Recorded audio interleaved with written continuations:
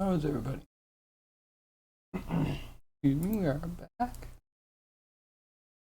We are back. And, yeah, I noticed last week that we have follower emote slots to fill. And we're going to probably move some things around. Right now, I think we have Note? What do I even call it? Notepad. Notepad might go to follower. Oh, but I don't know. Gotta decide these things, right? Because if you put it in follower only, or not like follower only, put them in follower emotes. Do you get to use them other places? I don't think you do. You get to use them if you sub? Also don't know. I haven't made a follower emote. We're learning together. Okay, so we're gonna make a follower emote or 5. We'll see. The ones on the top of my head right now are we could do a wave. So it's different than a salute, but it's still a greeting that you know everyone can use. Be nice. We could do the two most important for this channel, I think, are going to be Rant and Riot, which they might look similar and they might be used in the same context a lot, but they'll be different. So let's kind of get into it. We have an animation on this, so we're going to delete that. And it's Monday. It is Monday. I hope everyone had a good weekend. I did. And now Monday is Monday. It's what it is.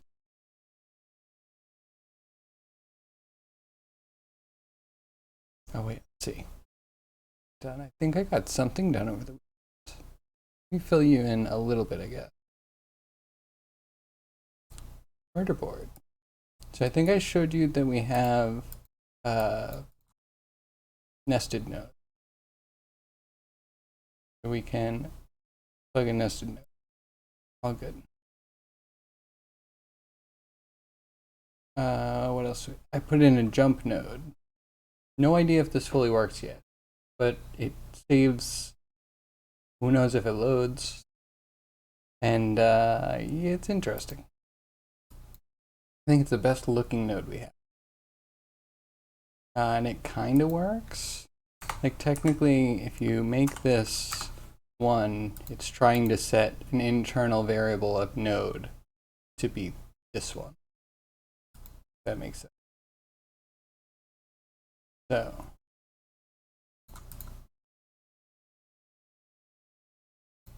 whatever. So we have this.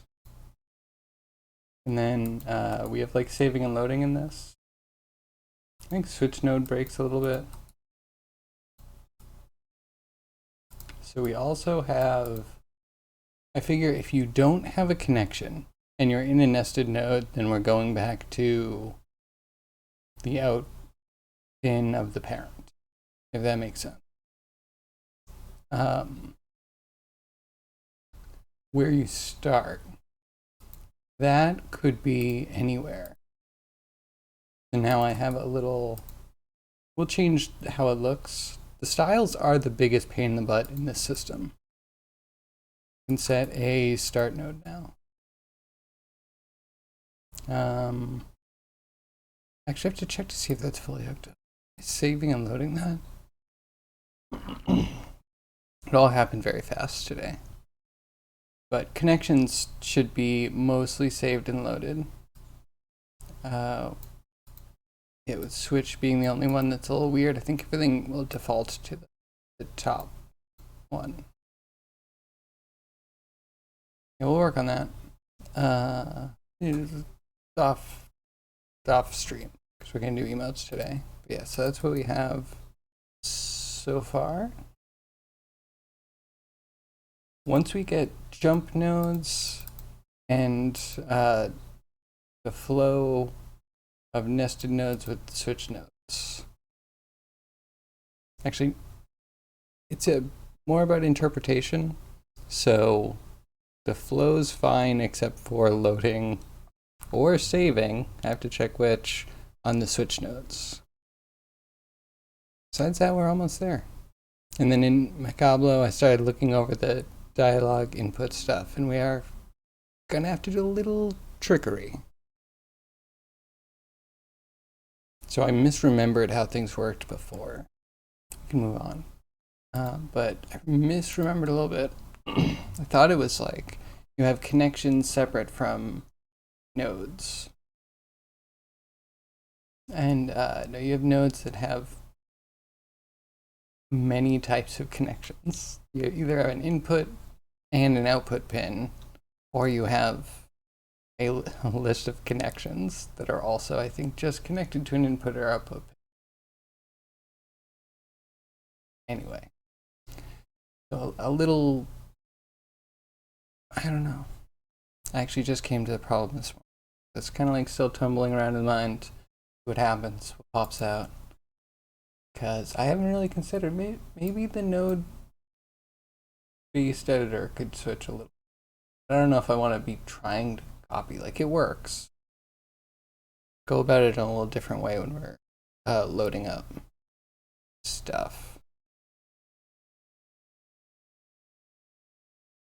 Yeah, anywho, that should be a fun problem. But we'll leave that for probably off stream. Maybe I'll do a little bit. Maybe a skosh. Anywho, what should we do? Just start easy, right? First, select all controls. Let's get to a place where we're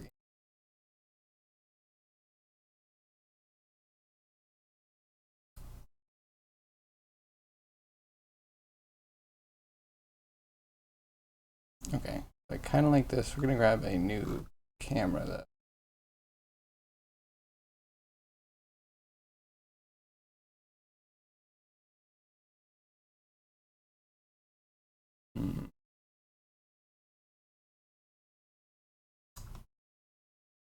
Maybe I just frame it up.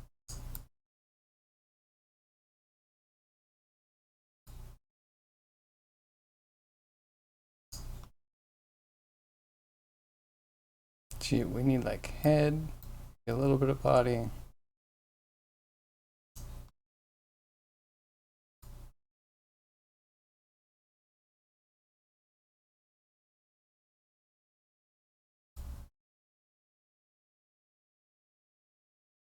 What the head? Do a little bit of posing, I guess. I think the idea is going to be that camera. Yeah,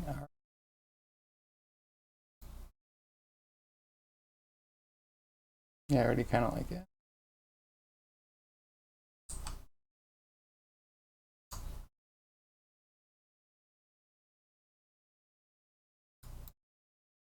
Excuse me. I need to go for like a hand or something. Grab that. Right.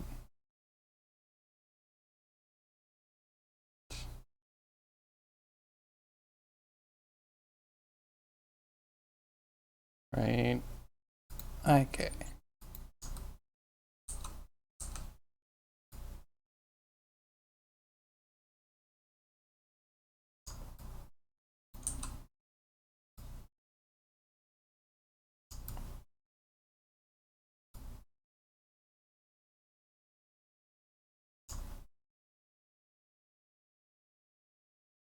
Okay, this animated. Well, I want to give it room for animation because I feel like wave, note. If we get other animation slots, it would be cool to animate some of the static ones. I think. I feel like there's some that I always see animated. And like, why would you pick a static one when you could get an animated one, right? Anywho. I gotta get it one of these days. I want to shift him a little bit.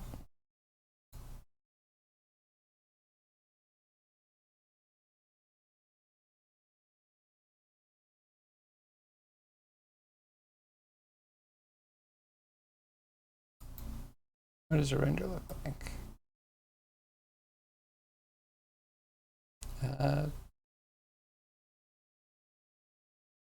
20, go.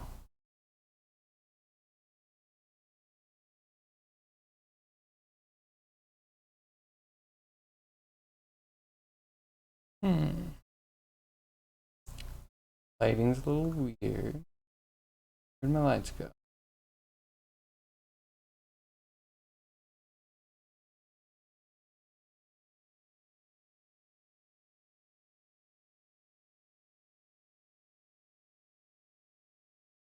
Oh, I might need to pull lighting setup from a different one. Shouldn't be too bad.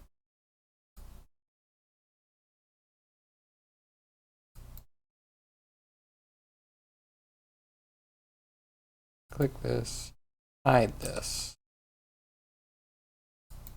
Man, is that ruining it.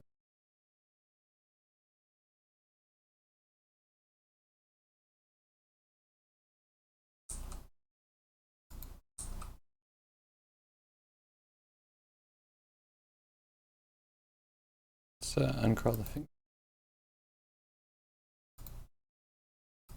We don't have full spread, then we don't really know what we're working.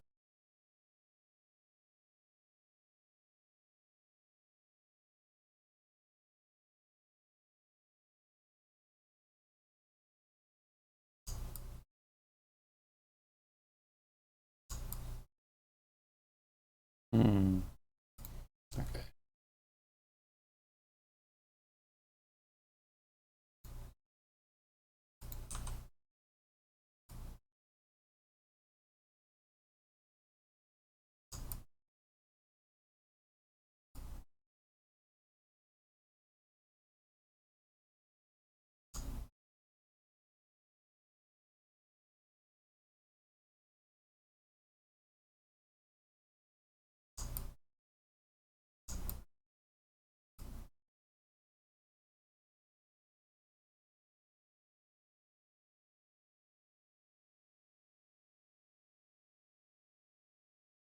Is there too much empty space?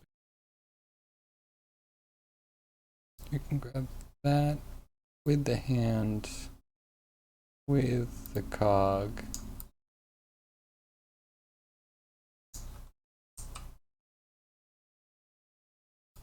Let's move in the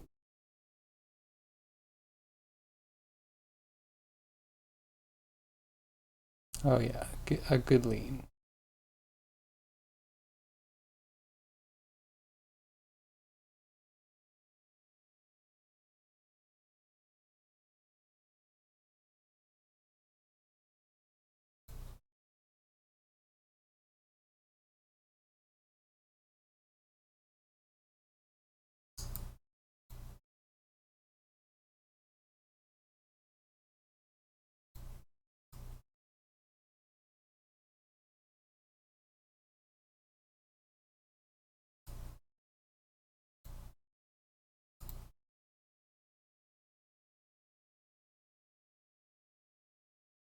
Okay, with better lighting, that could be okay.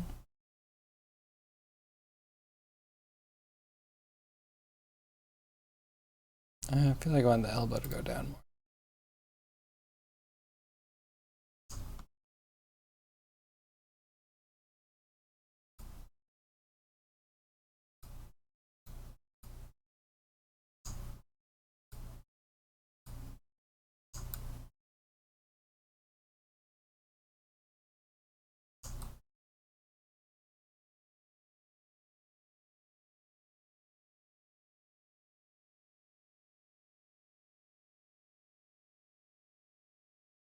Let's keep it.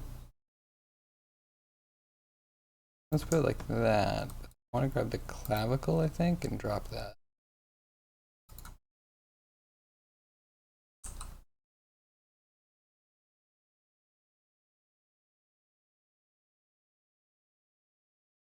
And then the left one's a little bit high, a little bit tense, maybe a little more relaxed.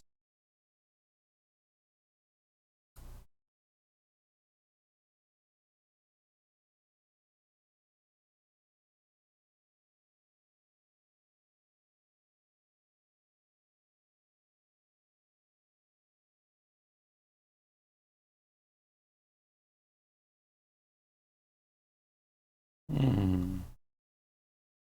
Ink, kill everything.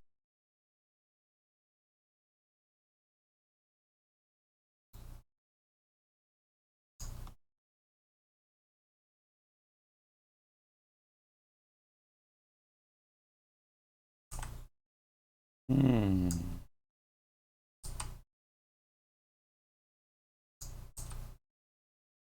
Okay, that's all gone now. We're gonna clean up the keys first, cause to big brain, big brain, delete all that.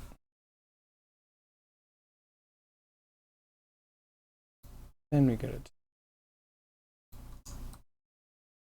and then what do we even have selected? Oh, he's so stiff. Let's start with cog, put him into frame.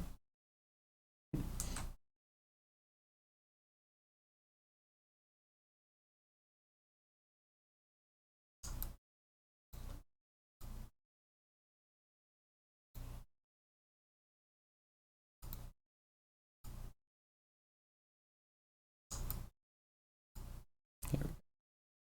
A little bit of decency, I think.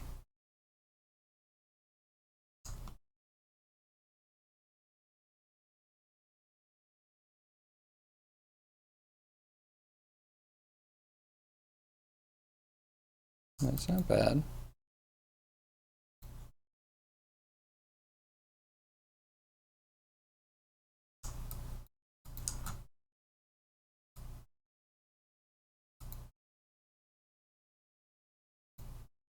Okay. Right hand. Ooh.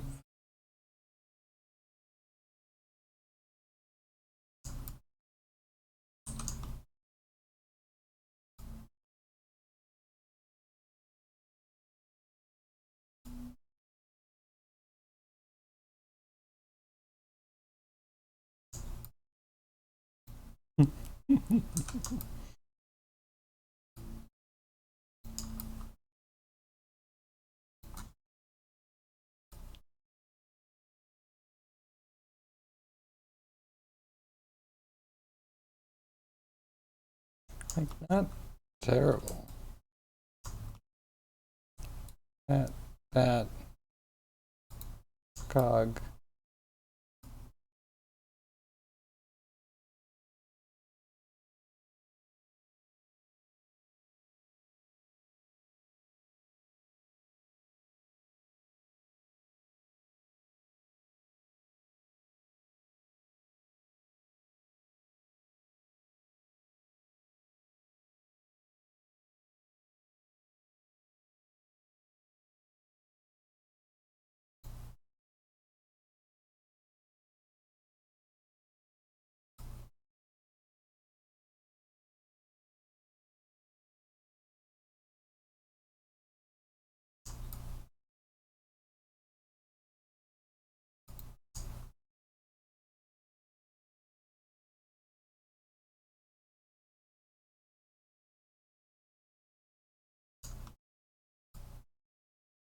Okay.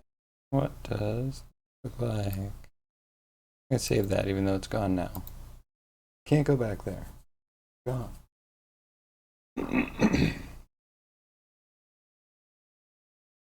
That's not so bad. Just need the good lighting. We're gonna pull.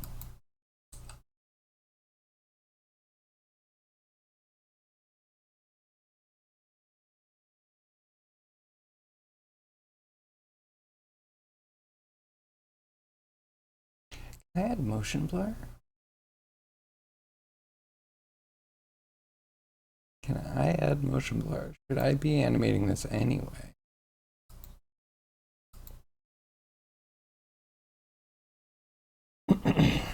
I don't use motion blur that often.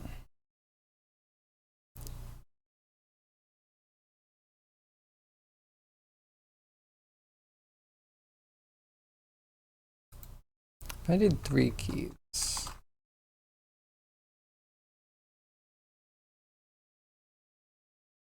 it's like a lot more, but at the same time, I think I can get that arc. 2, I think that's always going to be a smear. I think an arc could be really, really cool. All right, the scary thing. We're going to change time to make sure everything's good. It's good. We're all good.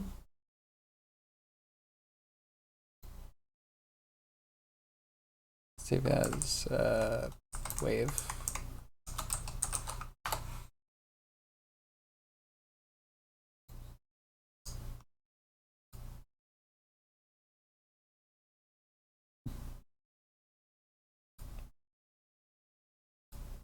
Oh, I don't know. I'm thinking about this.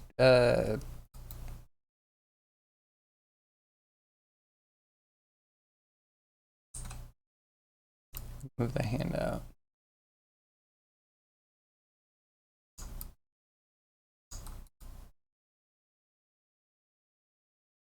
Oh, and okay, wait, hold on. If I have an idea. I have an idea. Just be good.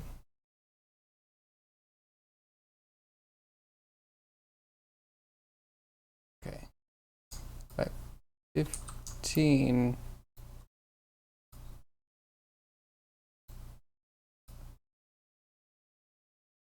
By 15, we move you this, like this.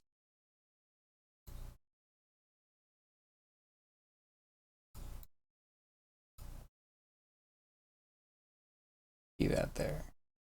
Then we go over here. And so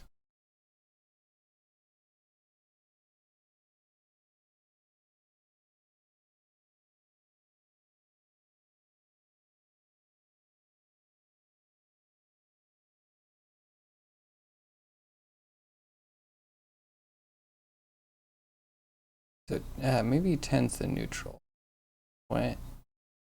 20's gonna be like midpoint.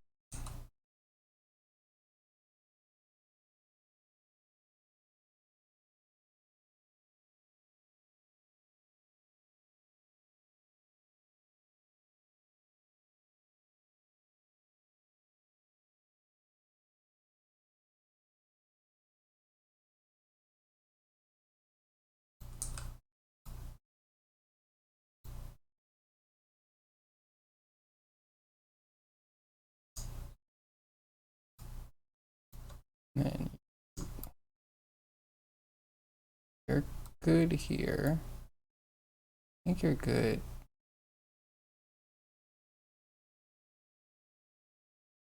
Like, okay here, you're bad here.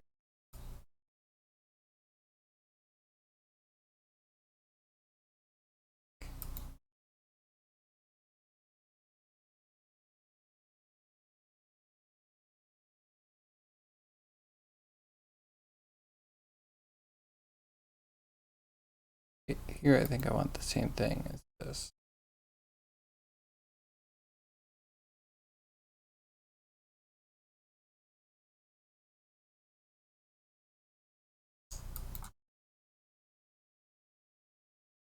Here goes. So my idea, I think, it's just coming to me, is that we're going to do a blend shape of the nose deforming.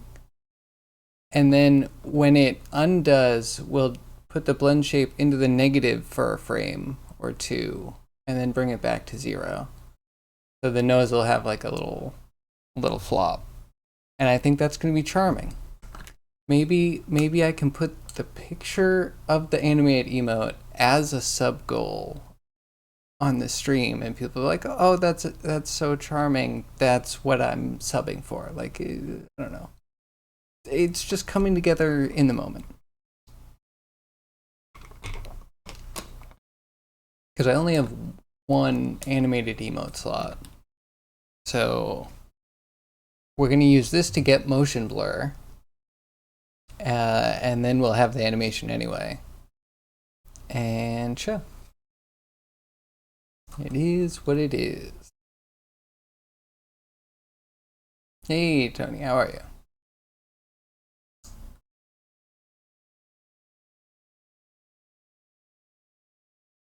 How's everyone's weekend?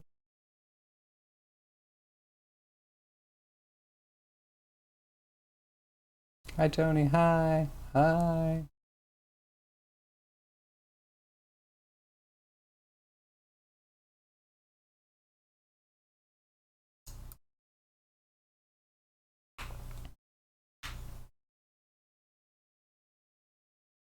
What did everyone do this weekend? Anything interesting? Any progress havers?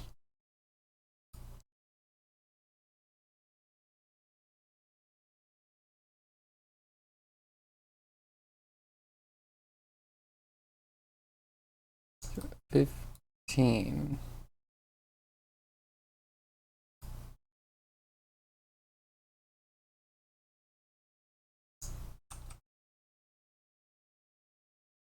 Copy. Does it work the way I want it to?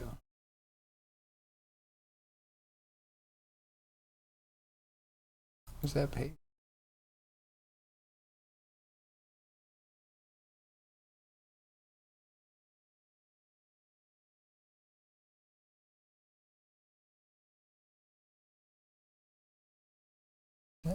That seems weird.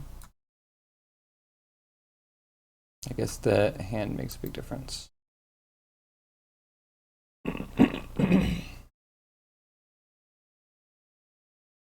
This weekend was Shodabola? Thank you for saying hi to the goblin. The goblin appreciates it. Craigie's crystal-like segments materialize from spiraling energy flourishes, momentarily flashing his Adonis body. Quickly covered by a Japanese armor like bodice. Perfect.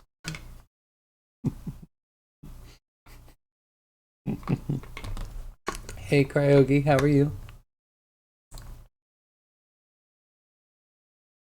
Just a day as usual human life? Sounds good. You should try and make it, different than the last one though. A little bit. Just a little bit. Like wear something different maybe. Made a goblin putting a finger inside its nose. Yes, absolutely. Haven't you? Did you not know that this is like a rite of passage for any animator?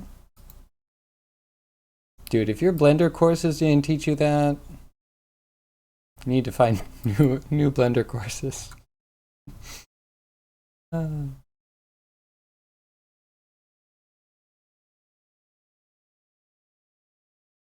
yet? Okay, you'll get there, I'm sure.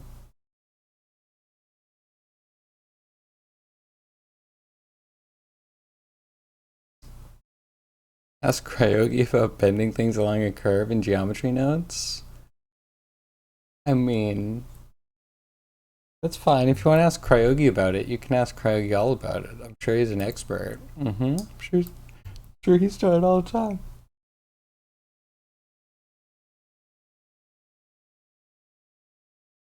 Geo nodes, no.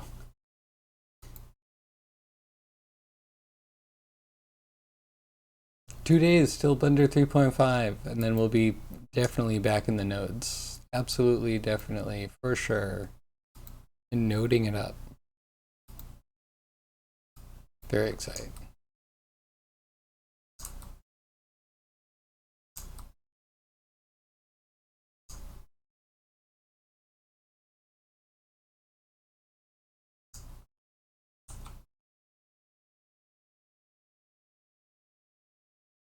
Copy and paste. Let's see if this works.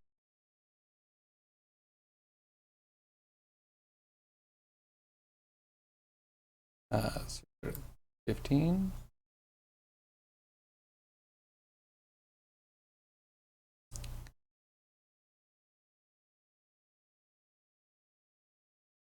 Okay, 20.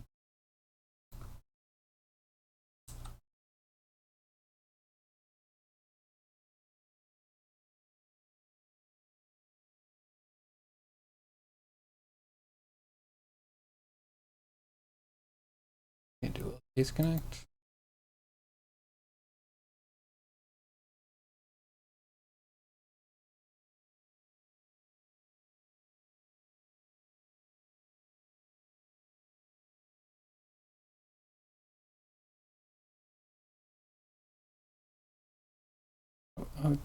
Okay. Just little weirdness in the poll.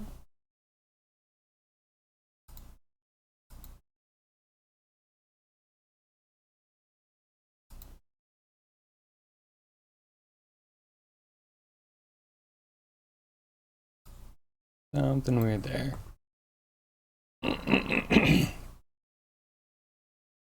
How to bend along a curve with geometry nodes. Okay, so I have ways of doing this. The only problem is that I think it's about to be radically easier in 2 days. Because I think they're putting out nodes that tell you where along an extruded mesh you are.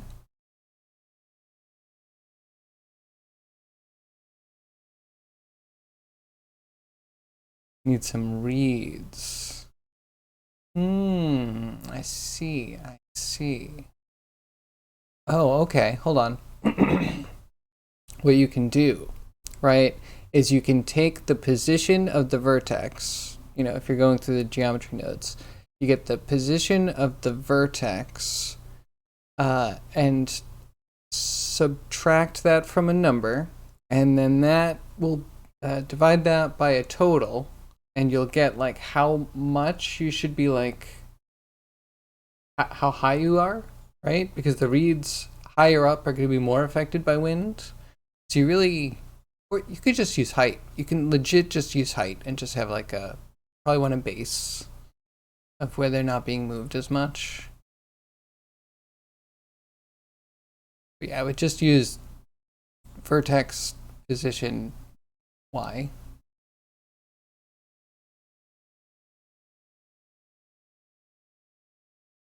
You have curves. Well, you can resample them and do the same thing, right?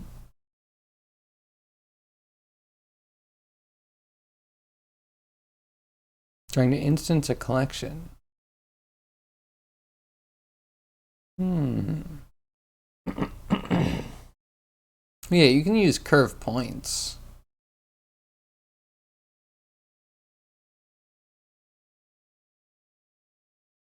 Trying to instance a collection and make it bend along the curves.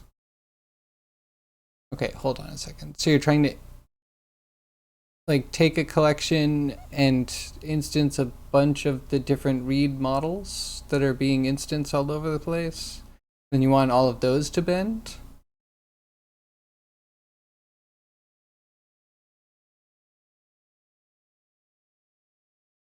Collection meshes points. Yeah, if you have a collection for like the entire field of them, you can absolutely do that.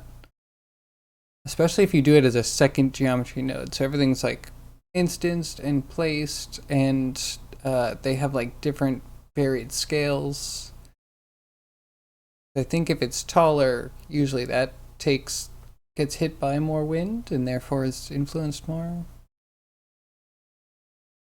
But you could also randomize and put into the randomizer, I think, a seed that is your mesh island number.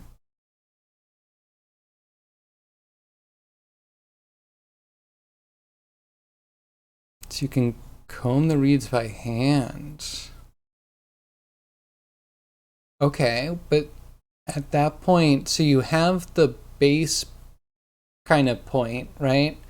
You could sample based off of a texture. Yeah, and then you could paint the texture real time. That's what you're thinking.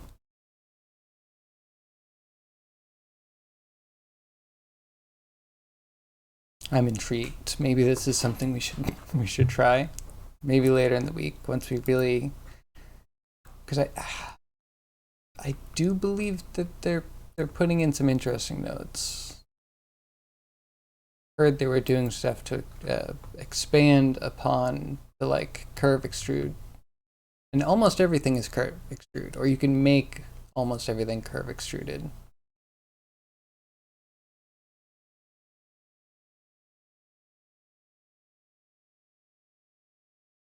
So yeah, if you do a texture that you paint, it might be a little bit awkward, but you could do a bend based off RGB.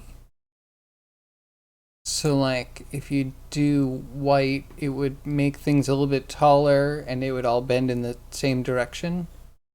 Or no, maybe you should have a 0.5 gray as your like middle tone. Now I'm interested.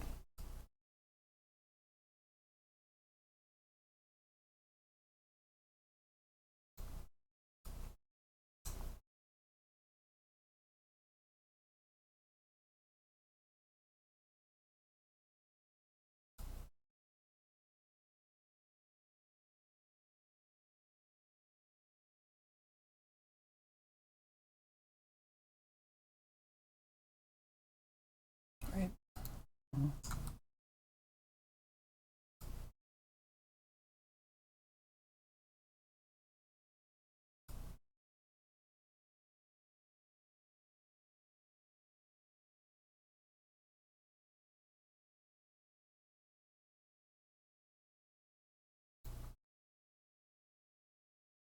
Wait. Rotate Y.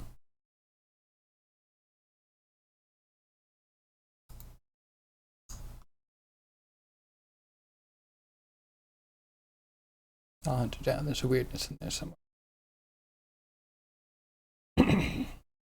You didn't actually find out how to use a texture as a uh, density for curve object.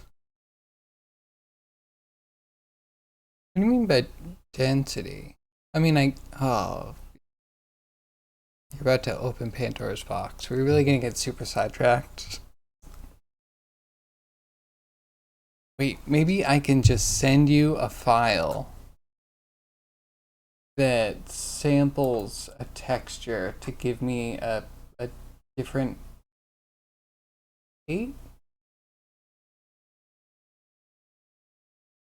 I don't know. That might be more than your.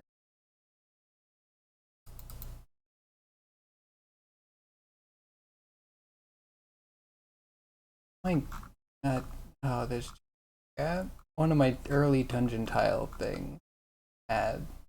Actually, a lot of them probably do. Means they might be too big. God, Windows.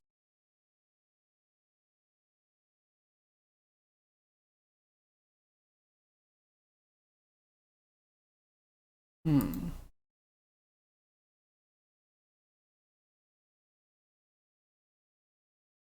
So I might have something that I can give you that would show you using a texture to sample if you need that. Density was for spawning stuff.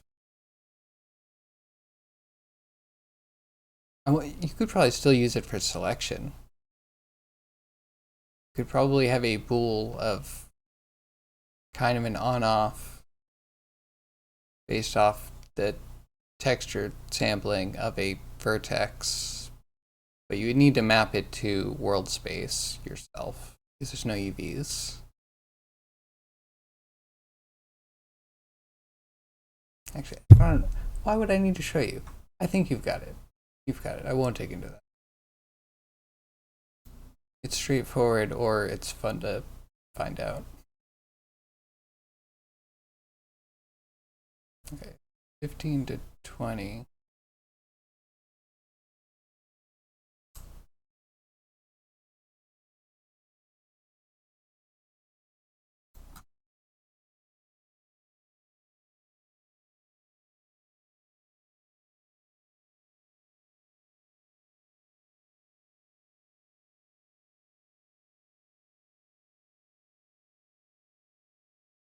Okay, it's this pole.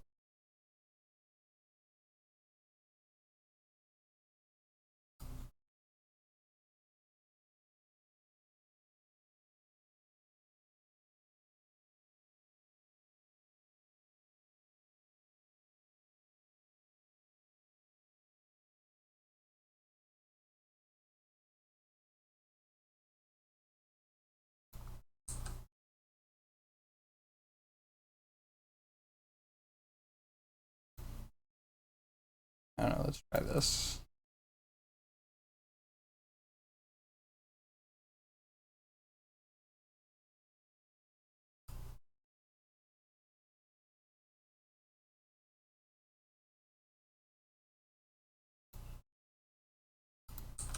Okay, maybe it's a little too much.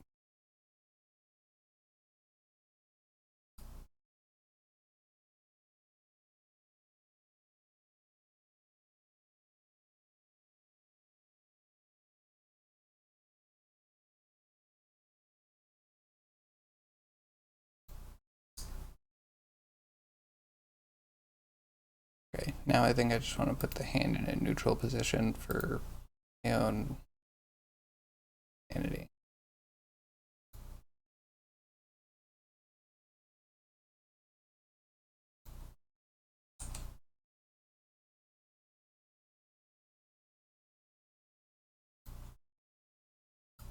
Perfect.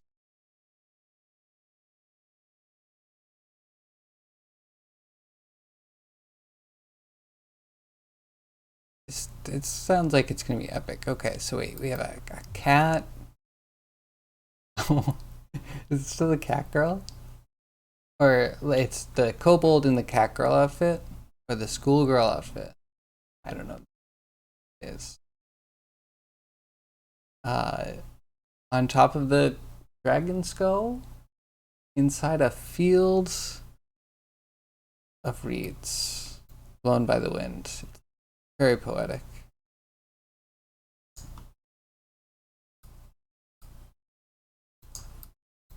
I'm interpreting it right.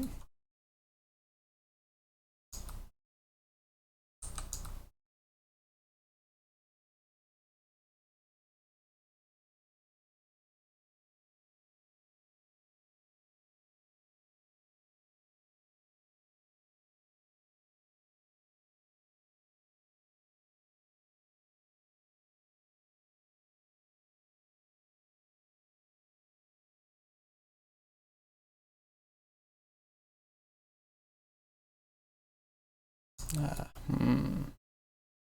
No, now I'm having a problem because if we end on this, we still need it to go back. Fine. And it continues. We'll animate this forever.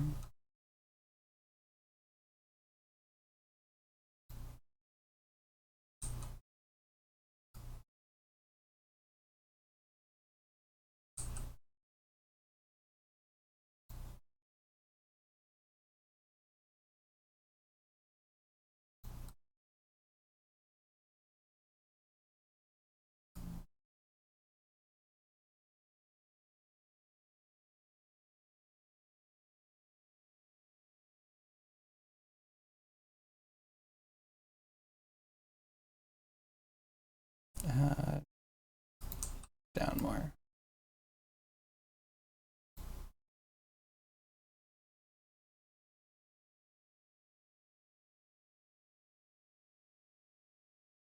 And then 40, I think, is where we're going to do it.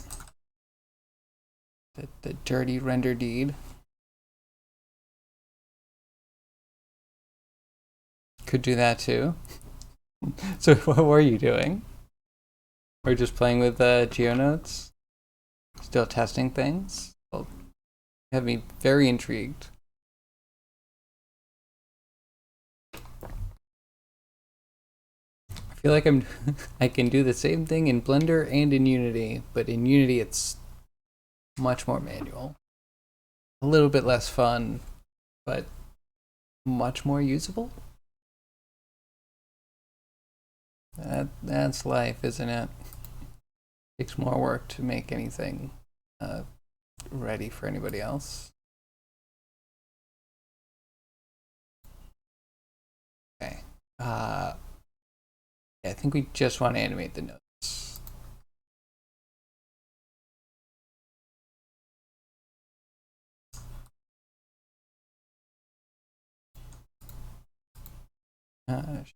Shape editor.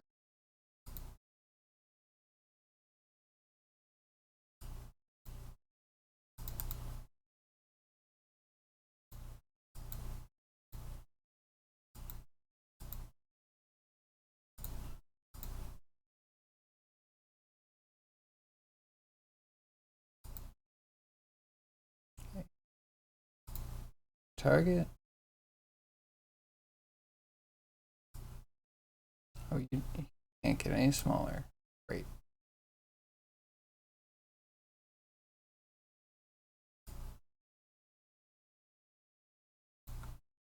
Why ruin everything? Lockdown 20.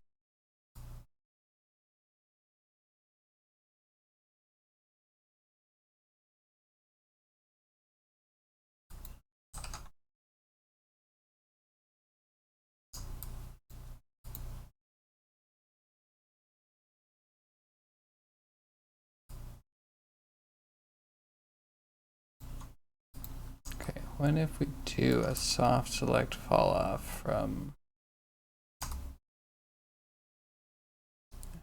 control select, select soft, turn it on, do to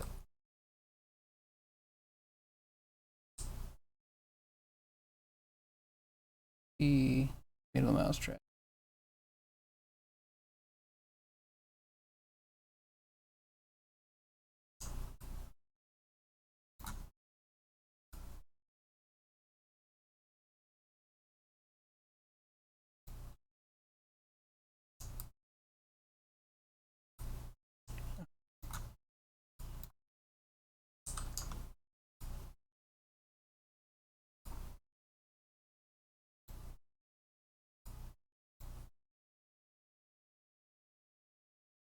I'm editing this, right?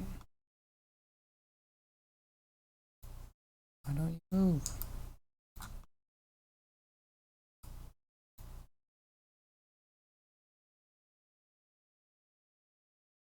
Hello?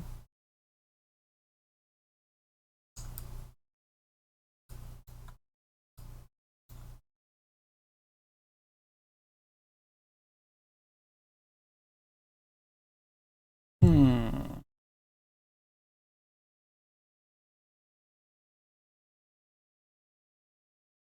Oh, you know what? There. Aha. Of course, silly me.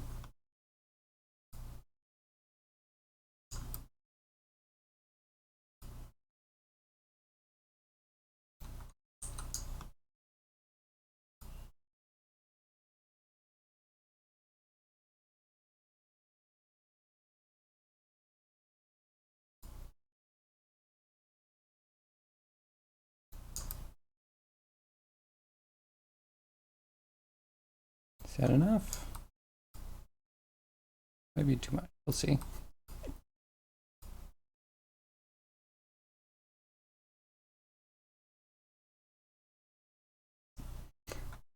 It's definitely amusing.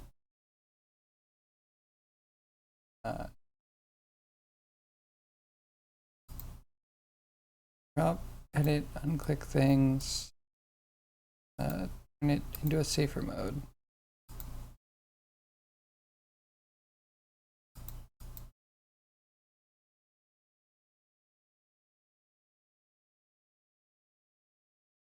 And you've kind of done it again. Started one denizen art. Ooh, okay, give me one sec. I'm excited.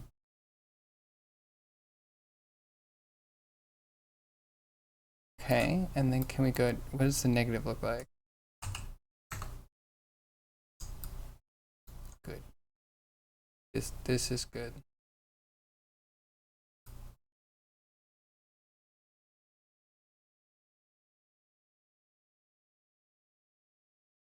Okay. Sounds good. Start at 0. What is this? I click this to key. Key this. Don't key this. I'm confused. You're just keyed now.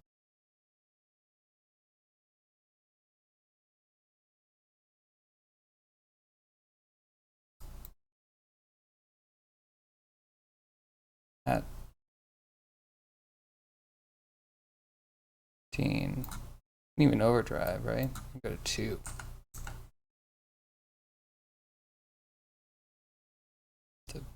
It'll be amazing. Absolutely amazing. This 2. Happening should be 0.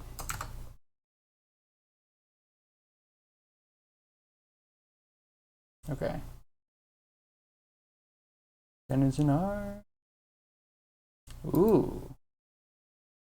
Ooh. I like this. It's nice, especially for like a rough start. Dang. I like your foliage. Foliage is hard.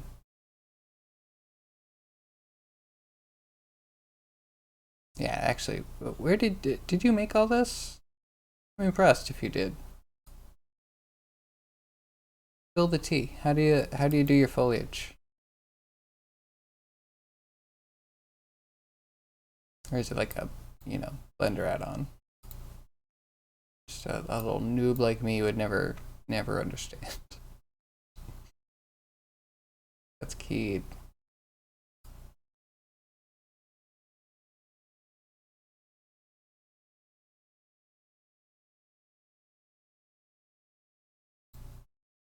So by here we would be negative.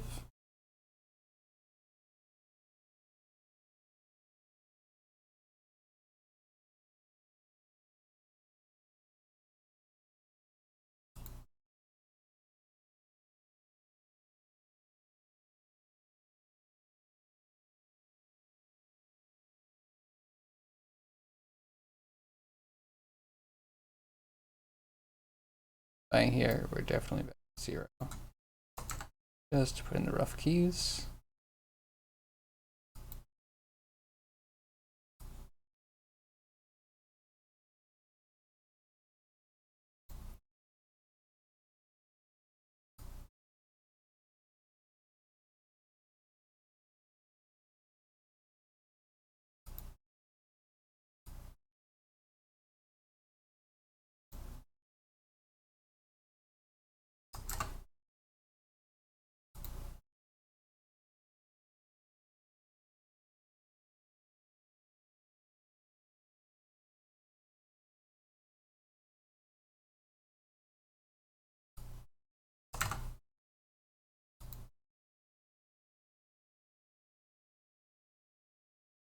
And again.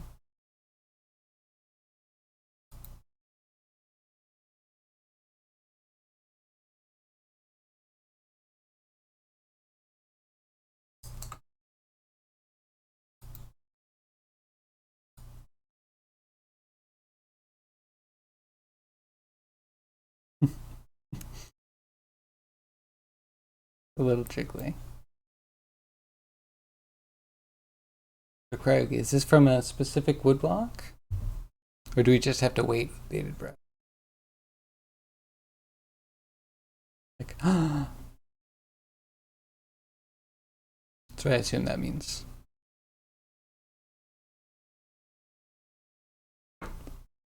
Ancient Japanese version of a drive-through? I love it. Where do you place the order? There's one of those drive-throughs that you have to go through twice. Never really fully understood those.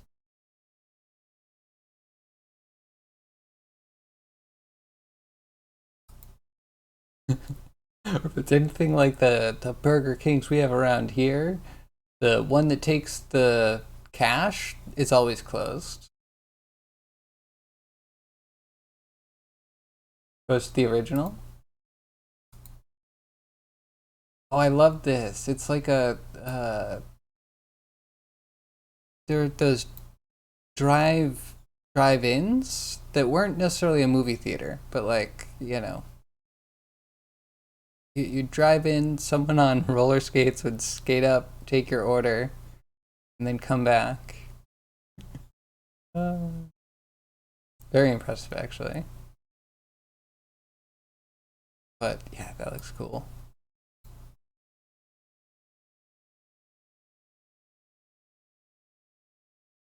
Finally hungry now? Yeah, me too. What did I do? I'm sorry. I could blame Cryogi, but I feel like I should also take responsibility.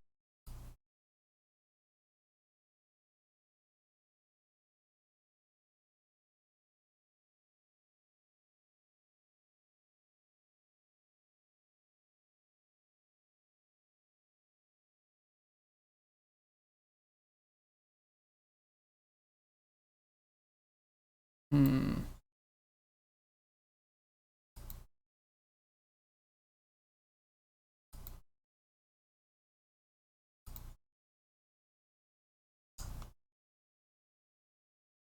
Here we go. I think we just want this to happen quicker.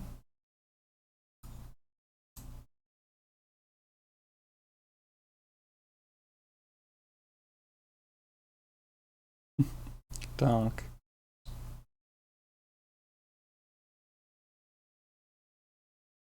And 40 was our one. We have to see how this motion blur is going to render. I have no idea. Not a single clue. I We also will need the lights. We'll probably get that next if this doesn't suck.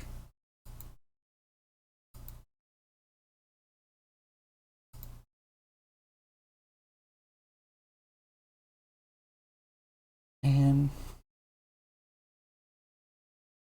this is before Pokeballs, right? Because if I could just like row up in a boat and grab a Pokeball real quick, I'd buy a boat right now.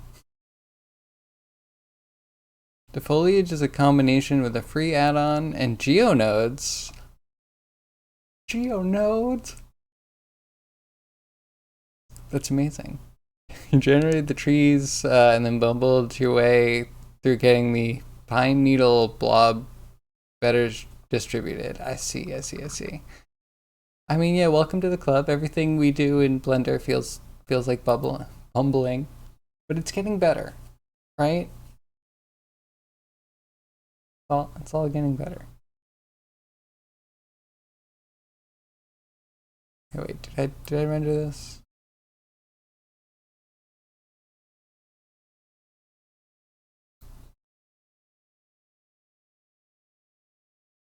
I guess there's a little motion blur.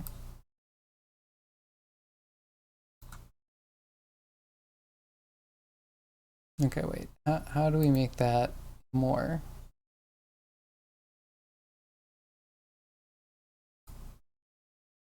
Um, I don't want instantaneous. I want it almost to be worse. And the length, is this?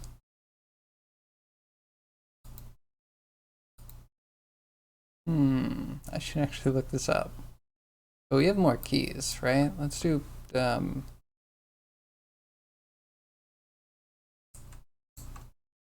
keys.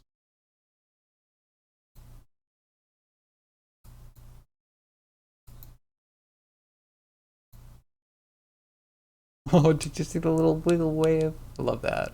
So good. Bumbling Blenderati.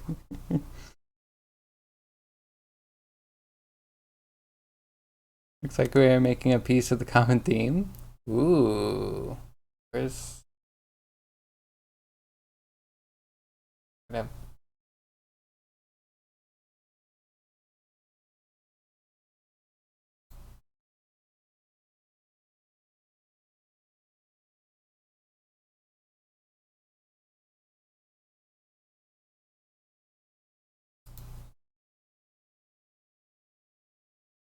Ooh.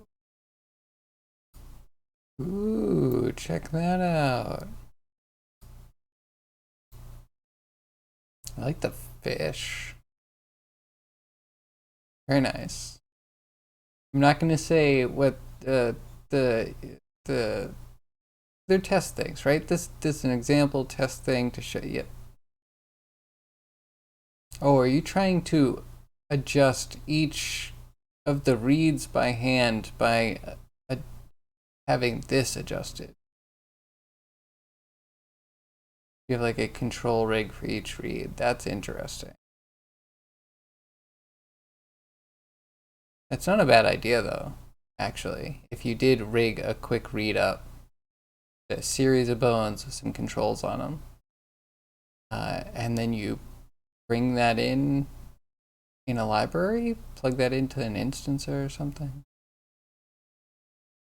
Just dupe it a lot. The grass is also kind of cool. Everyone's doing the cool stuff now. I want to do the cool stuff. This can be the one that got away. Yeah, I like this. Sashimi impending. Six of the dots are the core curves for the read objects. Makes sense. Okay. Oh, I see.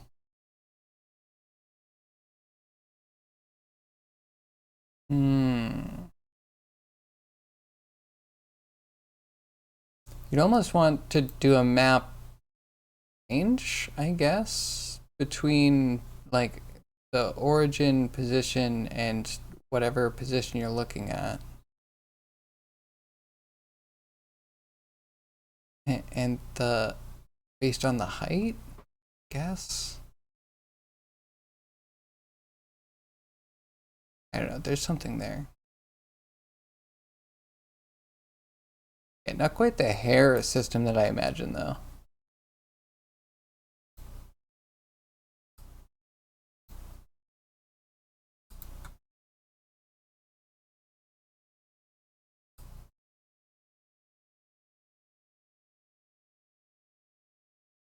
These look exactly the same. What am I mean, I guess I'm missing a little bit of light, but what if we try 30 instead?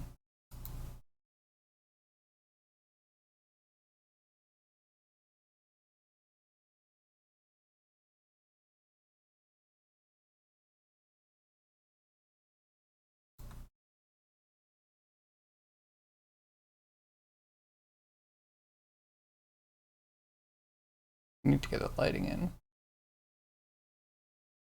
And then bend the fingers. Finger bend is so important. Okay, save this. We'll look into lurk.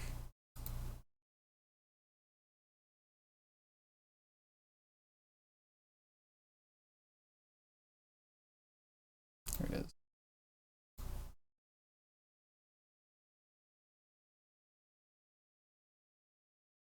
Blind factor would give location along the curve, but you're not sure how to match that with the object. Well, yeah, so that's one thing is like, do you want it to be representative? Because the you can use either length, right? Or you can use spline factor. And spline factor then, if it's factor, then it's just what percent of the curve does this represent, and then you can have the whole model. You use a bounding box. Use a world bounding box to get the Z size, and then divide the vertex location by that, and that'll give you the percent to plug into the factor. That makes sense. Yeah, world bounding box should give you like the total size of everything. I think it's all this.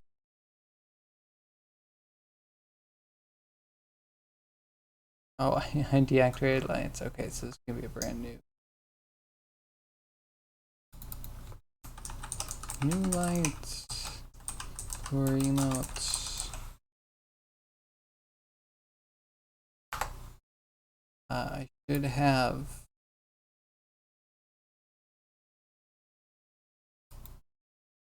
some points in.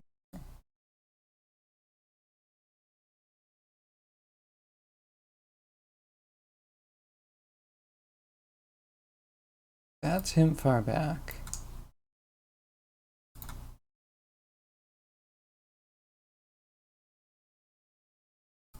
I so love this in a new layer where I can stop touching it forever and ever.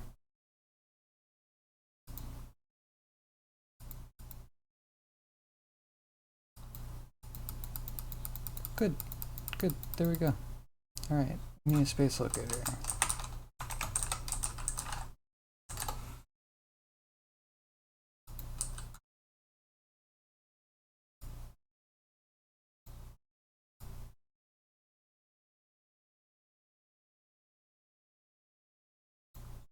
So that's not too. I'll put that there, and then how far does he?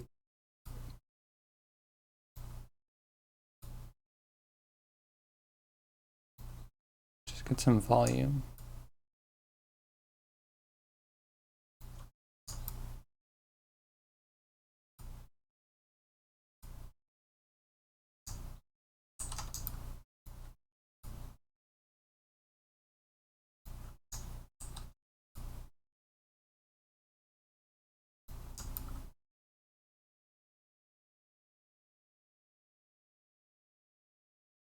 Okay.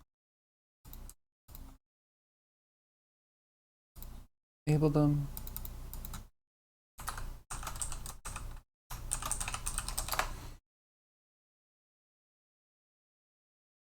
You would bind the tops to empties, set gravity to 0, cloth them with the vertex groups, make a wind blow over the cloth, and then go sit in a corner as a punishment for thinking that way. That would be amazing, though. That's such a cool effect. I don't know if it's exactly reads, but like,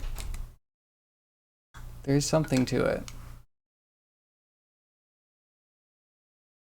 Bind them to empties, and then,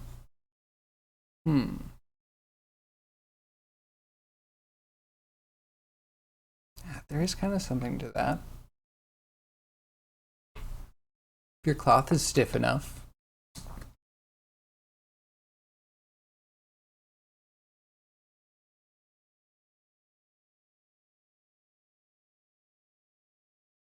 I mean, it could work. I just think if you bound the tops, then the bottoms are what's flowing more freely, and then you have like a reverse look. But if you're gonna then freeze that simulation and flip it upside down, then I think that would work. You have the bounding box length. Try to use it to scale the read to size, but it's not working yet. Oh, so if you want to scale it to size, then you need to find the difference. Like divide the size that it is read bounding box by thing bounding box, your like control rig bounding box.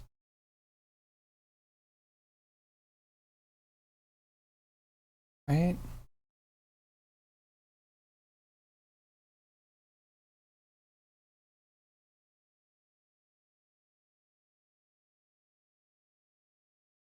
Next release should bring simulation nodes.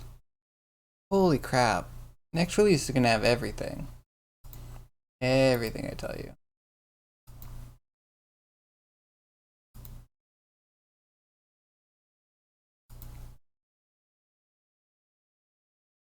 Okay, we have lights, right?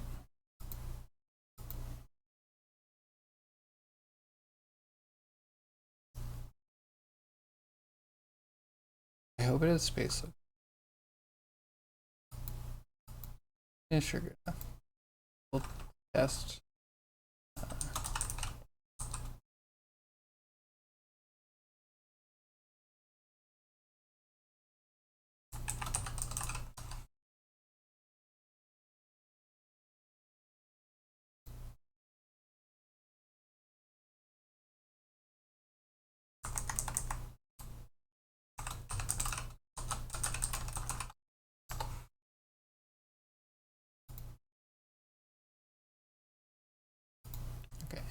back in the wave.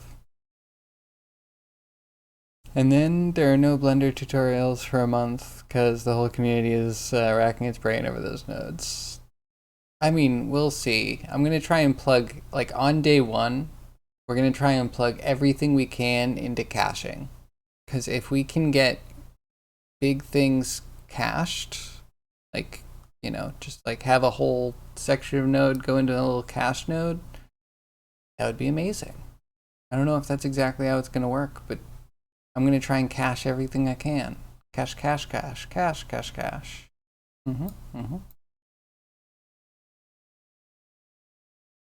And then hopefully together we can also get our GeoNode export thing all set up, even though I wonder how long until that's irrelevant. Actually, they might never quite do the full pipeline that I'm for.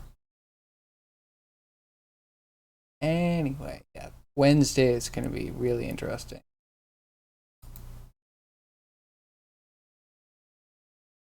We are here. We need import.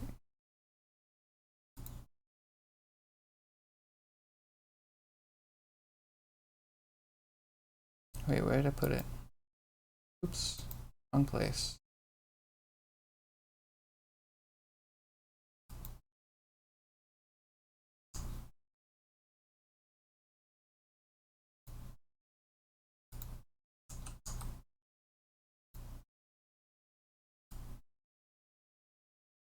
Okay, so here, up a bit.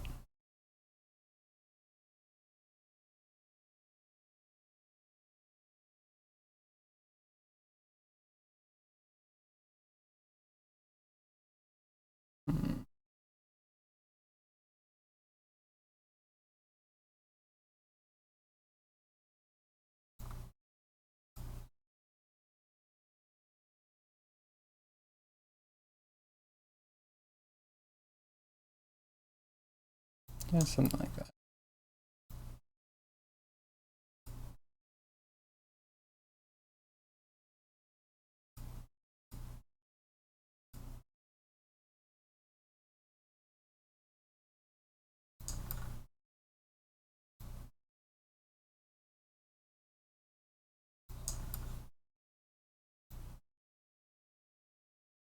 Oh, okay, let's see what that glow up did.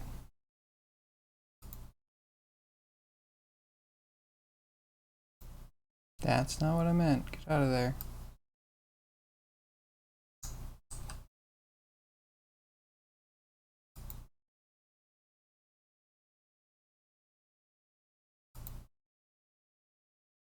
Okay, render 20.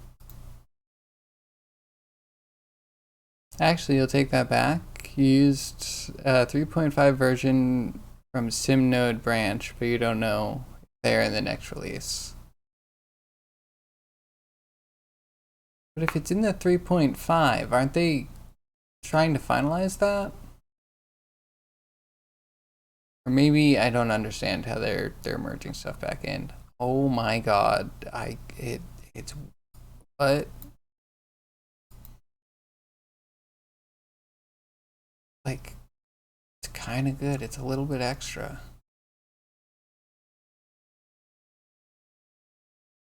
Uh,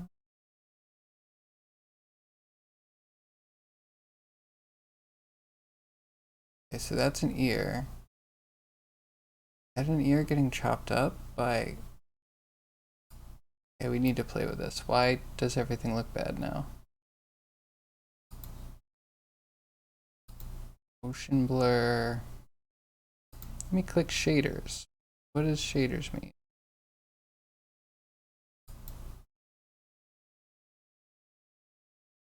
No instruction. I have to go look it up.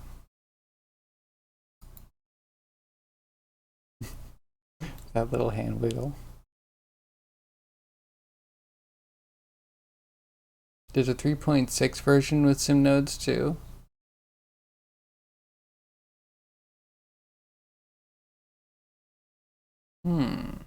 So I wonder how they figure out what gets pushed and what doesn't. Or if it's all in there and they like don't put formal buttons in, maybe they have a place to take some of that out. Okay, shaders meant nothing.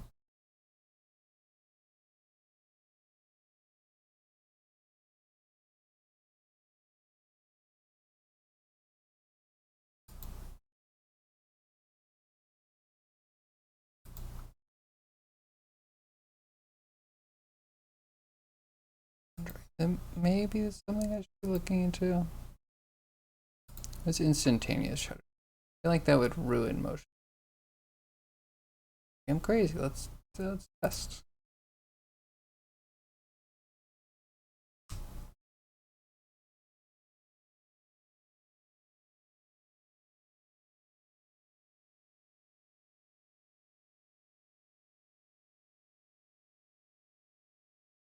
The nose gets a little blur.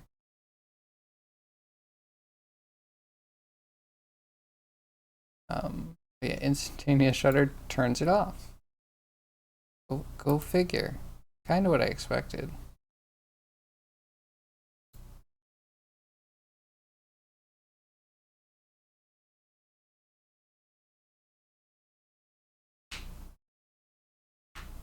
So I wonder, would the sim nodes be completely absent, or would they just not be?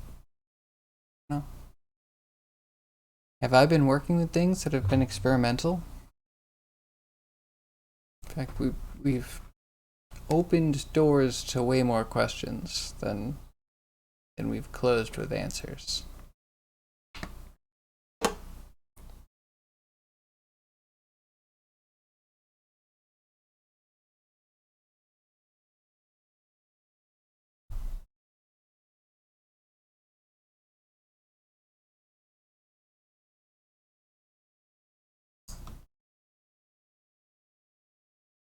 It's a little bit too bright.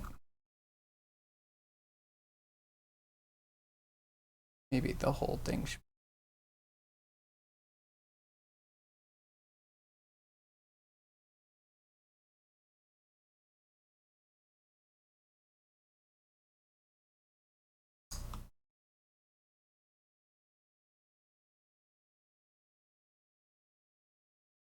Okay.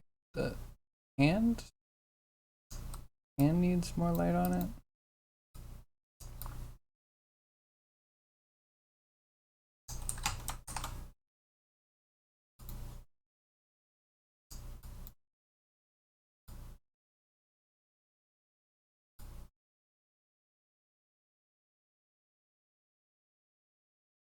Just add more lights. It's always the answer.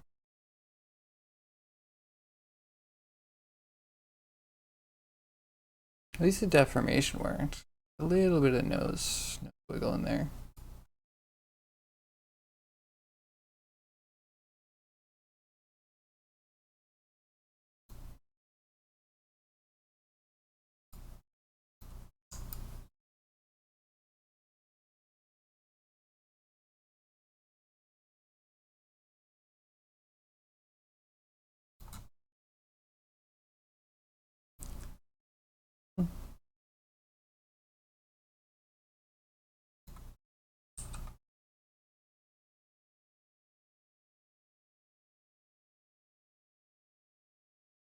That light has to come from.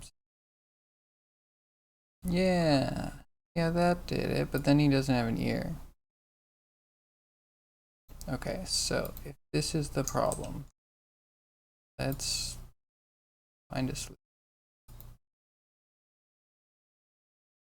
Intensity.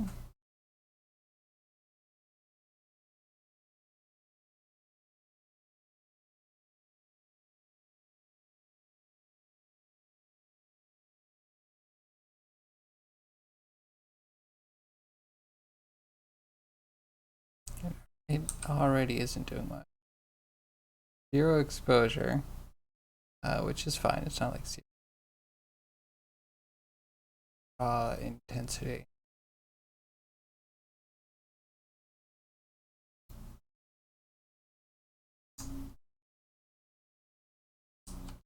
specular thing? Well, what if we just drop mid-specular? I think we might be breaking reality a little. You know what? Reality's made to be broken? Mm-hmm. I heard scientists say that once. Mm-hmm. In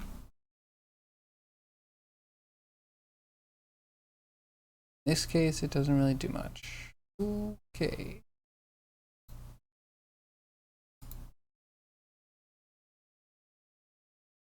Drop normalize.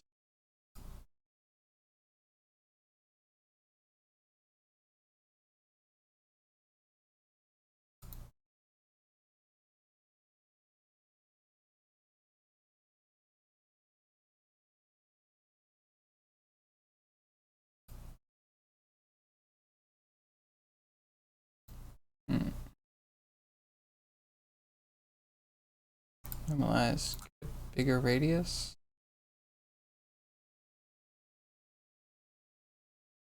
And lower intent.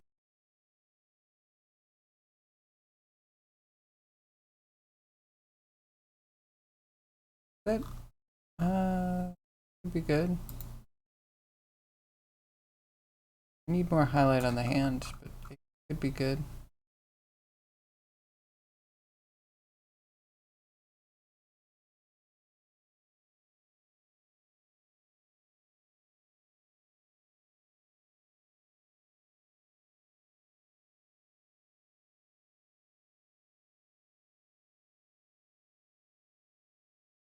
Maybe we don't want that.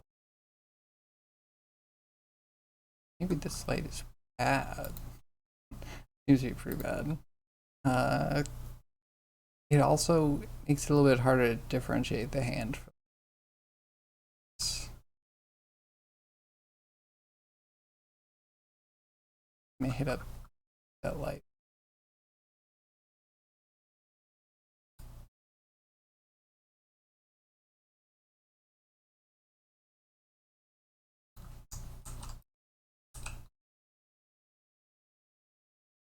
Okay. 10 times more.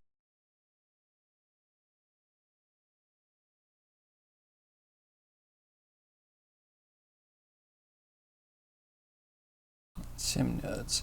So, Callus, what sim nodes were there? You don't mind giving me an anecdotal experience? Kind of curious. I want Embergen, but Embergen's gonna have anything nearly similar. I might have to reconsider. It's not that Embergen's bad, just there's nothing that's quite like it. And there's some things that I would like changed. Might also be like there have been other softwares that I've picked up that have encouraged me to get a better rig. Might be just at that point. We're doing flame sims, so it's a lot.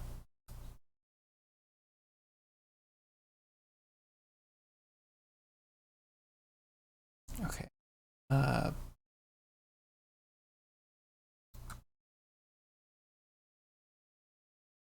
go really high with this.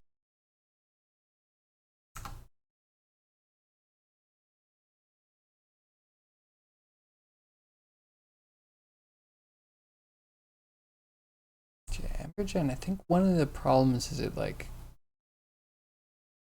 can only do something that's like, and how big?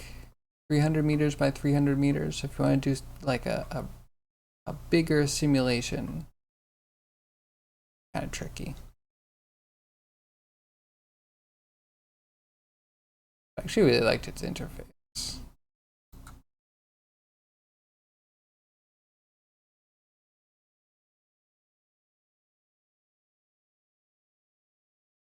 Hmm.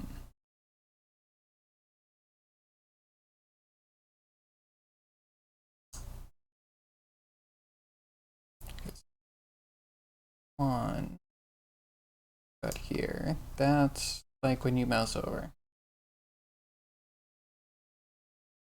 It's not so bad. I want to show more upper teeth. Then half of that. Some mid-tier. I have no idea where they use this. I'll use it in like whatever graphic for like you should subscribe. You get these emotes. Emotes such as these. I think that reads well.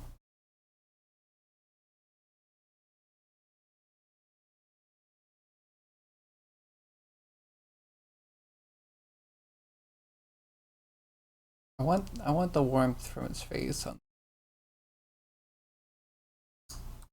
Then half of that, which is 0.25. That's the actually.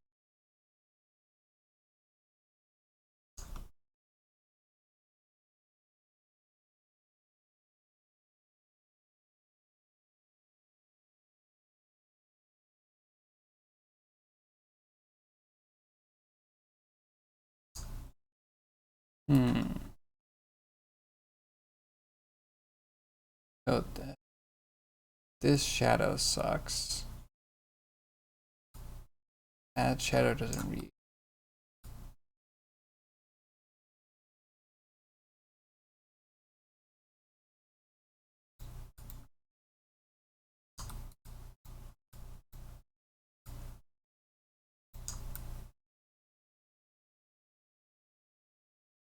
Gotta be you. You have to be the.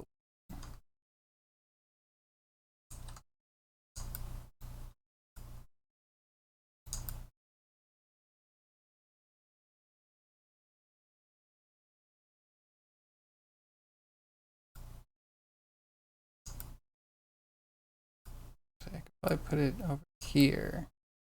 Catch a bunch of light and hopefully fix the.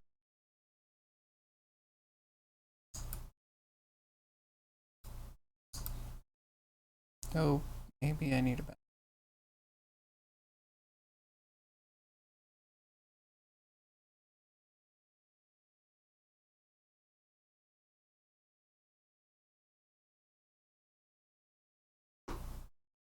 Currently, you haven't used them. Sim nodes let you make per frame changes in geonodes. You get sim start and sim end nodes and make a chain between them. Per frame. Kind of interesting. I assume. Okay, so you have a whole graph that is every frame. So I guess, yeah, you can have some like conditional stuff, some ifs to branch off. You can have things turn on and off at different times of the simulation. And then a lot of things are just going to be like, I guess, ramping up and down different amounts over time.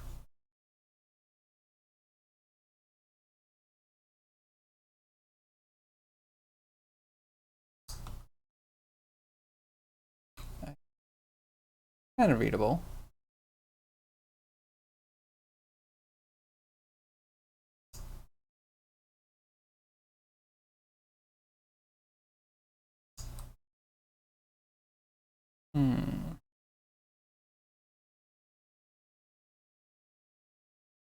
Okay, the only thing I would do different. Moment in time. That will change.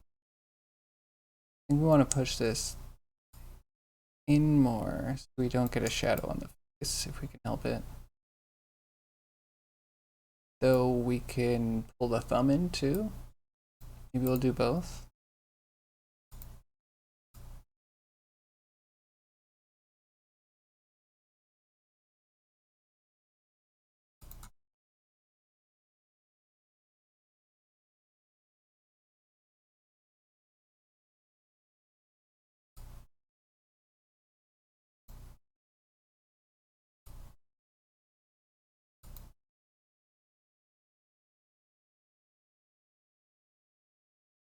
Hey, Ben.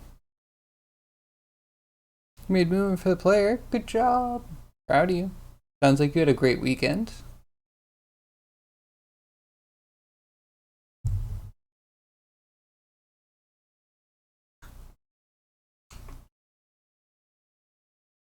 How'd it go? Was it hard? You feel like you learned something?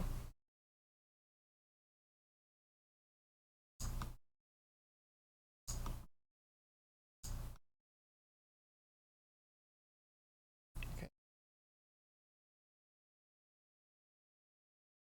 Close to half. It's good. Quarter.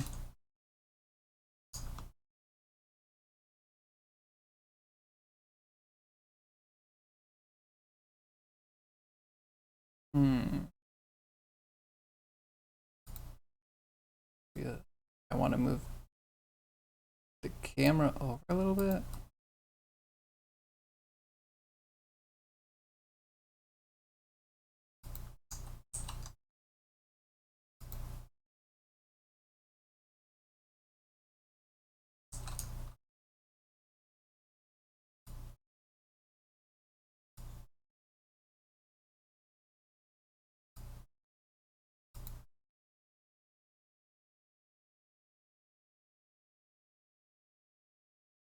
That, and maybe we'll display the fingers more.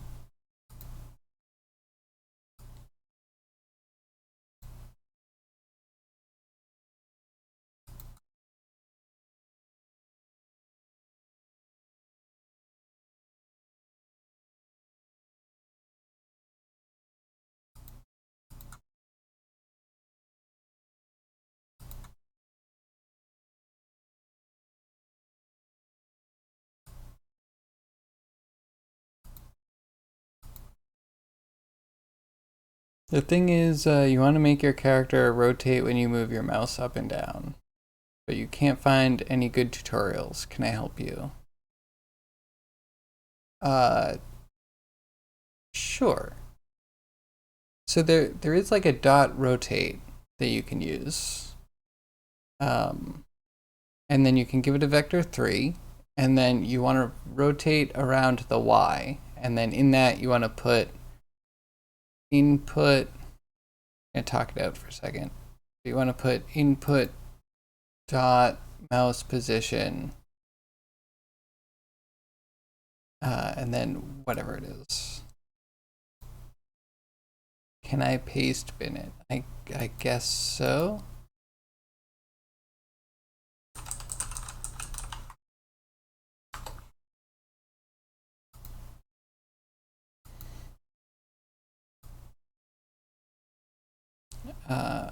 Okay, so paste binning it.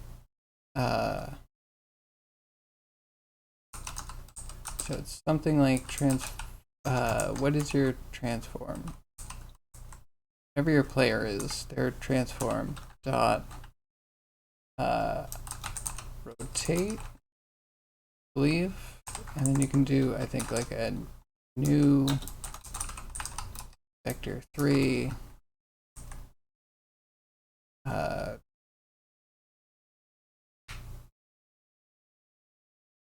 trying to think if there's a delta.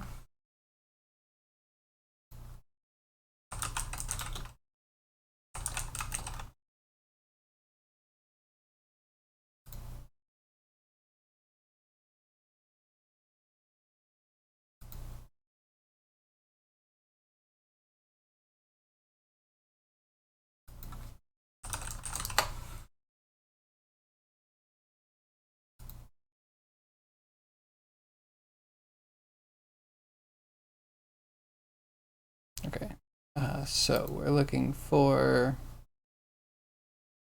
rotate and then mouse position. You don't get a mouse position delta, then we'll have to get like a difference.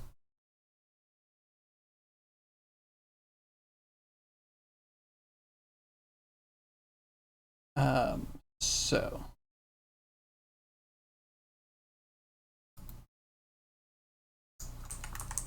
somewhere you're gonna need the like transform. Sorry, not totally in this mental state right now. Oh, I know. So somewhere we're gonna need a vector 3 to store the last mouse position. That's what I'm thinking.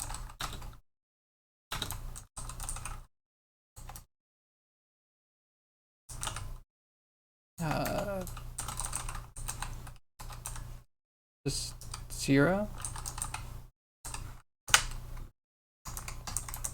You can also do vector 2. And then you can, let's see, at the end we would need to do that last mouse pose is equal to input dot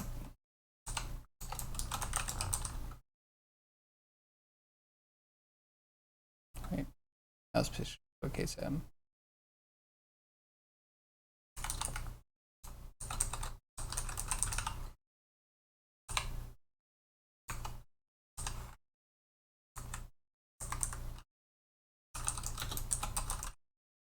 So vector 3, and then we put in, so if you want it to like pitch up and down, you would use this one. If you want it to turn around this way, you use this one. It's like last mouse goes. I think we're looking for input dot mouse position dot y minus last mouse position dot y 0. Let me check rotate though.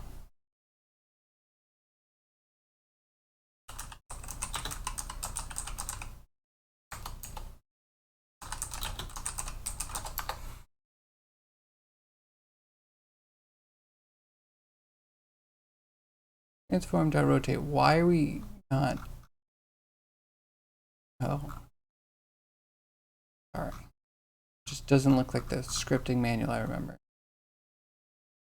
It makes me go to the scripting API. Which like that in. Anyway, it doesn't matter. Rotate. Cool. Probably world space, right? And then, cool, so we don't have to create a thing.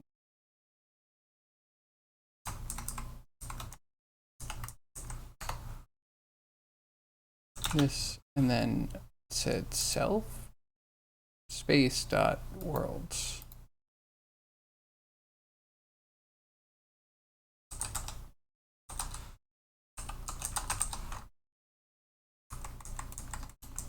Capital space, capital worlds, capital space, capital worlds.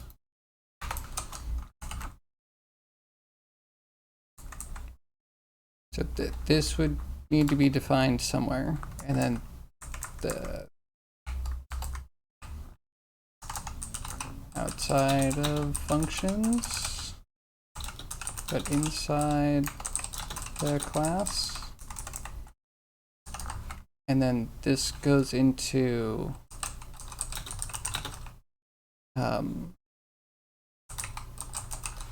update.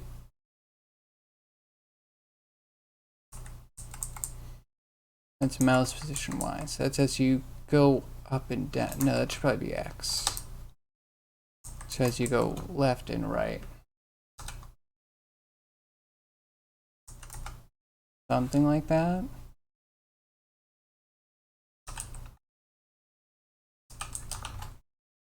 Okay, short gaming. Gaming right now. Duration, we only need this for like a day. Unlisted, because who cares? Your thing.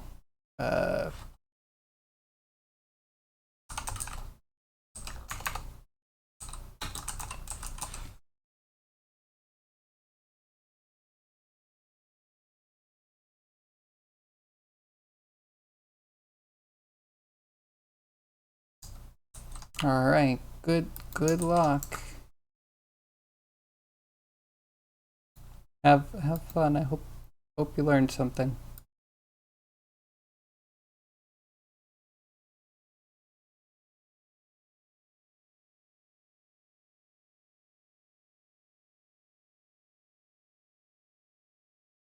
What was I even working on? I spread some fingers out, I think.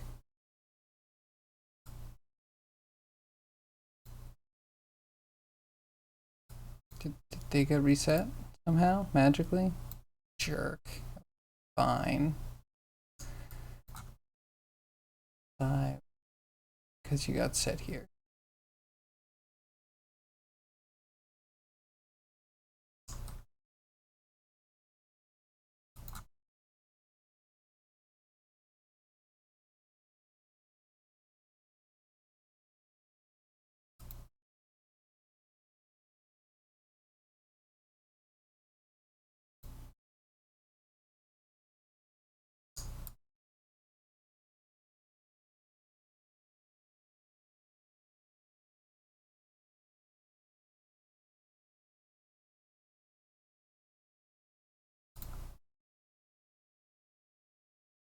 Something like that.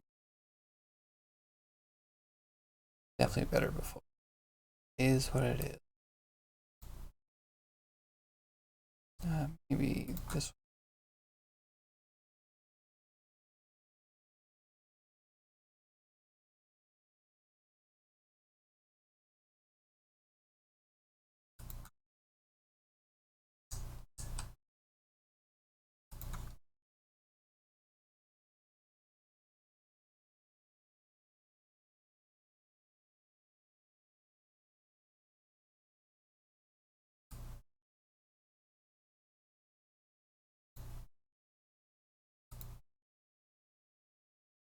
All right, let's try that.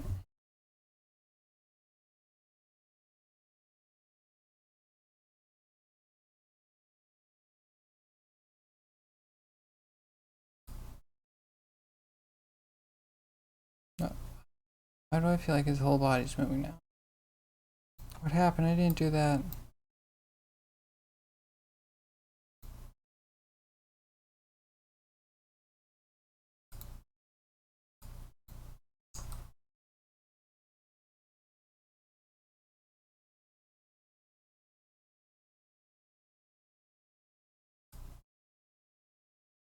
Oh, I guess at that time we should probably be at like 40.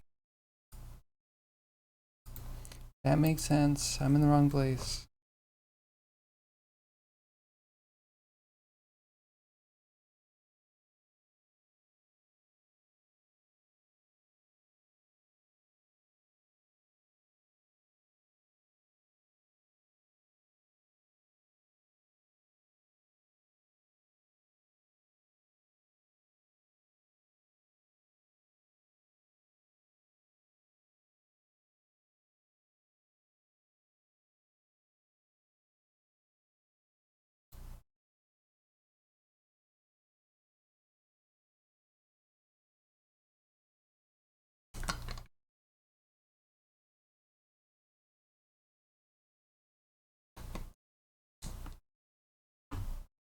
Arnold, did you break?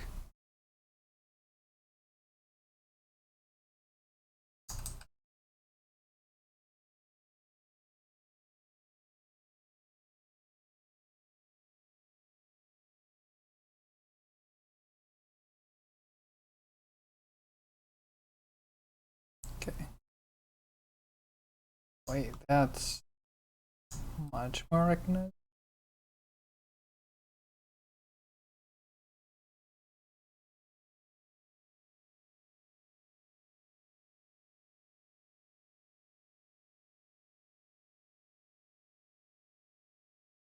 When I zoom out, it looks like we have more fingers. Let's chuck the pinky a little.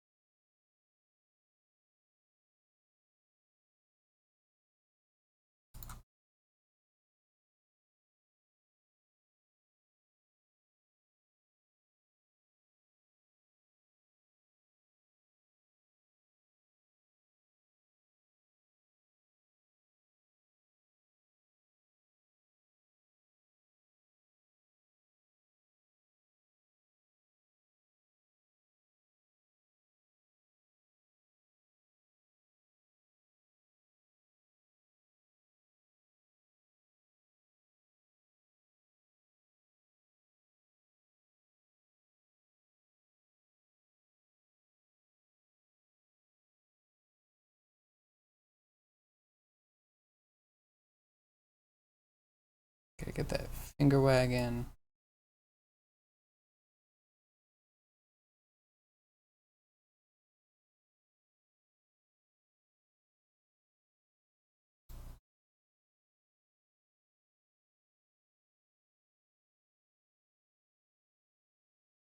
Just put in, and then we'll offset.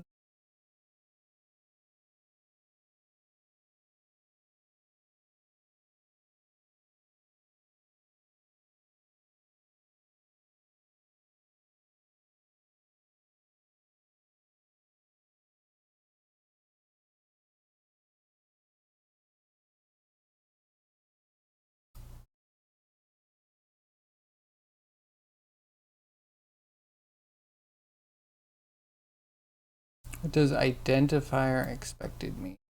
That's a good question. Yeah, what does identify? Usually I would know by context. Like what line is actually throwing off the error kind of tells me what it is. And yep, and I wade into all the noob stuff looking up identifier.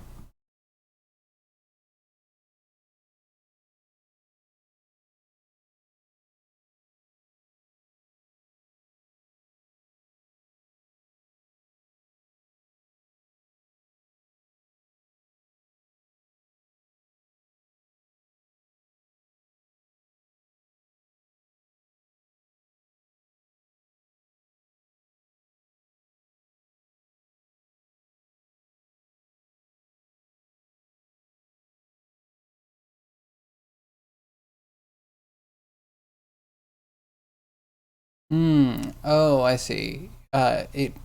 You might have put it here. This user said, I'm having this problem. And they have a class, like an open class, and they put all of this stuff, which is, it's like runtime code. Like it needs to be run at some point, but a class doesn't actually run code. It just holds variables, which this could work, but this one, calling a function, you can define a function. Yeah, that needs to be actually inside of a function. So, what the update part, I would assume, is outside of the update.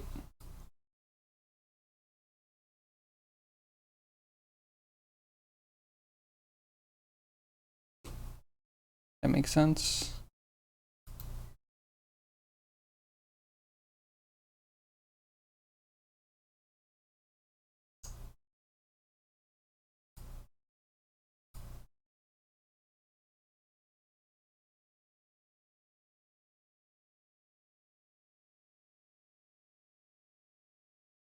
Okay, so got like one picking. So does that make sense?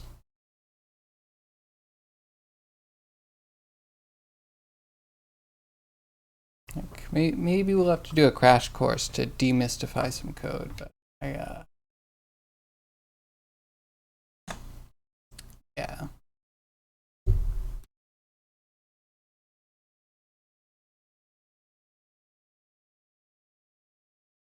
mean, did that help? Does that help? I hope it does.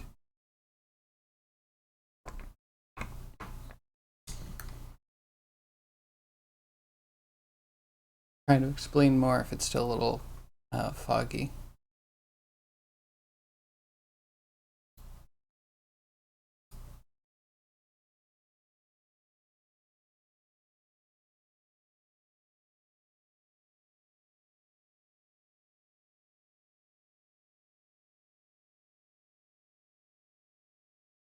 Great, I feel like I get this back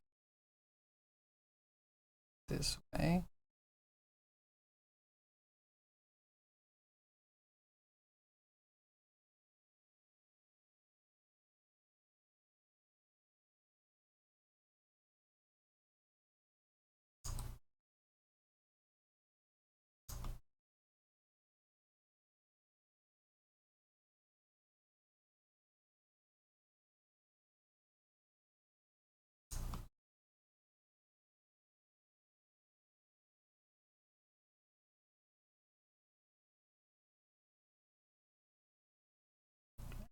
Out again.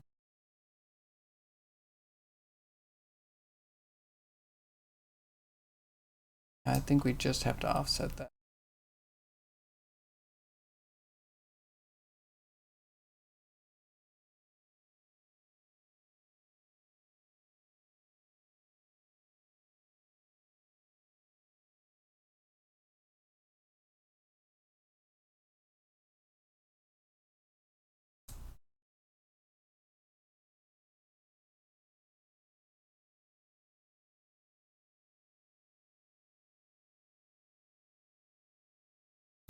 It's good. Good, I like it.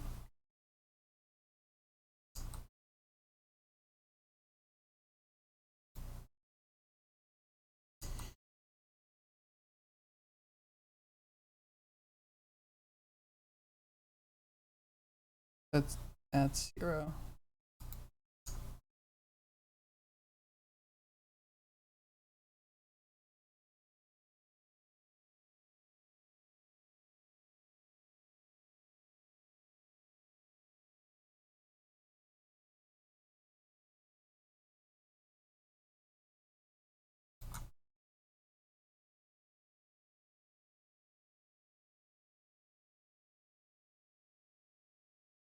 Keep that.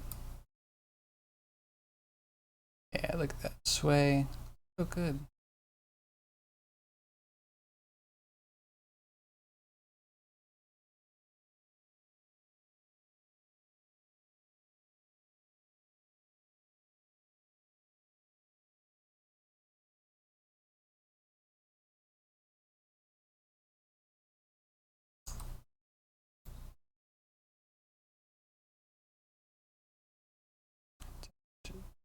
Too good. So fluid. Fixed it, but the code doesn't work. It doesn't rotate when you move the mouse. Does it move it when it does side to side? You might want to change dot. I want to change dot x here and here to dot y, because that'll be up and down. And then it will spin like around this way. So like you might need to play with just like the, if this is x or y, and then if you have a 0 for that, like rotate is going to be, this is the x rotation, this is the y rotation, and then this is the z rotation. So you might want to rotate around another axis by replacing the arguments. Hope that makes sense. But like, yeah, each thing is separated by a comma.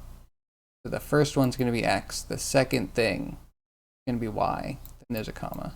And there's the third thing.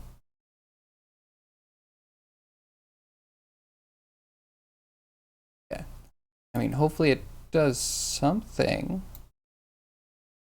I guess where the script is could matter.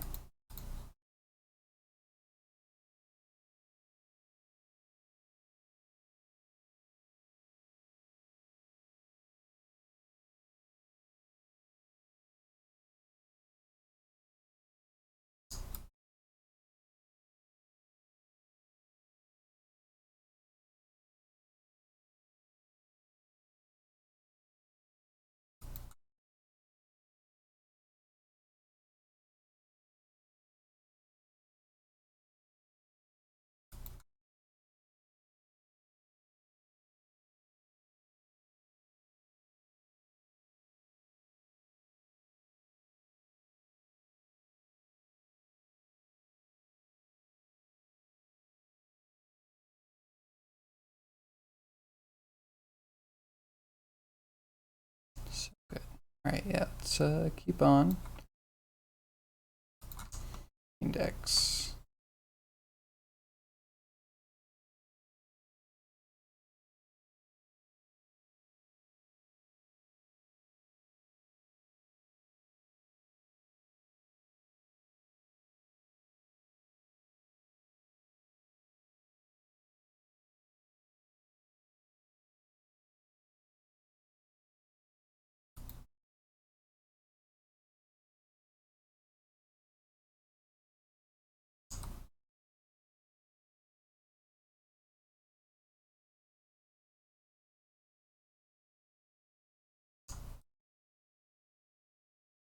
Interesting. Let's try it.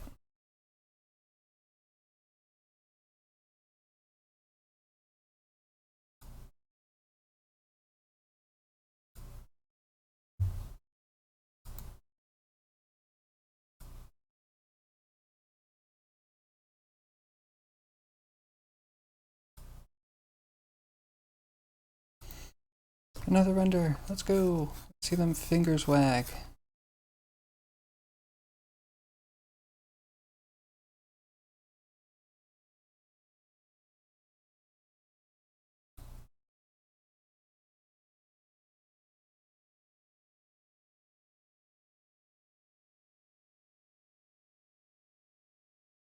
If that looks okay, we could zoom in a little bit.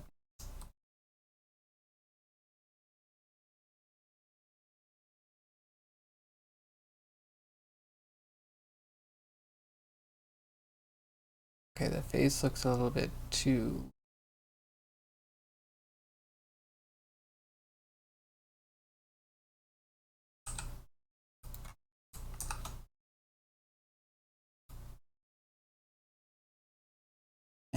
Alright, so if we get this finished, which hopefully we do, we need to move on to probably do Rant first, then Riot, and then Backseat. Rant doesn't need anything, but the other two need some props. It gave you a lot, but a lot of errors. Okay, well, you have to understand that I don't understand what it gave you exactly, and I don't know what the errors are.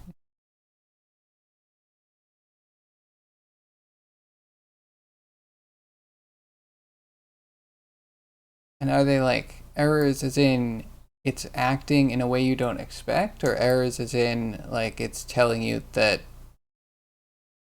like it's not going to compile, or it's not going to, I don't know, null ref something? Champion null ref. I don't know. Tell me more.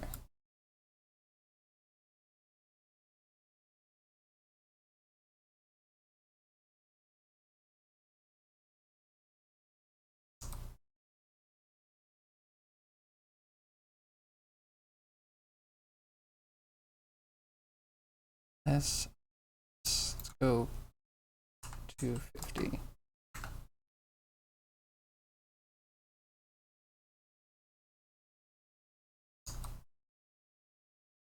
Not the right light.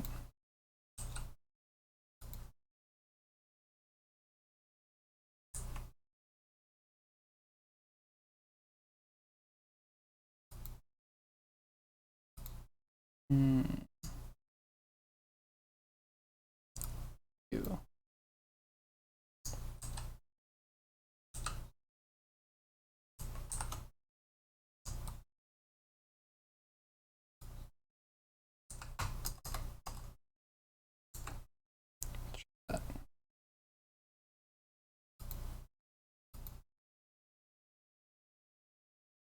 I can see it here.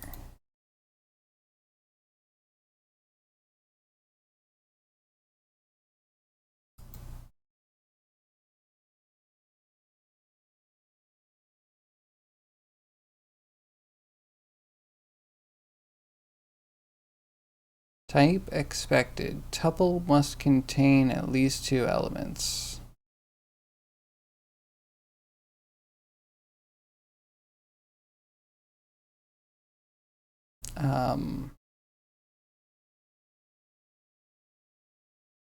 I don't know how to help you. This shows me that you have errors, and it shows me kind of what they are, but I can't point to where in the code they are.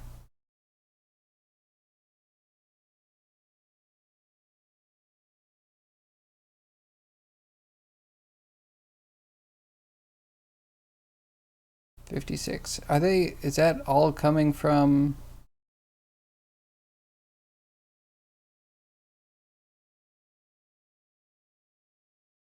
It's missing a closing bracket.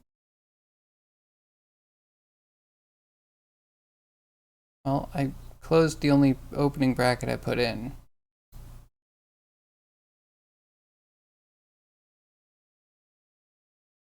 Don't.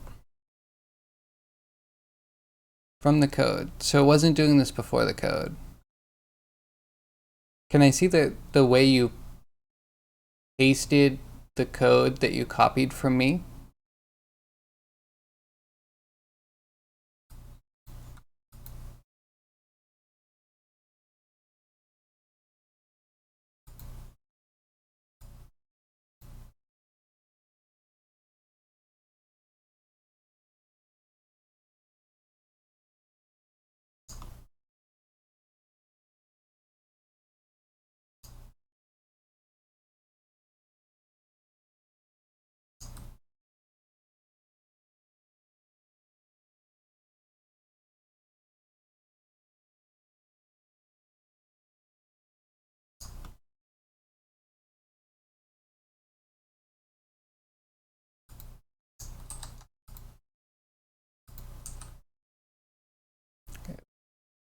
Okay.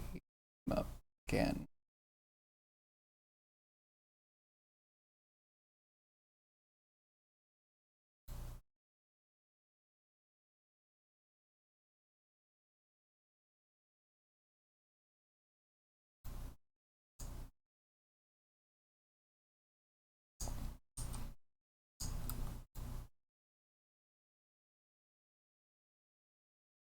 Oh, I can't move that one.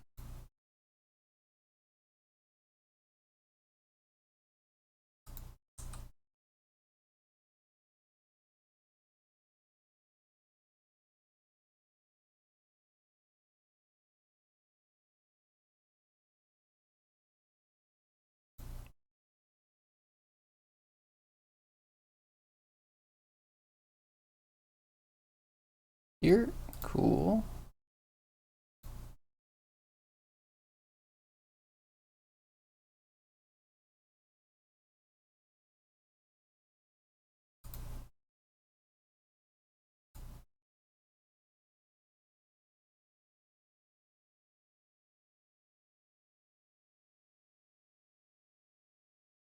How does this even run?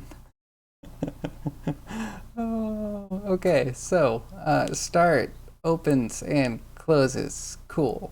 Update opens and then it has an if in it and it opens and then the if closes. And then this closes the update, right? But then all of this, well, this says outside of functions. So this is technically in the right place, but then this that says goes into update is not in update. Like the 1, 2, 3, these lines need to be before this bracket because update exists between this and this.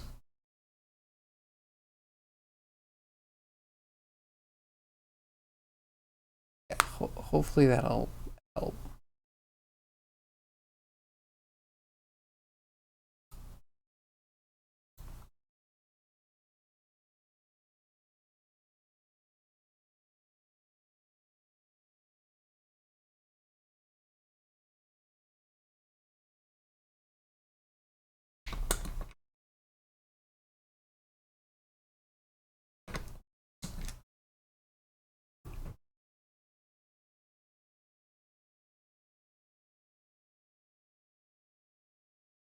Scope, your arch nemesis, can be tricky.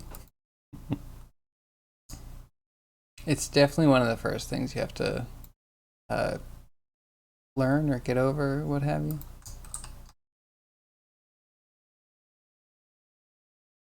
But yeah, like once you understand why you do kind of what you do, like a class is just something that binds together a bunch of variables and or functions, and that it like a class itself doesn't have code that runs. It just has functions that can be run and variables that can be set. Yeah. And then functions themselves can be called and they can call other functions, and some functions get called by the program. And Like it can make sense, but you have to like get the context of when code happens, why code happens.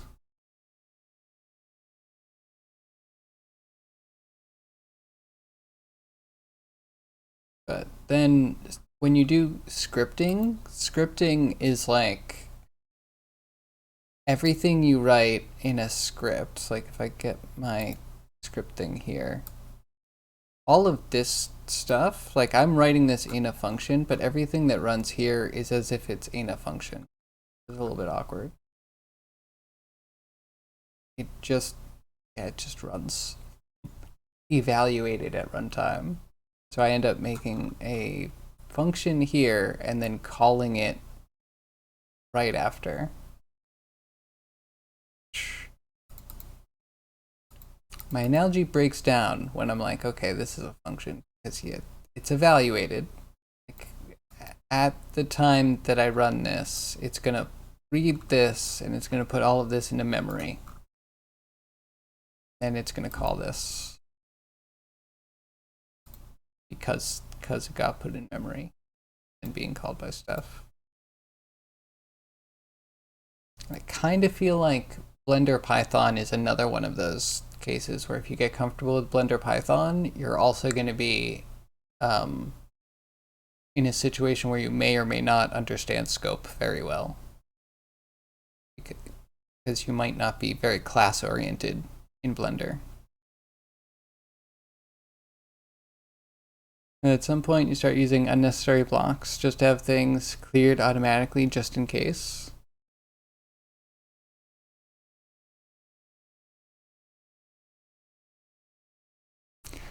I mean, if you're talking about my specific code, I mean, yeah, it helps me to show my work. Commented code is legitimate. Listen, I'm gonna be like, commented code doesn't matter. But if I was gonna hold with the argument everyone keeps giving me, which is that stuff that will not change how a computer runs code doesn't matter. But they say it does. Like consts, final, they're so important. Private, oh my god, I would die. Programs can't run without private, which is the biggest hyperbole. Anyway. I mean, just the general you. Okay, that's fair. Yeah, you don't need comments just as much as you don't need constant variables because you could just not touch that variable. Or you could just not change that variable. Or private, because again, you could just, understand what you're trying to touch or name things properly. Yeah, I don't know. At the end of the day, any activity, and I know a lot of people are going to be so chafed by this, needs to be some amount of fun. Otherwise, it's not sustainable. Maybe not everything you do in that thing needs to be fun, but using that thing, like programming, you need to be able to program, and at some points in your programming session, you need to be like, I have succeeded at a thing and I find this task fun. Otherwise, would you keep doing it? Would humans keep doing it? There's no reward. You don't know if it's a thing in C Sharp. You've seen it in C++, but they're close enough, maybe.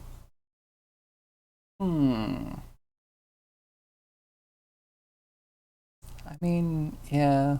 There's like some complicated patterns that you can use if you really want to do that. I try to keep it simple though.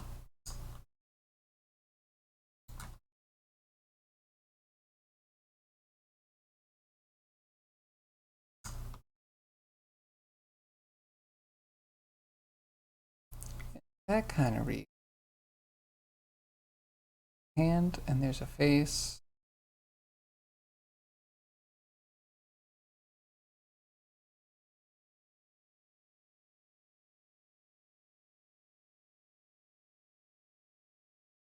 I wonder if there's a different time work. Maybe get a little more distance between the hands.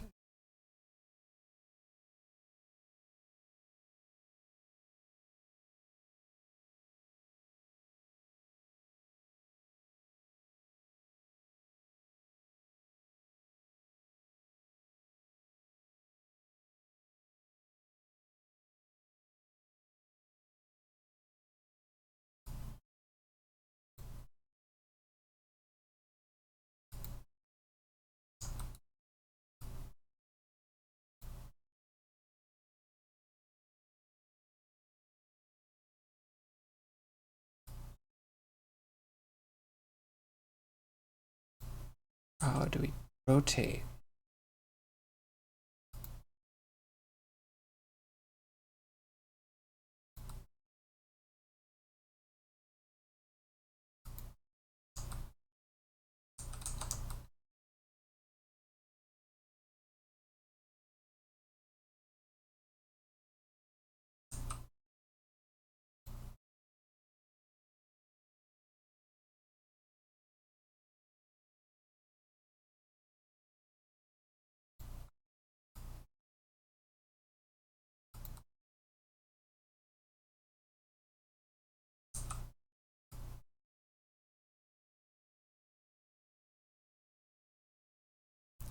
Save this a new seed in case.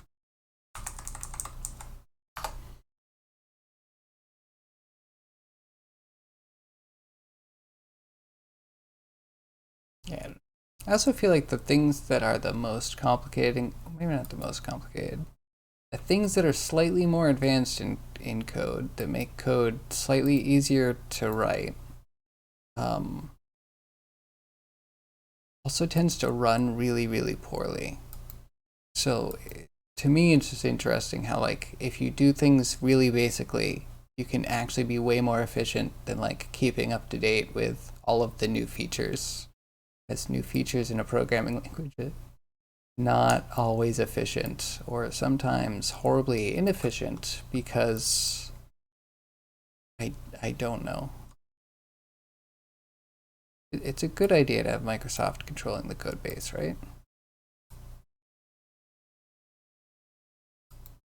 Definitely not a huge mistake.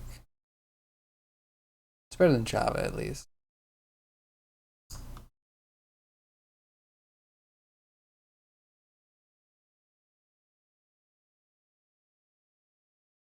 Okay, now that looks wavy.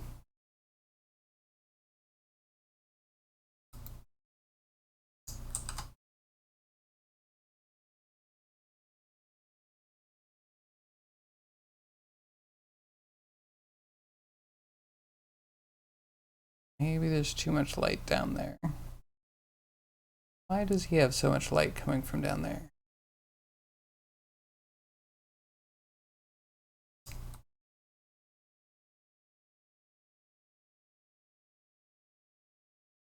And it kind of hurts me to think like, yeah, maybe C# was another rush job just like GPT-4.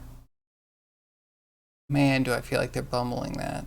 Not that they're making a mistake doing it, but the fact that like why would you like slowly float it out in Bing, have a bunch of really negative criticism, and then be like, hey, we made GPT-4. Not like we're working on GPT. We made it, and you've been using it as the thing that everyone's been shitting on the whole time. It's great. Such a good business model. Let's make bad things and rebrand the possibly good things as the bad ones. I don't know. I wonder if C# is just like a beautiful accident.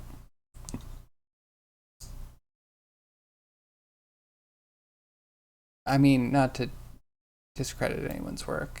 I'm sure the accident would be that it happened to Microsoft, that Microsoft actually hired the right people to do the task. Or maybe that they didn't trash it sunset it or decide that it needs to be C# 11. Now with all of the little tails truncated, you know, or something else, removing some other stupid thing that they shouldn't.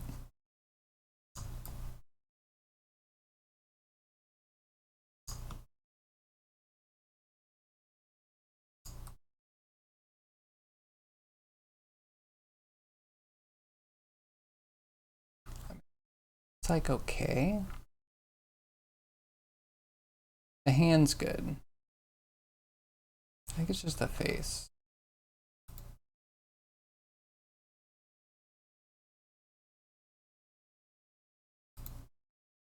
Maybe turn this up a hair. Little.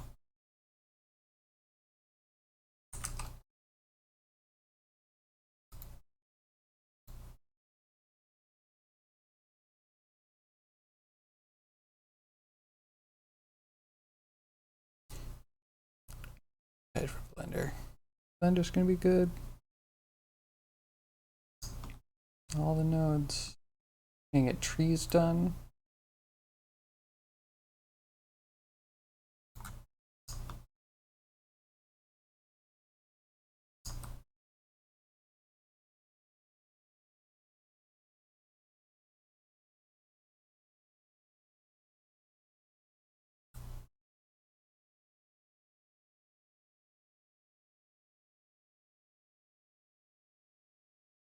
I mean, yeah, the brighter face helps. The teeth. That's what we touch.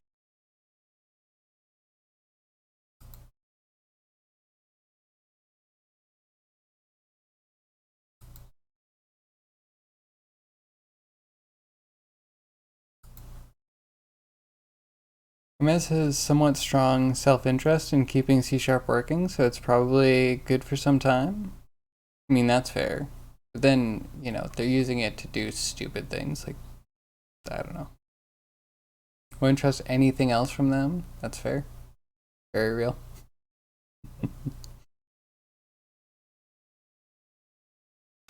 Yeah, I really wish there was... People might yell at me. I don't consider Linux like a real contender. I don't. I can't. I have the hardest time doing so. It just isn't super compatible. Go on, yell at me. I've heard many a developer say that their company considers incompatibility with Linux to be a shippable bug, and it usually remains that way forever.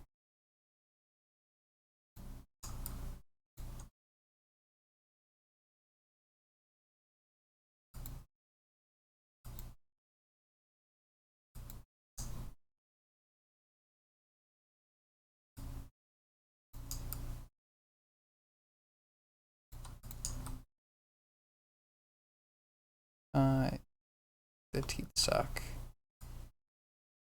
Big oof. There's one good. We have one good tooth. Guess those ones are okay. Ones are grayish. Maybe there's even better. But these ones are trash. Well.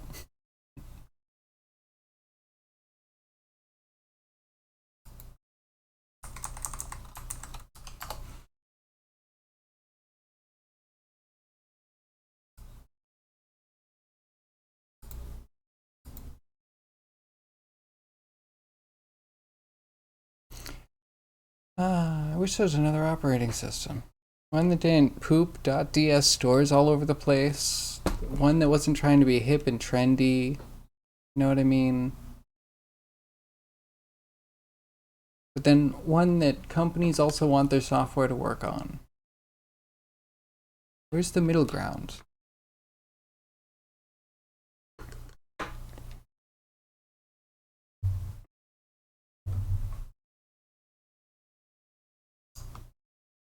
Why did the teeth get so bad?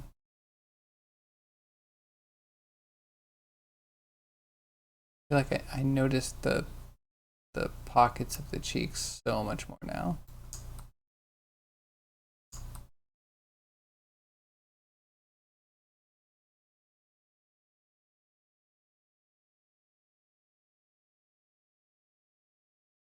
Actually, that's pretty good.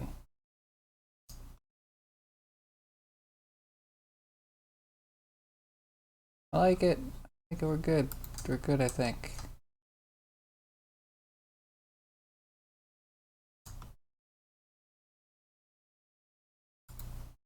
Save image. Put it in the place. Here's the place.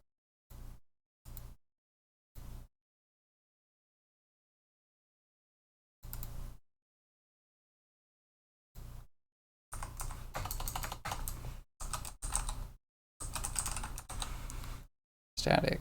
Try one.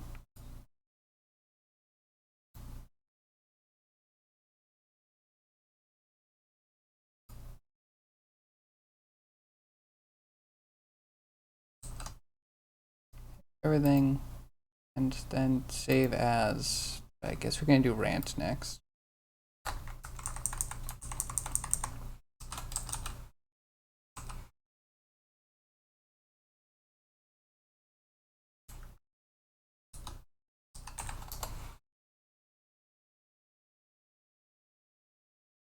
The middle ground is horrible. Yeah, I'm not surprised. That's where everyone else starts thinking more layers of middleware and you get Java. I mean more about operating systems, less about C#.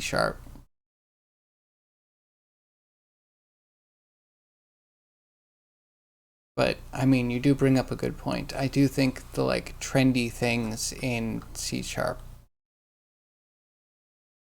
may weaken it a little bit.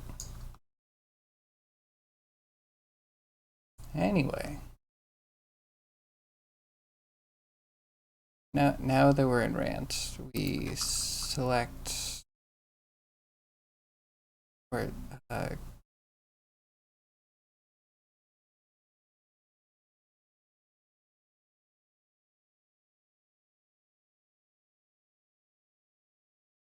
select all controls.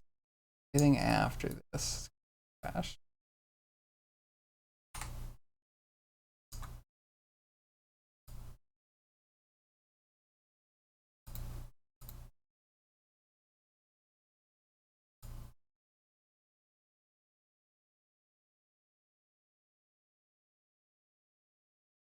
Good.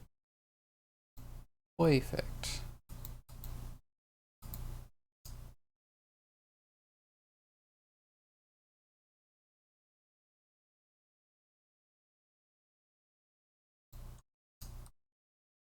Do we do like the fist up thing? Maybe we do. That's a glue between operating systems. Nobody wants to develop and maintain their completely different systems. I'm not gonna lie, I stay away from the operating systems. People start talking about how, you know, there's two camps, one absolutely teeny one that has probably like dozens of developers in it that's like, it's so easy, here's the make your own kernel starter kit. And then everyone else, it's like, man, you have to everything.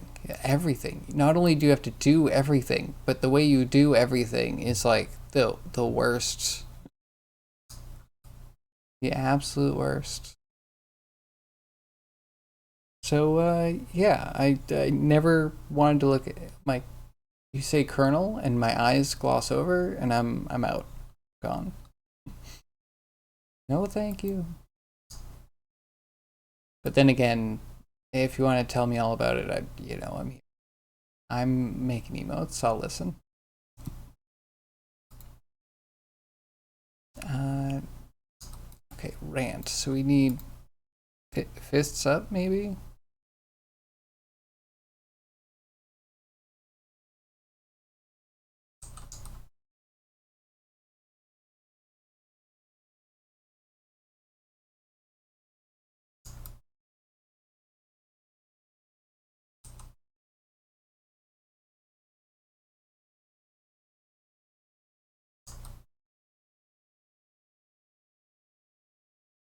should just be a shouting. You just like have hands up yelling.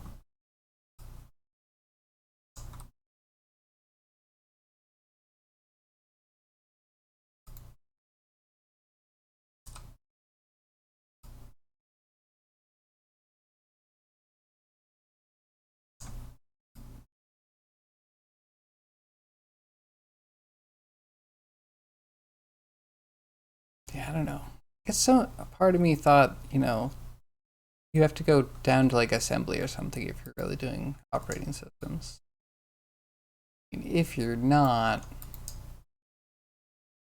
it feels even more accessible, and then maybe I've been gate kept.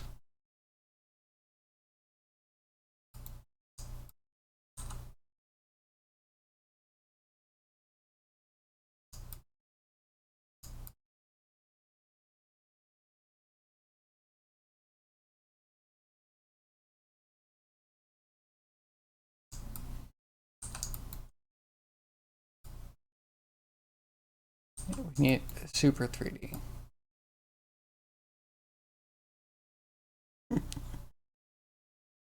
Okay, wait, what does this look like?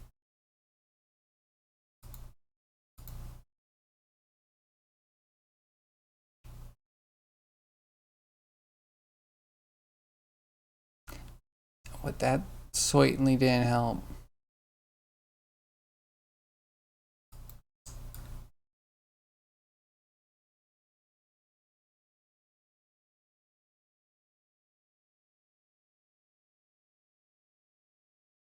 So disappointed. I don't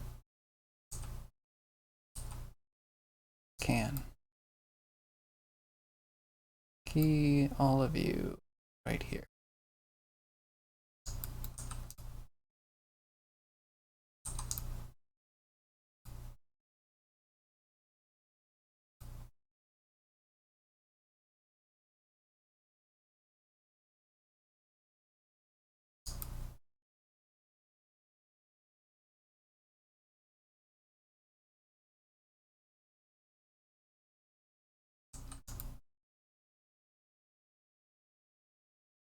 I also want to turn off motion blur forever. What a horrible piece of crap that ruins all of the work that I try to hash out.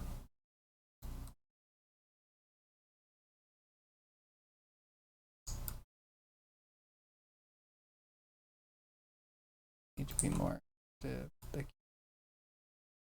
look at this. Doing that.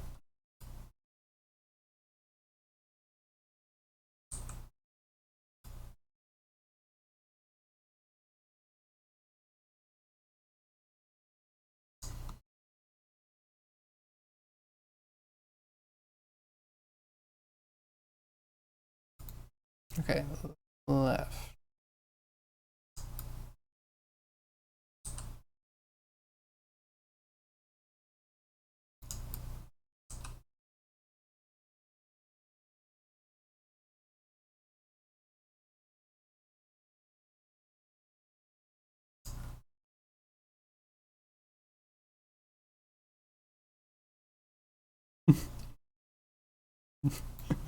Rant out of nowhere.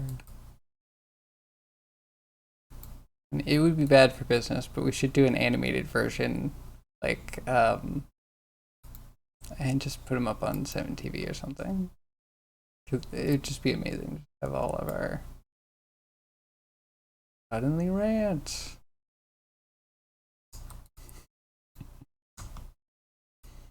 Okay, wait, do we have a draw on you somewhere?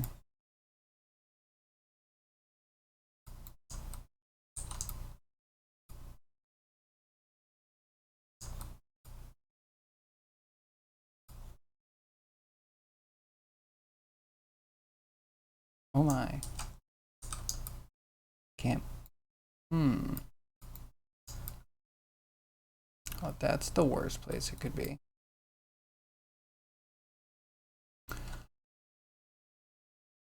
Why?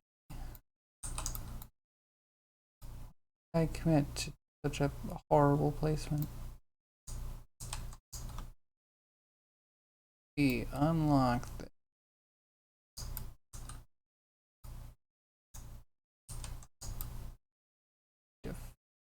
hunt down the...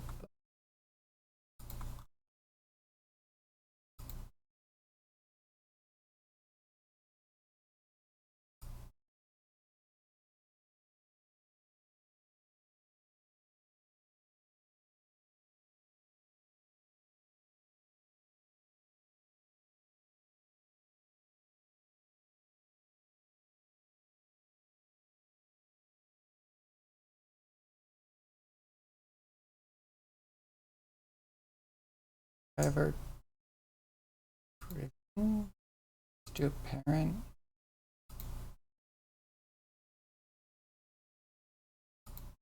Do a parent.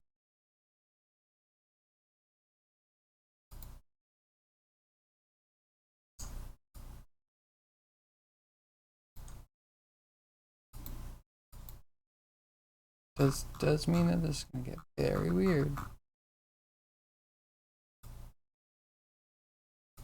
But at least we have control now. Oh yeah, perfect.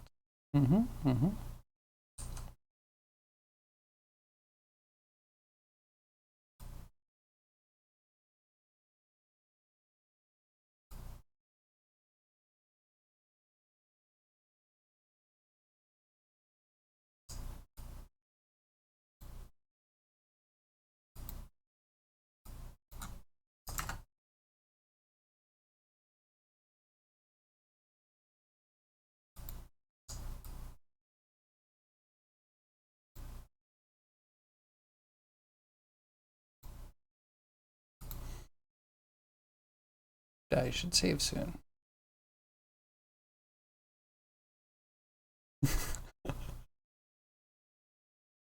Oh, that's kind of good. That's kind of great. I'm gonna save that.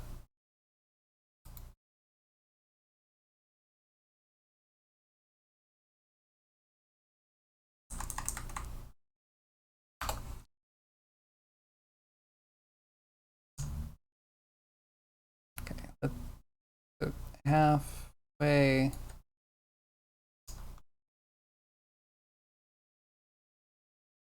It's just so readable. I mean, I don't know, overblown hand. Maybe we could tone that down a little bit.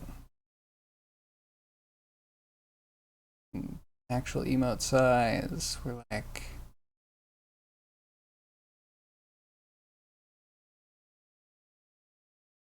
Okay, we can tilt his head back a bit. And then move his hand down.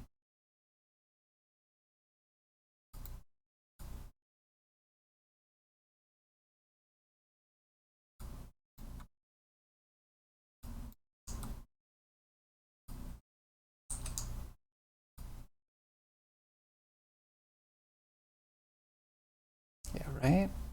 Like that.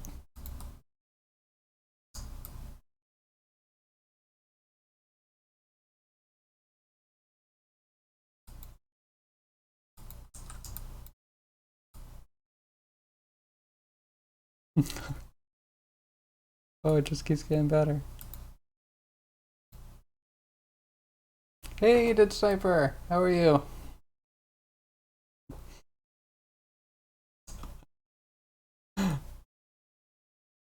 I kind of love it.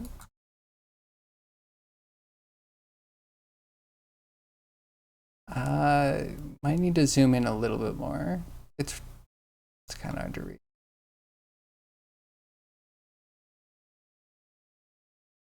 Lighting. I think the lighting is gonna change quite a bit. Shadows that really make the face muddy.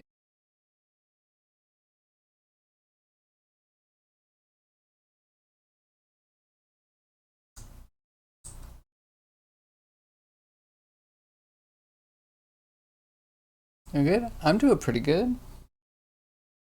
Not too bad. Getting follower emotes done, so we get like a wave. We're gonna have a rant. Once I finish this, we're gonna have to make some props so we can do a riot, probably. So we need like a little torch or maybe a pitchfork. And then maybe a backseating emote. How's your record doing? Did you beat the 300 yet?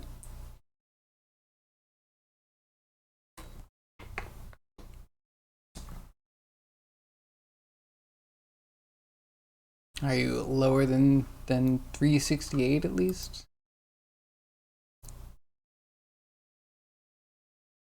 Currently at 200. Wow. That that is impressive.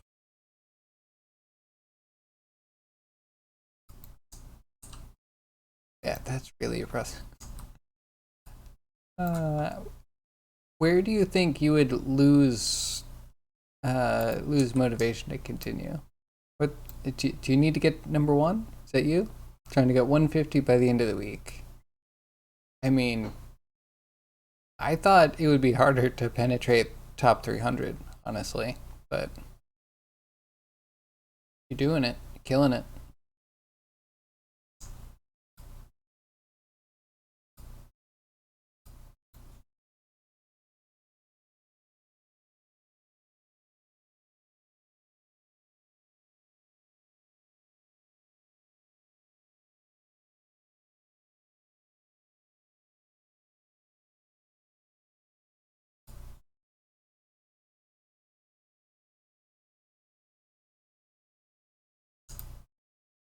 That and this guy is just too strong.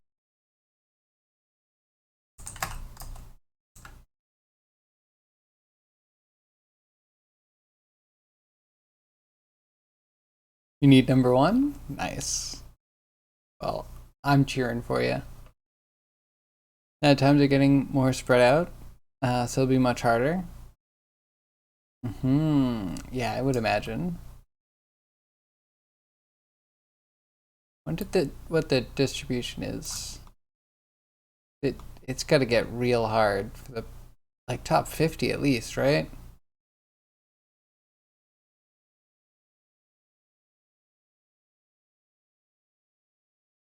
But yeah, how spread out are they? What are the margins?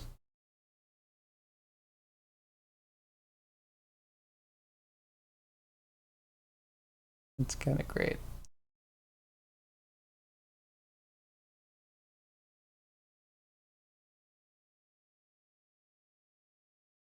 What if we hide this? Too many lights.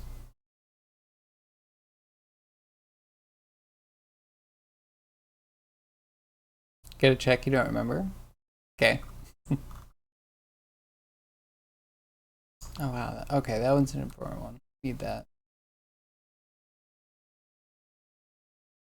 The fan needs a tilt. Now I'm realizing. Can't tell what it is between the fingers.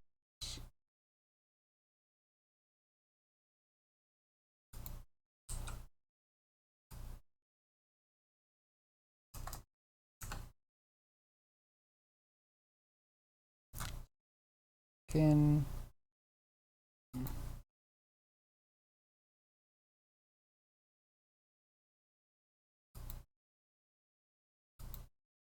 never IK handles.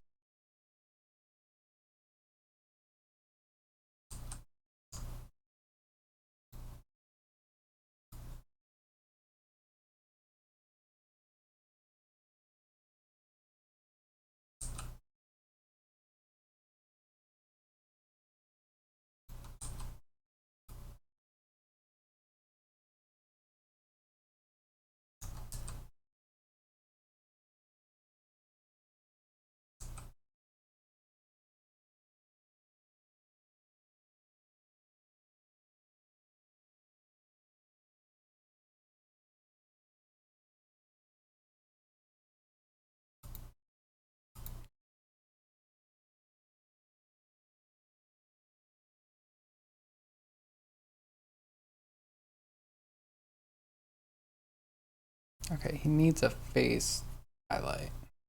Wonder if he maybe doesn't need a hand highlight. This guy. He just needs to move.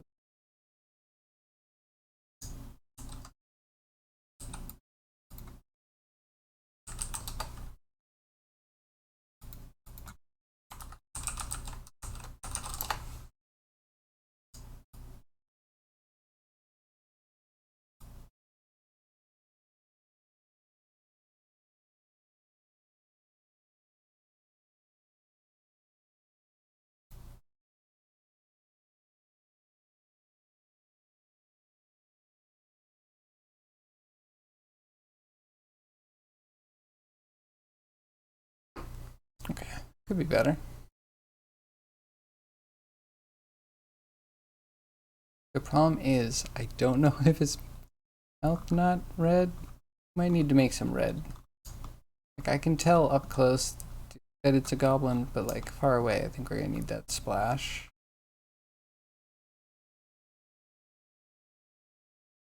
So this more.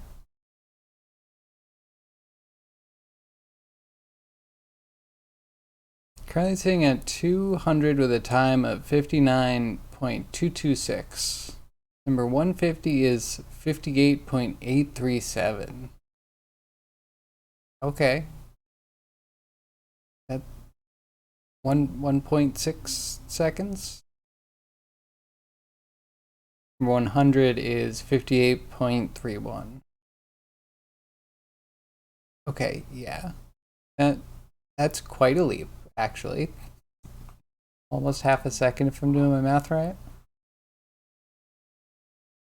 And 50 is 57.695.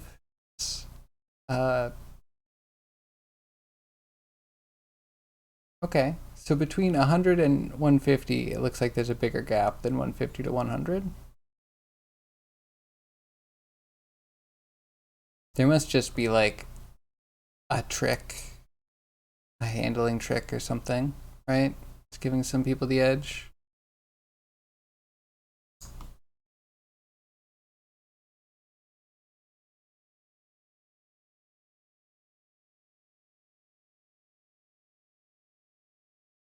This.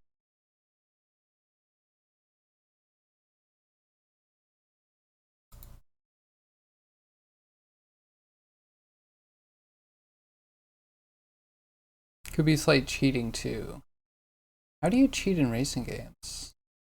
Not that I like doubt it. I like absolutely don't. Kind of curious. What does that look like?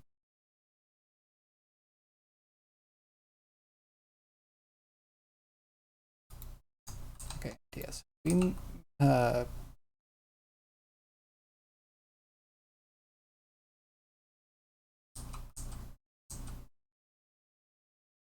hide this. Move this back to where it still kind of hits the head. But let's not highlight the palm as much.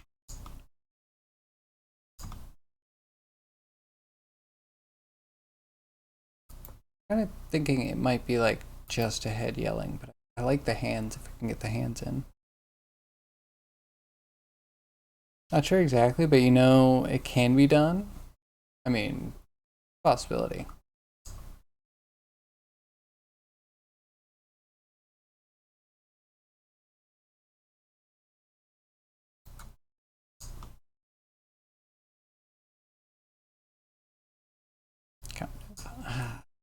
Almost just needs like a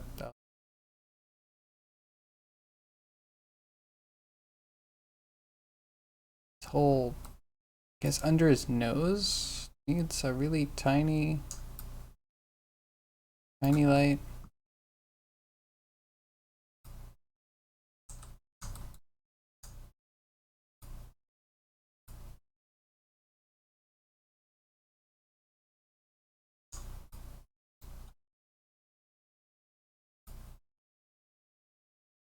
And then just the softest light.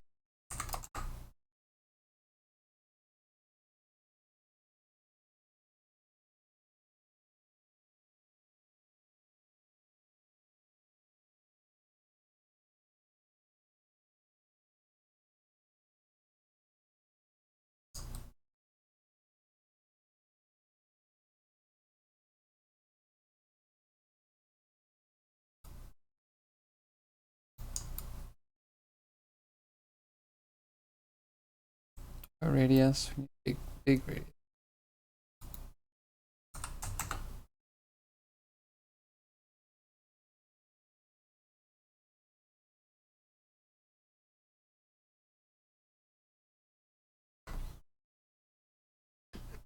So, Dead Sniper, have you found in your journey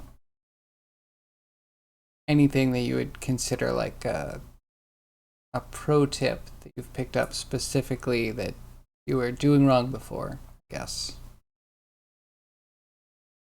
Kind of curious if I can squeeze you for information on how to be a better racing game racer.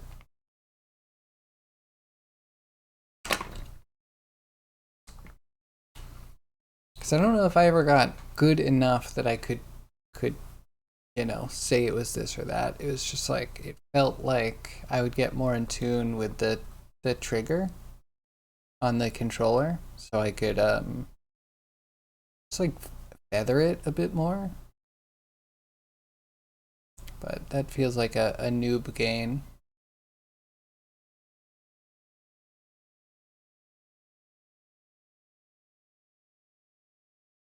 A new one.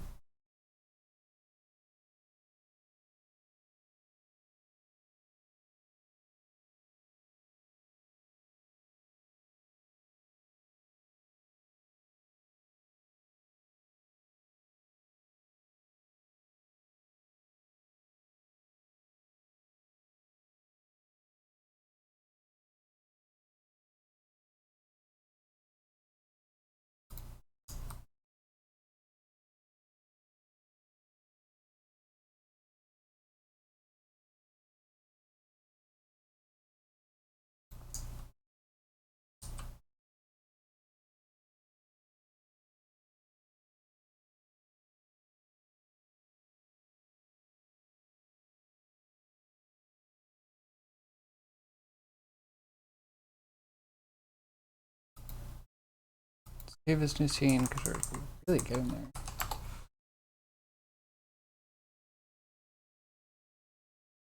Shouldn't racing games be played with a wheel and pedals? I mean, yes and no, but if you don't have a good, like, I have a wheel and pedals, and the pedals, you can't, if you get a cheap set of pedals, you can't tune things very much. You just have to get used to, like, how much force you need to put on. And I find the pedal to be way stiffer. Like I wish I could find aftermarket springs. That would be really cool. Uh, I don't know. Gas pedal in every car I've been in has been like squishy. Like the brakes are firm-ish, but like which I want to loosen that a bit too. But the yeah, gas I find it can be just as bad really. And the wheel is a lot better. No complaints about wheel. Uh, guess unless you don't want flappy paddles, because then you have to pay to get like a shifter.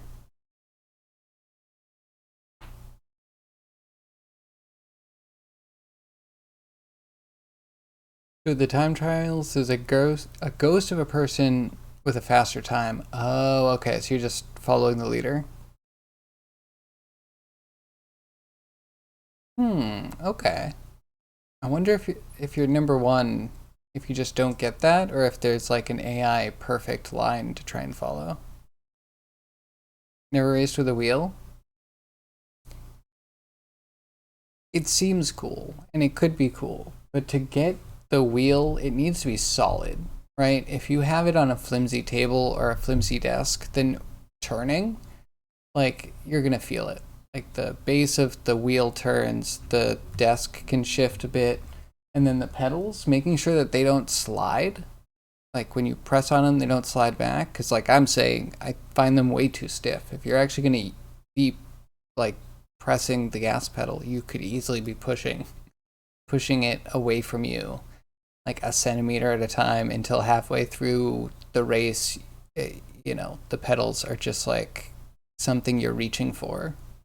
They're not like under your knee. They're, you're like, what's out there? Just like, I can kind of get it.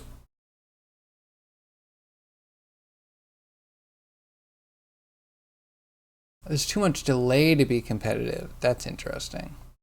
Yeah, when I got my wheel, it was definitely because I wanted to do more VR driving, not to be competitive, but just that sim lifestyle, I guess. Uh, It's not bad, honestly. Does make me want better force feedback, but even the cheap ones have some force feedback, and it's something.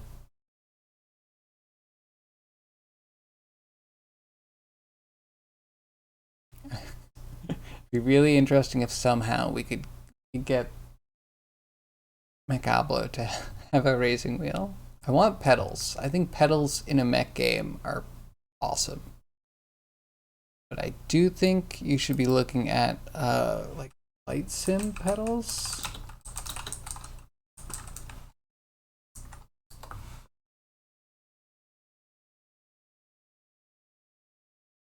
So I feel like the ones that look really cool are actually really dumb. If I understand correctly. And the ones that look really dumb are actually really good. Just gonna make sure that I'm not about to dox myself with this. Okay, cool. I don't see anything. Okay. Like 150 bucks for flight pedals, sure. A little bit expensive. At the same time, there's something kind of nice about those, as opposed to what you get with like, I don't know. Sci-Tech's always been a little weird. Turtle Beach, I've never tried Turtle Beach, but there's something.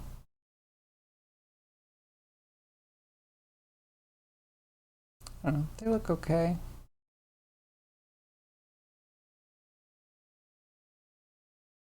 Yeah, good set of pedals is super important.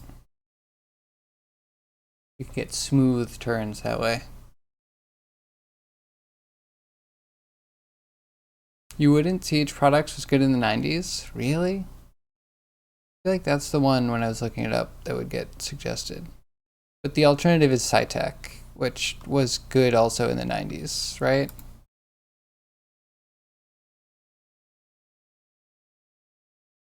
And they're even more expensive.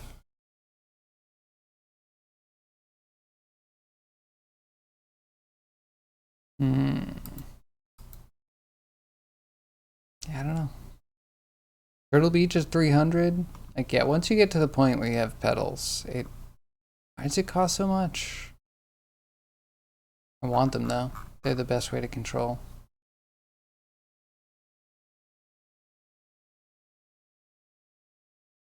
Sci-Tech wasn't good then? Okay, maybe not good. Popular. Like, Sci-Tech has really fallen off.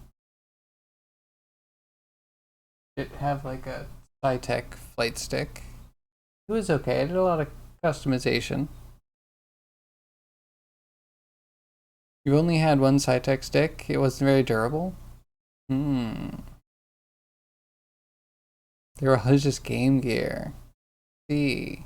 CH projects are more sim-oriented but expensive. But they're actually the cheapest ones. They're legitimately the cheapest options besides the Thrustmaster, I guess. Like that, I guess, might be the cheapest, but like we're in the same ballpark. And I don't think I would prefer something that looks like this over the ones that look like they'd be in a hospital or something. Like, I guess there's some adjustment. I don't know. Someday we'll make a goal. People can donate. We can try rudder pedals.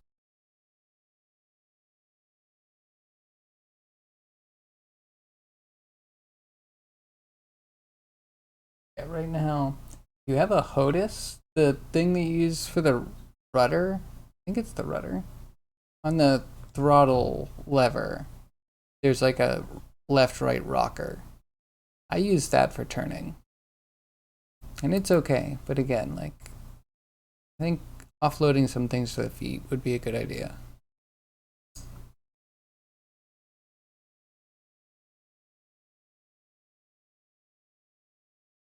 Is that a rant? Is that good? I can't tell.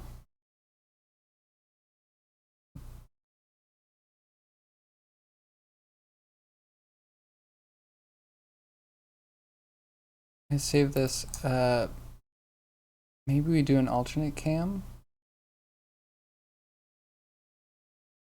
Maybe an alternate scene.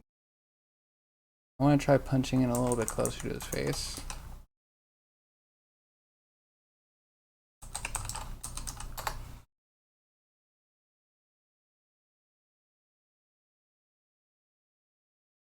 Rudder pedals with toe brakes could be good for mechs.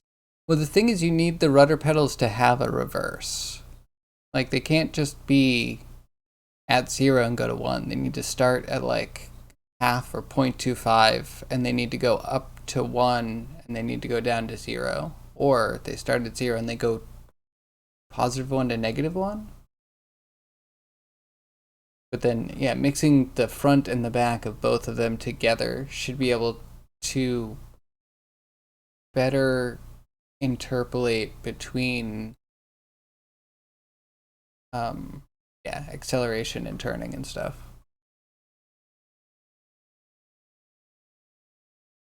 Man, yeah, if there were toe brakes, because then you might even be able to do,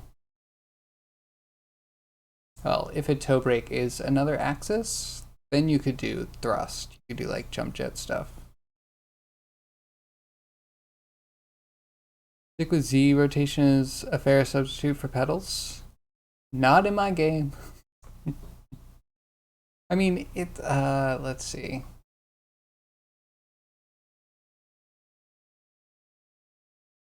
I don't remember if I took it out completely or where I put it. But I did find that the rudder on the throttle is better. Like when you actually rotate your hand, it feels like one of the least ergonomic things you can do.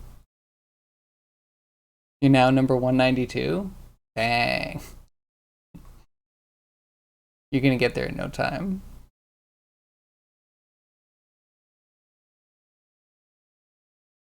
For planes, rudder pedals should be connected. For a mech, hard to say. Maybe separate acting pedals could be usable.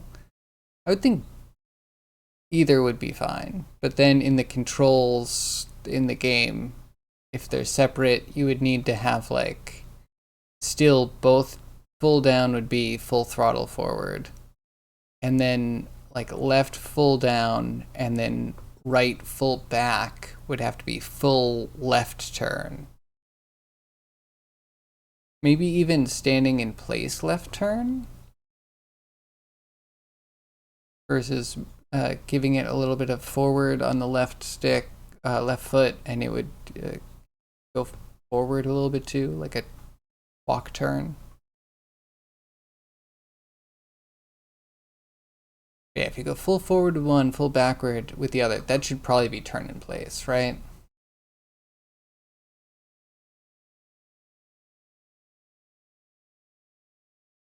No separate throttle? Well, I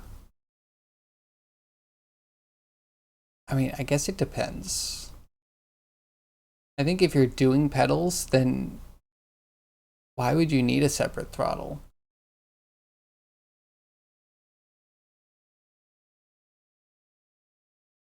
Also, I feel like I've never used connected pedals. Have you? Are they comfortable? I feel like that would be awkward. That'd be like trying to use a balance board to steer a mech.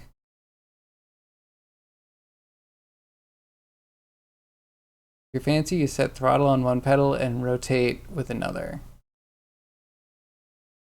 But I feel like having the left-right feet do like a tank control thing is how you get smooth movements. So you can hold your reticles in a better orientation as you're moving. I don't know. Maybe it could be. I should look into the new Unity input system. I think we could have people remap their own controls. As I say it, like, yeah, it's probably a nightmare doing it any other way. Let me just choose your controls for you. I mean, that's what I'm doing now. But... Actually, Catless, do you have a HOTAS at all? So for planes, the pedals are a single rudder axis with left-right Wheel brakes optional.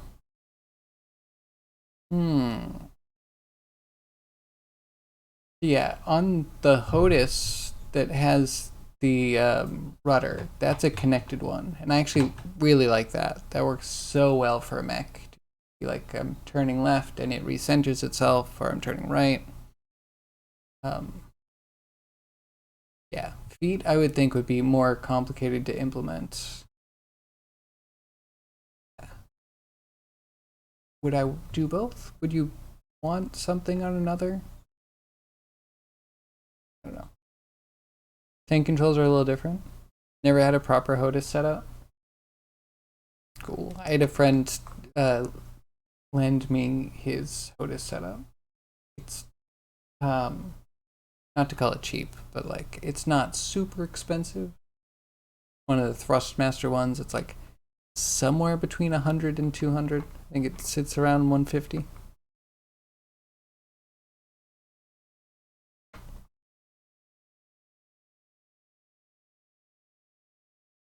I will need to find some HOTUS owning people to test the game with. I actually feel like that's good. If we just make sure that the mouth interior is red and maybe feels a little noisy.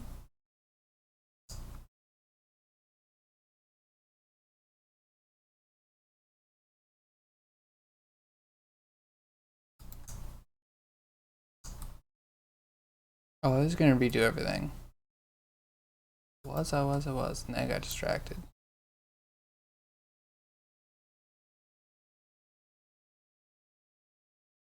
Usually your PC isn't good enough for sim play, and on top of that upgrade, good sim gear is expensive, so it never happens. Fair.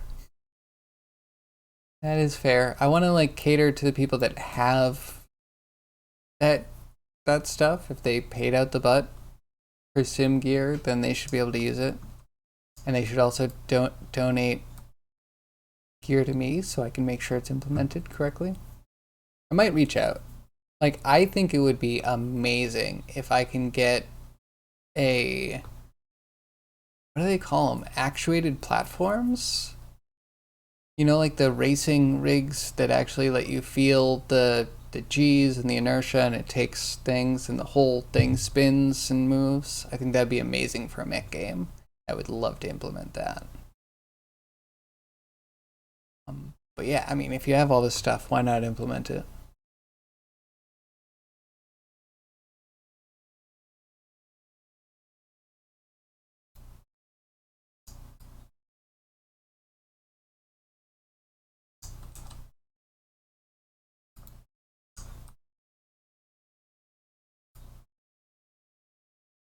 So in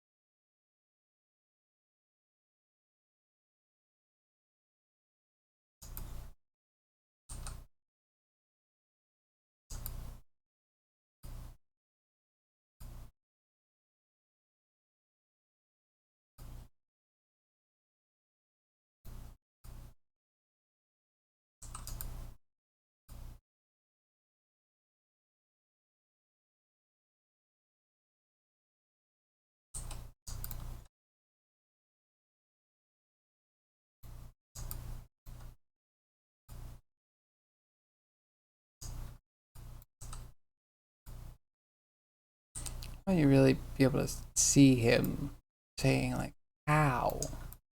How could they have made it like this? No, it's just gonna feel very visceral. Like you're right on the stream. I guess if it's a follow remote, you can only use it while you're here at the stream.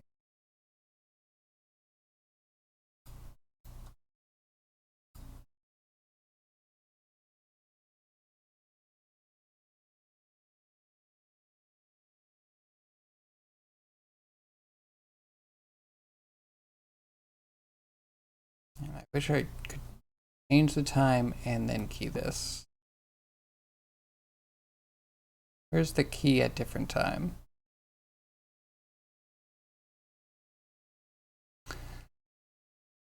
That's something I should make. I should make it.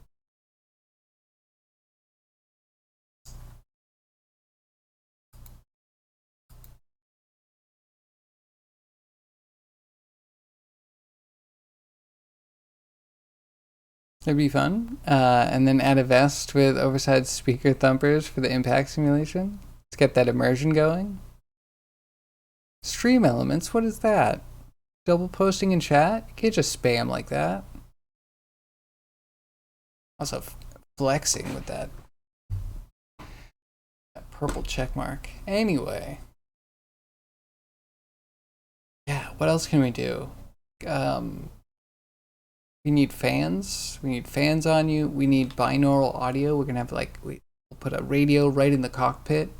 We'll do binaural audio. We'll try and get all of the reflective surfaces so you can get the right echo inside your cockpit. Steel Battalion? Do I remember that one mech game that came with controls? I think we're talking about Steel Battalion. Always wanted to try it, but you never got to. I wonder if it goes for like $1 million. Look it up.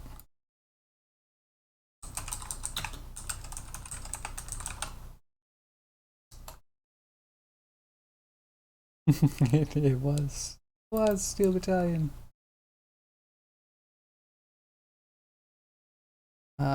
Yes, it's an amazing idea. Look at this. This is perfect. Like if someone wants to get one of these for me, I would integrate this. And then in VR, we'll do a 1-for-1 reproduction of this. We'll just make it look fantasy in the game.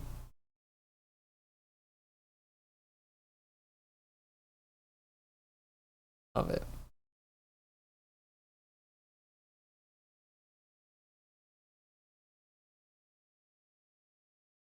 And I want one.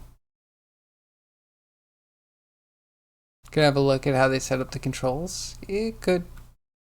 I mean, right now things feel pretty good, so I don't remember Steel Battalion doing well. I've heard of it. I've heard of it a lot, but I've heard of it because of the controller. I don't think I've heard a lot of people being like, that was the most amazing game in the world and it should never have failed. Like, I think people were like, we all know why it failed. Oh my goodness, look at this render.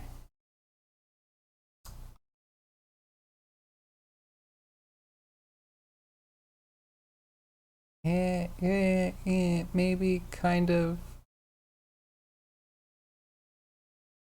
Yeah.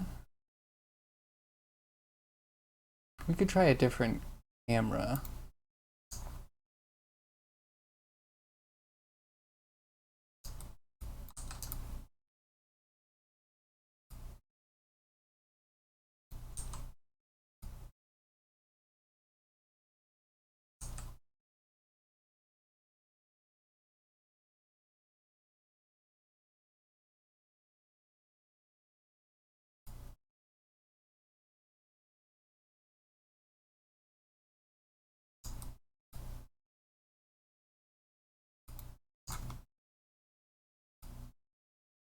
Maybe like that.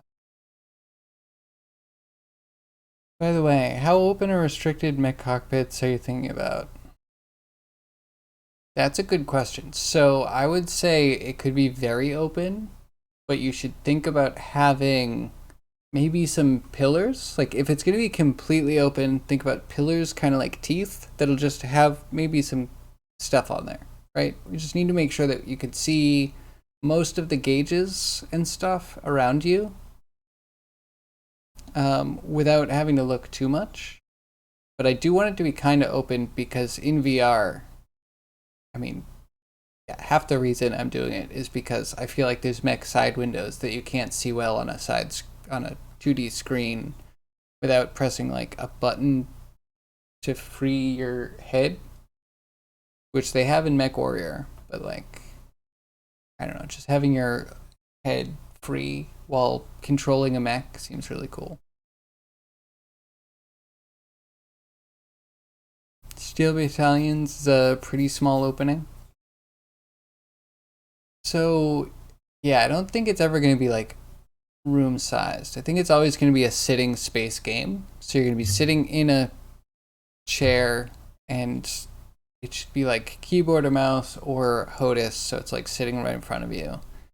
Or wherever you are, you can use VR hand controls, and I have dummy sticks in there that you can actually pilot with that work kind of okay. Um, so yeah, from like a controls perspective, it's a little bit close to make sure you can reach everything and you're not moving around a cockpit too much. I have a lot of people complaining like I can't play your game because I don't have space to do VR, and I'm always like I make standing space games. I don't want you to move, or I want you to take a step to the left and a step to the right, and that's it. But I still get people complaining, so I want a seated game, preferably. That frame. Okay. Get way more open than this.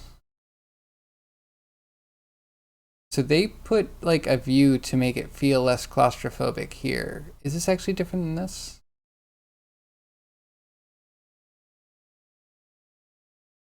Looks like it's the same. Yeah, I think I would maybe one of the bigger mechs that's more made out of stone or something will like make the cockpit more closed off, but I think a lot of it's gonna have, more windowage.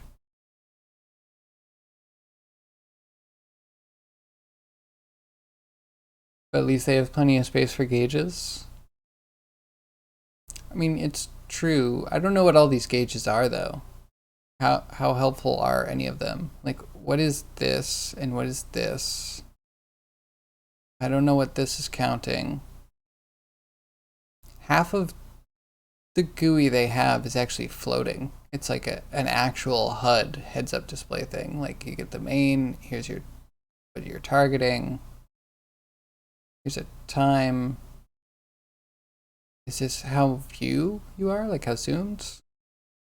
I think the lines that you see might be like how tilted you are, because MechWarrior has similar kind of things. And if all of these are functional, yeah, totally down for that. And these don't even face the player. Do these swing out? I need to know more about this game. But you're not wrong. Could be something to consider. I don't know what I'd put on all the gauges. I mean, there'd be some cool things, having like a switch for the lights that you can toggle on and off, having a switch for, it's like cockpit lights, you need maybe floodlights outside. Somewhere down here we're gonna have like a radio. But I definitely think it's gonna be below your usual vision, because changing the music is not important for combat. They're readable at an angle. It's fair.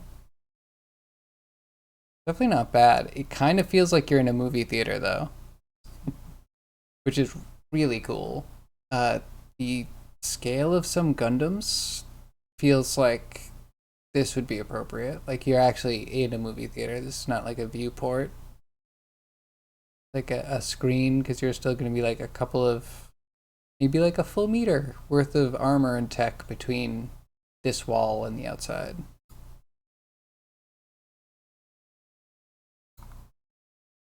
Cool. Maybe we could have one that's like a completely encapsulated ball with a vision portal thing. Vision portal. I guess I mean like a divining glass or some video screen for fantasy.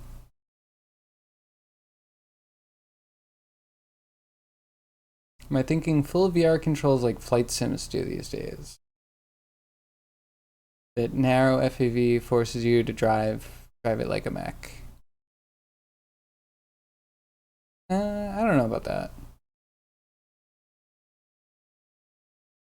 I mean, torso twist is going to be really useful because turning your mech in place is going to be slower than like moving your mouse. So like if you want to respond to something or track almost anything, you have to use your mouse, and your mouse is going to use your arms and your torso. The torso is a little bit slower.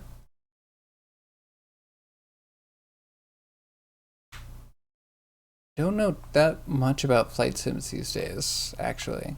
I should check more into them. All I know is that I don't really love how big companies are doing VR these days, where it's like, make sure you have your headset on first before you do anything else, and then we're going to sit you in a claustrophobic experience where you have pretty much a screen glued to your face. And it's like, why? Why did you design any of this? Do any of you numbnuts use VR? Do any of you want to play in this configuration? Sorry, I got a little emotional there. Got a little emotional there, but I don't really understand why people decide to make VR bad these days. Star Wars Rogue Squadron, whatever that was, the new VR one, it's just like terrible. Sure, they had performance reasons as well as design for that choice. You mean for VR, or do you mean for Steel Battalion? Because yeah, Steel Battalion must have had so many limitations. Download DCS and take a frog foot for a spin. You don't know if flight sims work with VR yet? Can't see your own controls. Hmm. No. I mean, I'm thinking you're gonna not only see all the controls in the cockpit, but then you will be either pointing with your controller at things that highlight and then pulling a trigger to like activate them, or if I get there, hand controls so you can actually push buttons in your cockpit. Flight sims have used head tracking for a while. In that way, probably. Why is it not steering based head tracking? I would assume it's just like you get to look around your cockpit.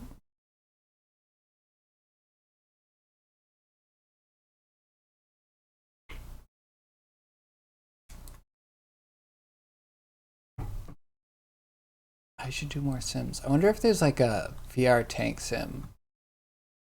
Very claustrophobic, but could be cool.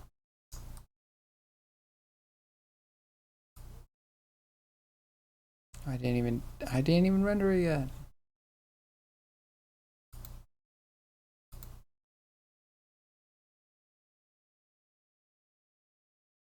Review camera control. Nice. Don't stand a chance without it. I mean, I think you'll be able to play my game without it. I think it's going to be 1,000 times better with it, though.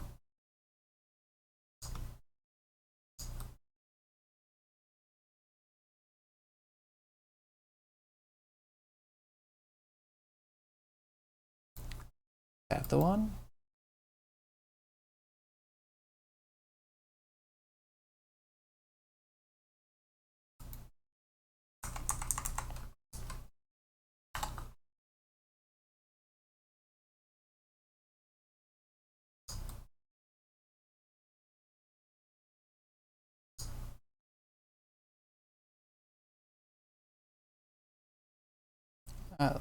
We'll pull the other hand out.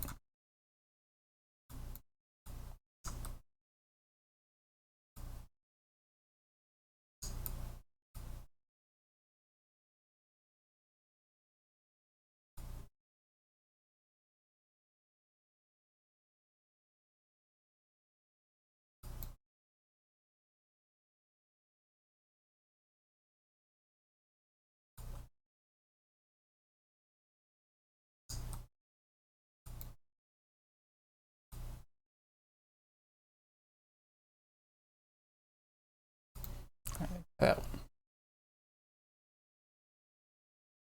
I mean, fight sims? Dogfight is lose sight, lose fight. Yeah, that's true.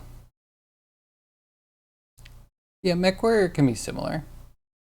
Not quite lose sight, lose fight, because mechs are slightly more predictable and they move slower.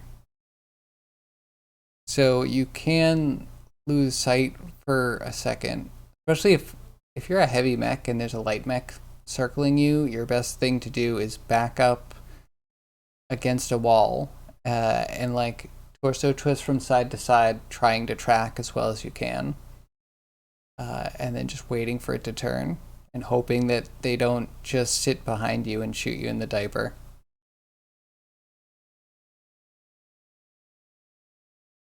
But yeah, good assaults can take out light pilots that are harassing them.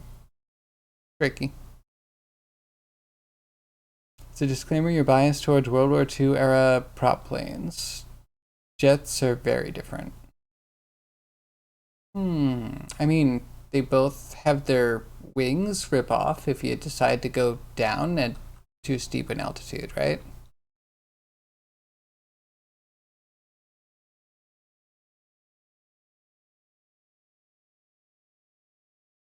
That looks a little weird, but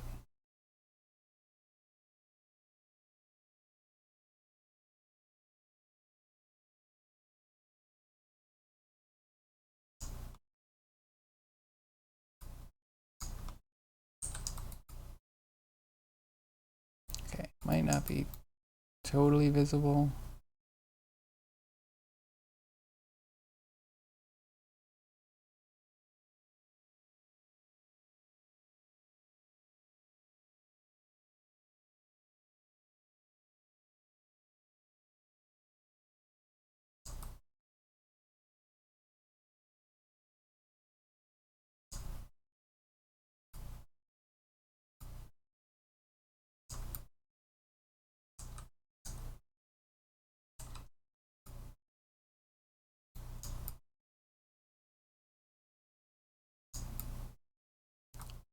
Maybe we take this hand out altogether.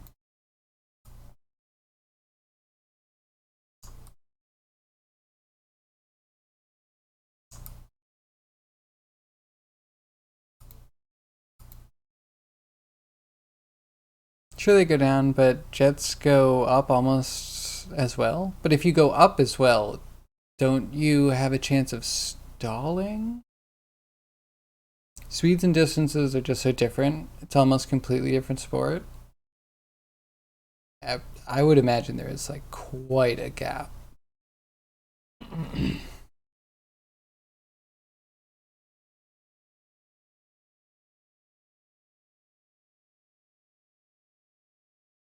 Sure, if you keep pulling up a lot. But in a lot of these flight sims, I feel like one of the first things you learn is like you can't go up or down too quickly. And the people that do the best in these games, I think, are the people that know exactly their limitations of like what steepness versus what speed.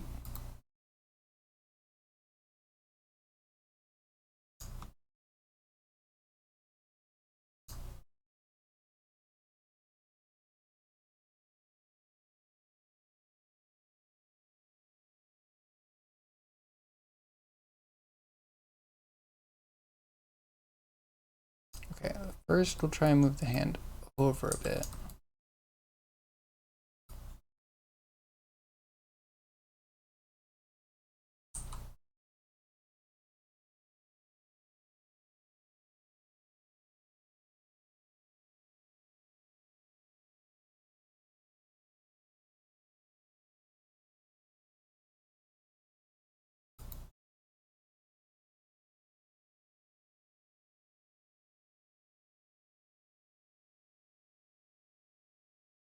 That hasn't changed. That's good. I'm glad physics still respects dogfighting.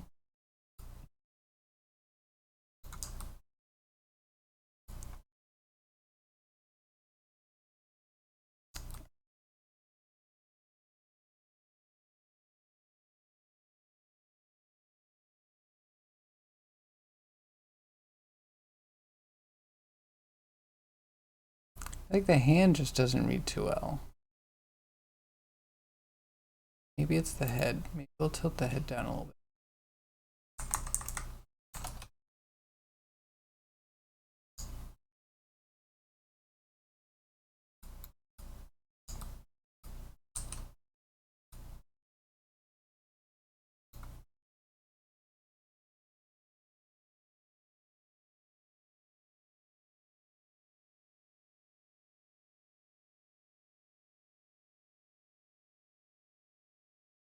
And maybe we can curl the fingers.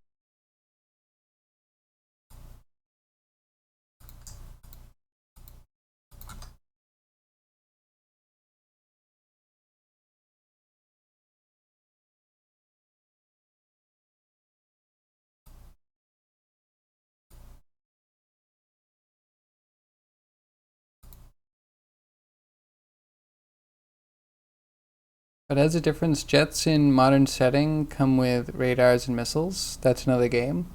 That's so true. I mean, that's probably closer to a Mexim.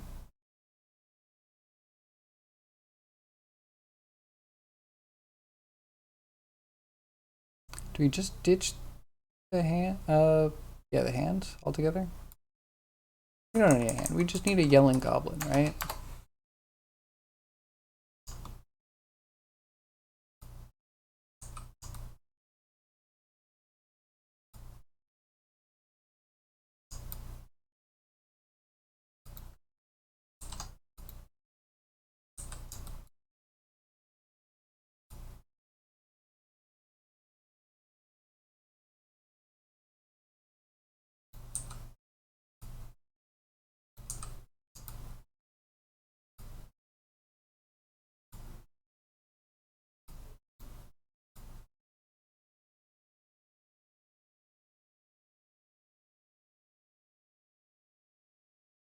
Okay. If we do this, we need to do like an angry face.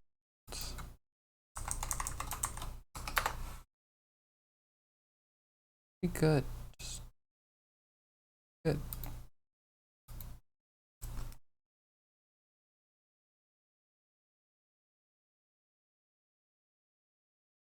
Mechs are not fast enough for that? What do you mean? They're practically stationary. I mean, that's true. We still have missile locks. Oh, that's so much better.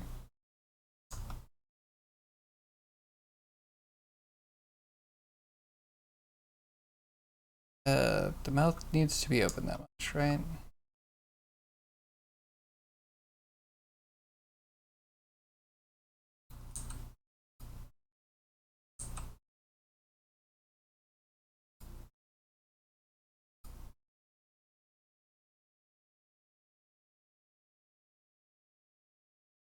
Is that a yelling goblin?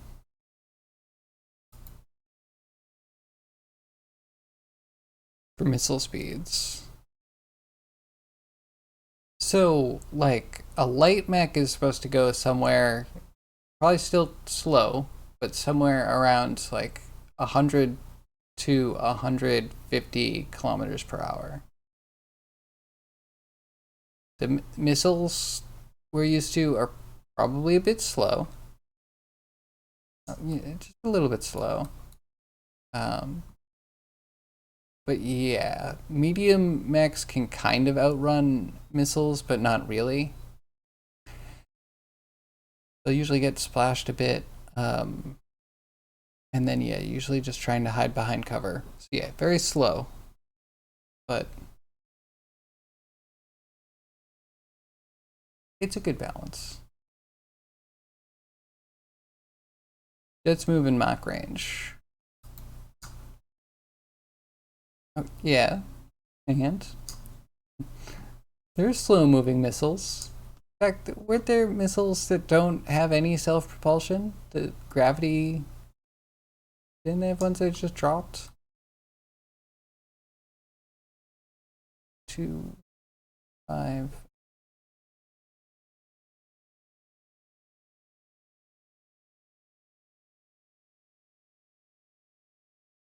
We're gonna do that. I like this one.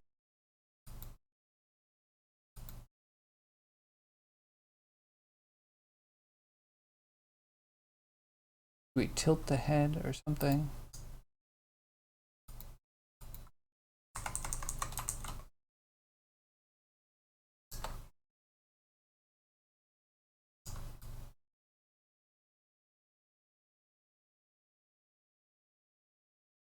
I can also move the jaw a bit.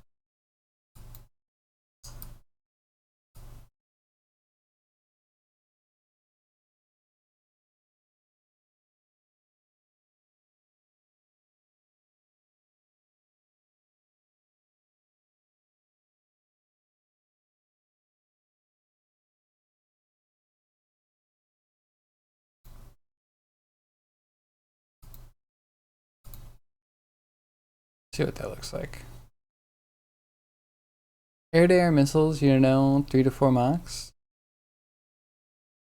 I mean, that's pretty fast. Wait, do pilots trigger their own anti-missile systems? Or are AMSs automated?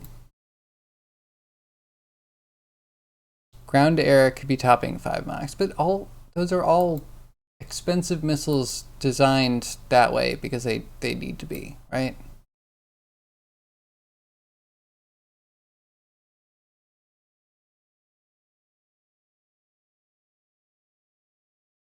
Oh, he came back.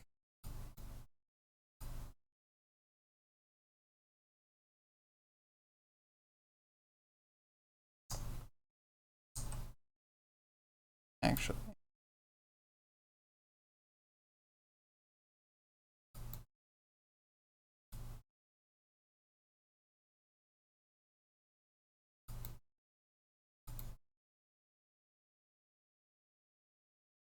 They do. Well, yes to both.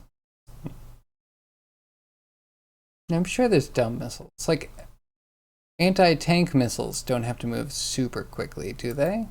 Because a tank moves, I think a tank moves as fast as some mechs do on paper, because obviously mechs aren't real.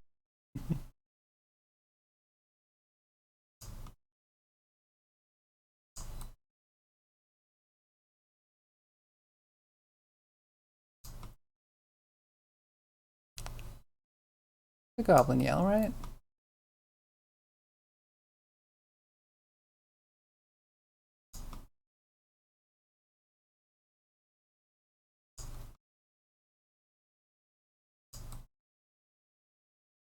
A little bit pixely.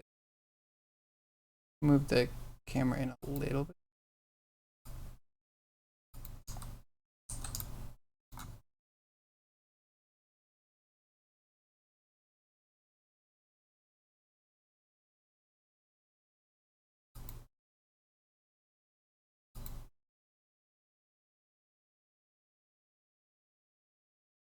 You wouldn't want to pay for a single one? Exactly.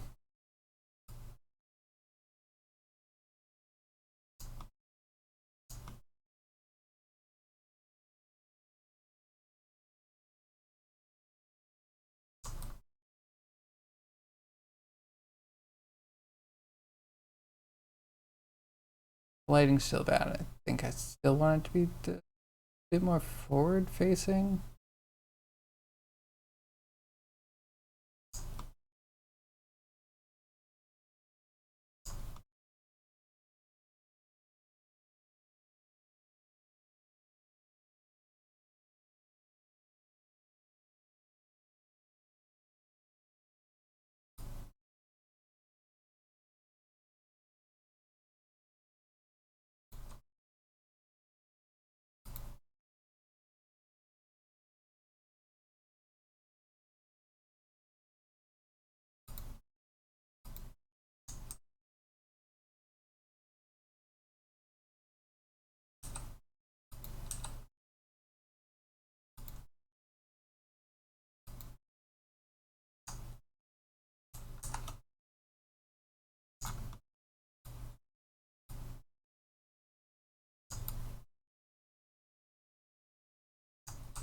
Main light, rim light.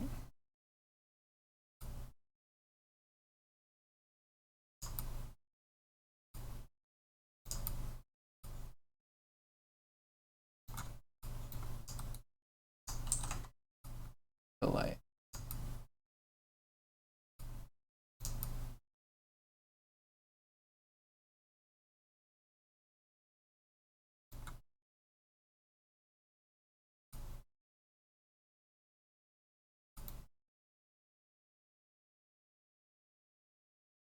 And you know, in MechWarrior Online, there was a time where you had to pay for your mech repairs and your ammo refills.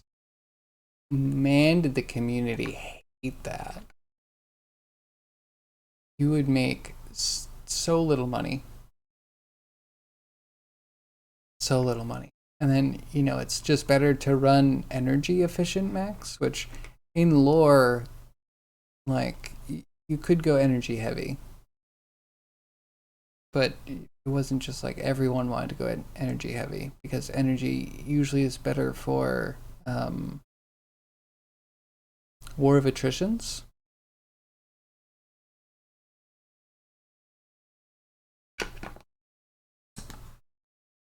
Because if you can do it quickly, you're going to do it quickly with probably missiles and ballistics.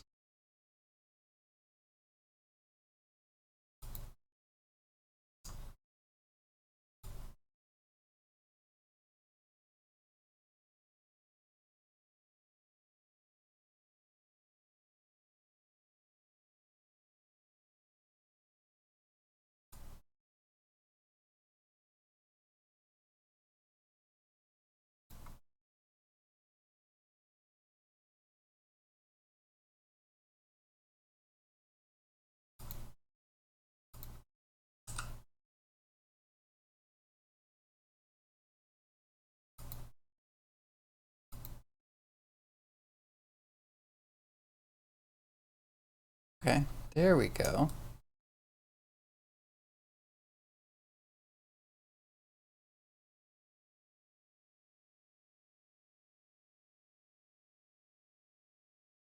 No, that's not too bad. Let's try it with a little exposure.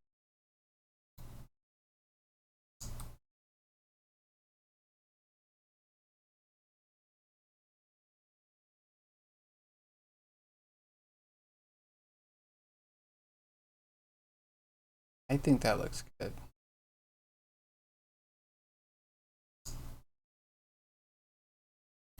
I like that. Save this off. Brand new scene.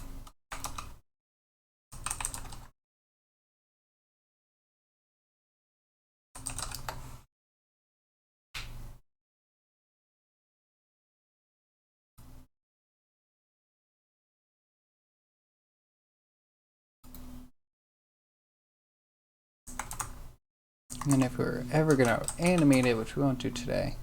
Wow. Ah, today's almost over. We got 2 emotes done.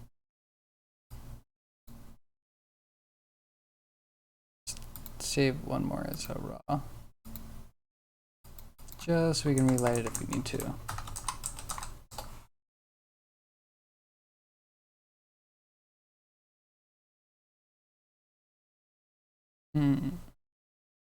Okay, so we have Rant. I like Rant. We should do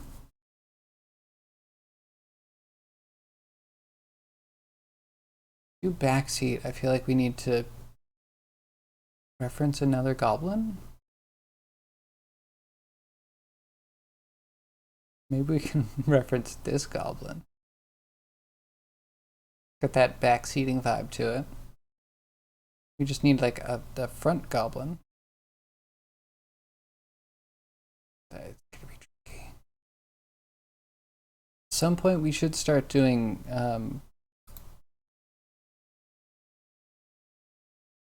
7TV.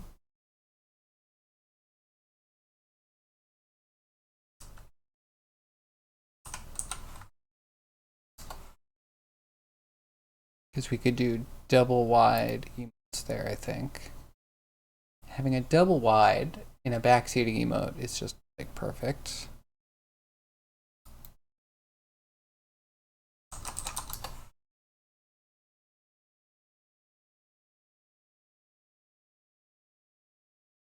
Come on, 7TV, why are you so Maybe I don't know.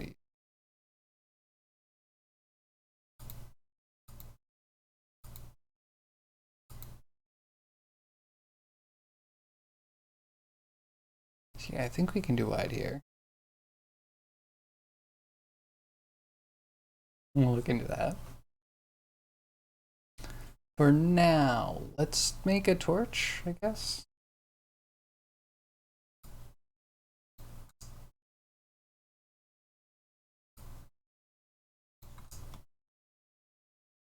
So wait. They're PNGs.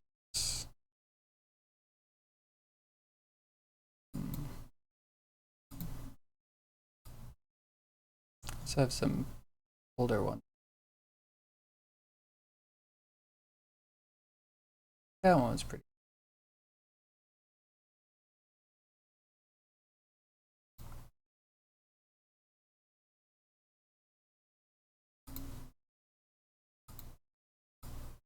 Oh, that's this one.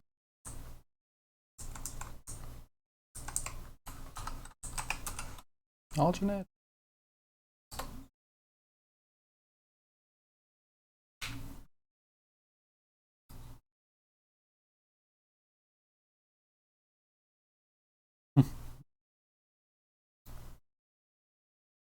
Cool. Well, it took a little bit, but we learned.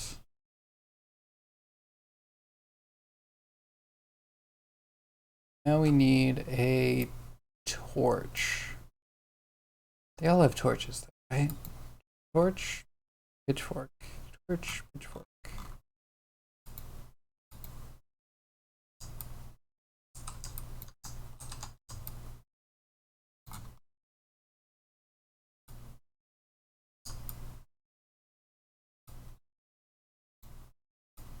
Okay, your intensity is going to be too much. 3,000. And then you need to be warm.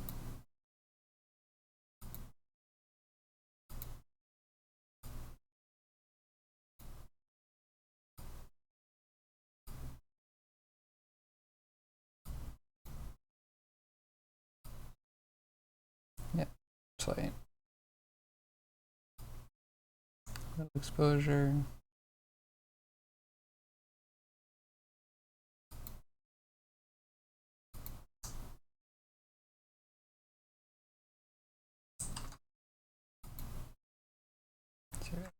And the Riot.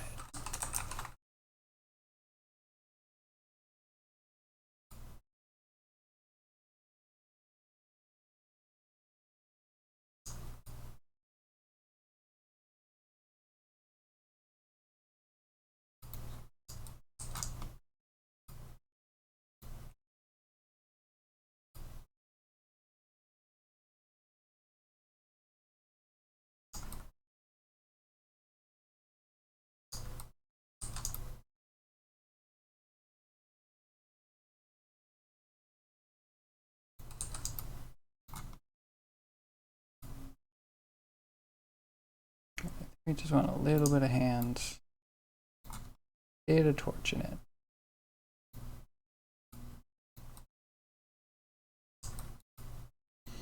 And I missed my break. We're probably gonna have to go a bit early today then. Oof, look at me, emoting away.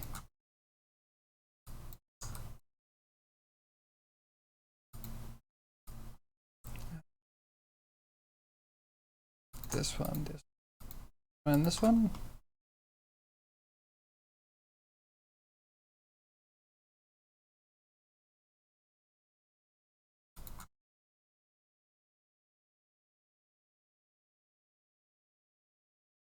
I don't know. Break. Layer. Oh, I tried to add it to a layer. Dumb on it. Way unnecessary. Who even uses it?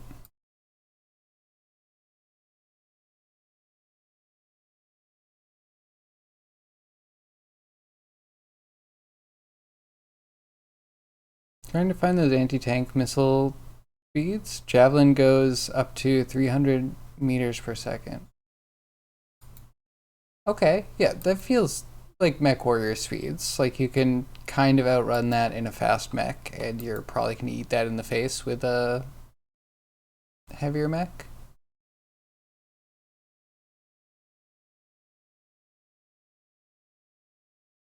Meters per second. It's not even, yeah.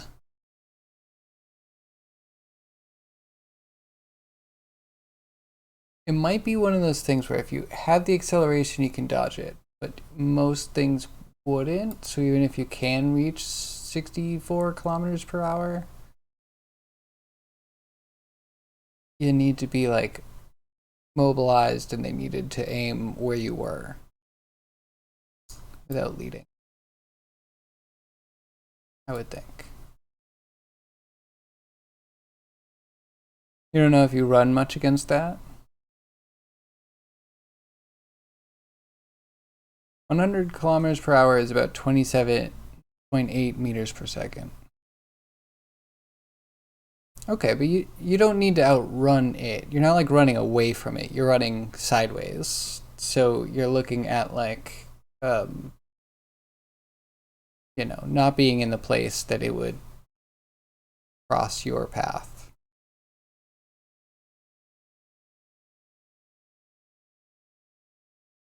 But okay, so that does say, so if you're at 150, then they're already way too fast. Hmm.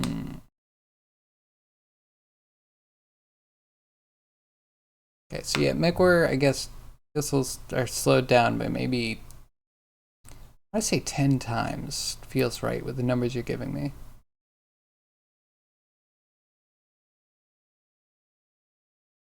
So if they're homing missiles, it depends. There's like short range homing and long range homing. And the long range homing homes less as it goes. So it can't take like super quick turns. And the short range, I think, is pretty decent. Technically, streak SRMs, which are the lock on short range, are the highest damage per ton of ammo because they can turn really fast and they almost always hit.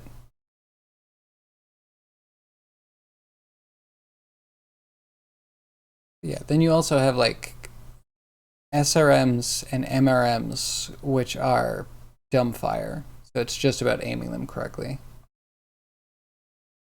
Oh, LRMs also go up, right? So it's not like you're firing a homing missile directly at the thing that you want to. Like, there's always an arc and it like comes down because it's always trying to go over whatever might be between you and the enemy, trying to get almost a 90-degree strike on it. You can get like cockpit hits and hit mostly like torso stuff. Yeah, there's an added, pretty big added flight path between the. I mean, I guess it's also kind of like HIMARS, the weapon that's used a lot right now over in Ukraine. That way you can't easily tell where it's coming from. It'll like change its trajectory. Yeah, flight paths are not the most efficient thing between A and B because terrain. Javelin is an infrared homing. You don't know how much, if at all, it can compensate for target motion. Anti-air, on the other hand, is all about prediction. That makes sense. Yeah, and you can only change your momentum so much, so it's pretty accurate.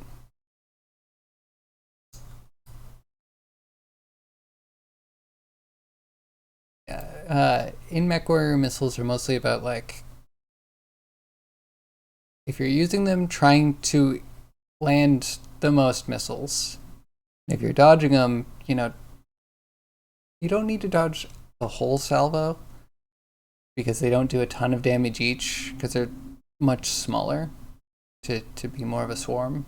You just want to dodge most of them.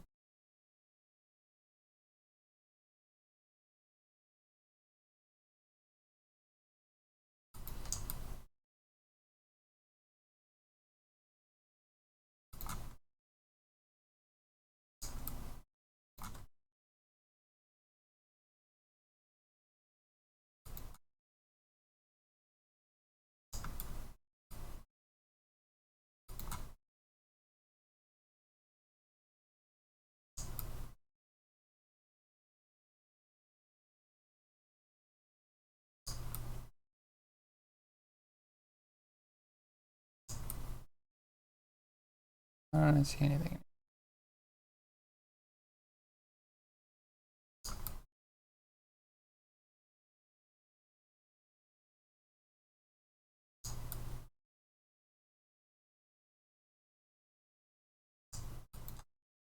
Good enough.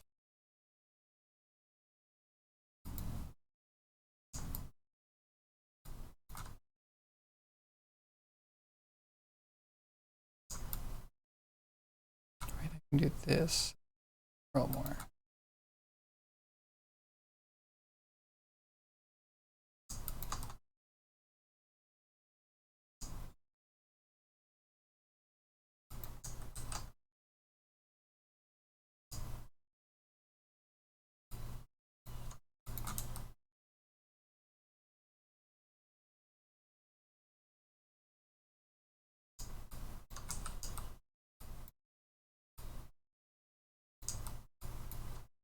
I'm gonna need to go back to the other one and do a better.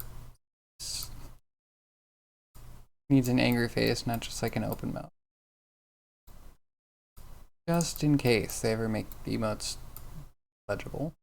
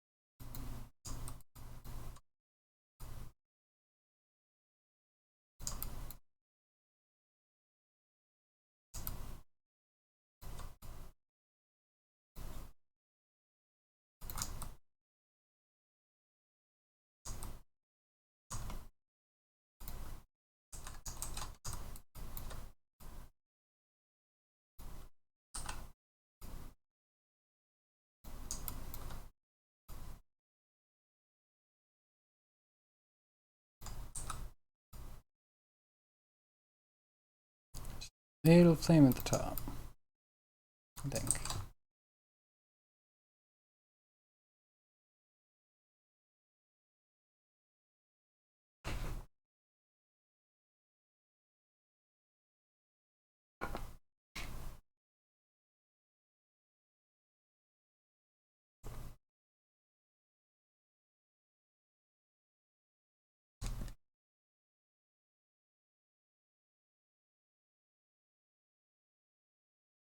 Am I gonna do a fire? I didn't think that far ahead. Now I'm regretting my decisions.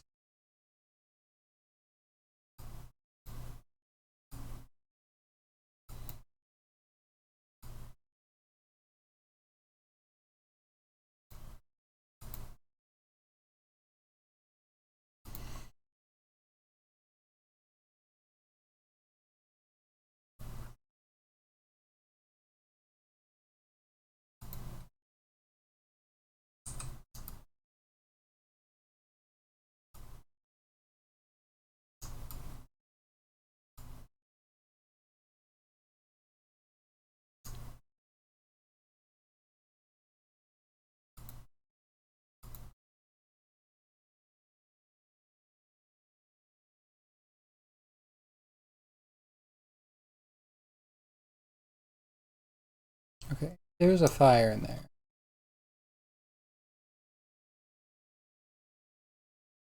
Be okay.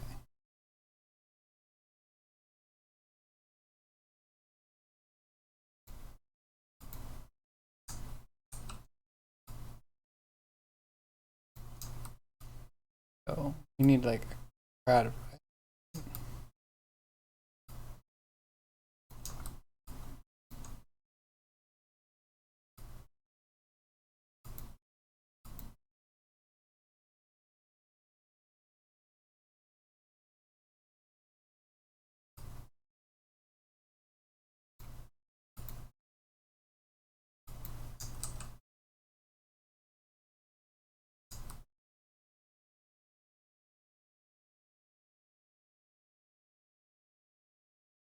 Okay. So brown handle, the gray might be okay as long as we put a fire on top of it. It should be blackish.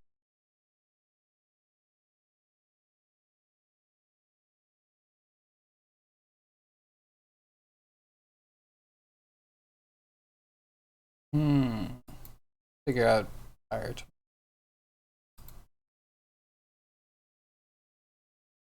Oh, we have some materials already.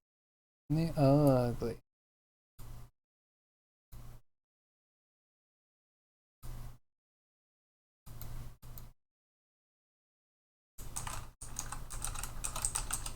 Actually, I know I've done a torch somewhere. Just see if I can dig up whatever old torch I. It's so small in an emote. Doubt anyone would know that it's old.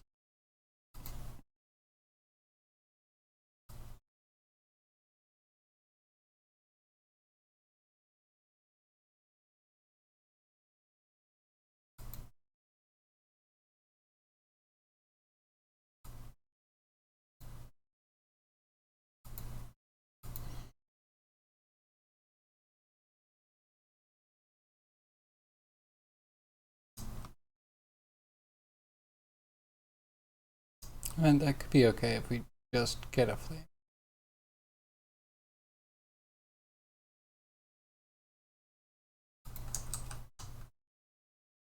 At this scale, I bet we could really phone in that fire though.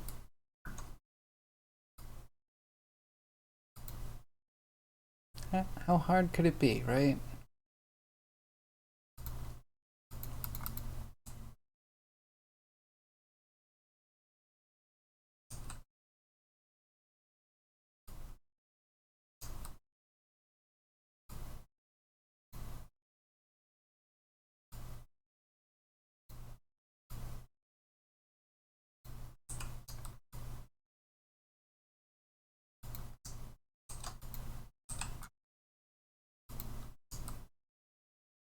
Let's see what we can do for like a really quick flame. Super quick.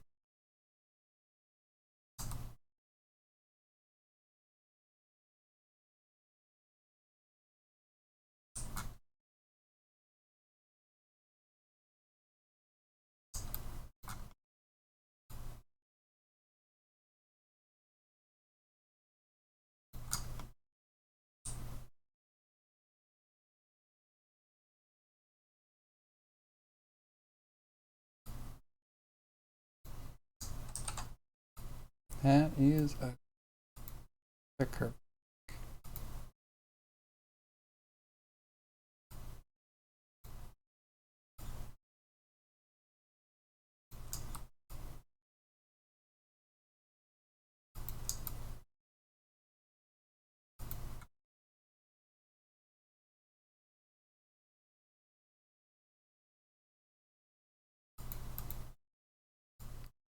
We might have a couple of these.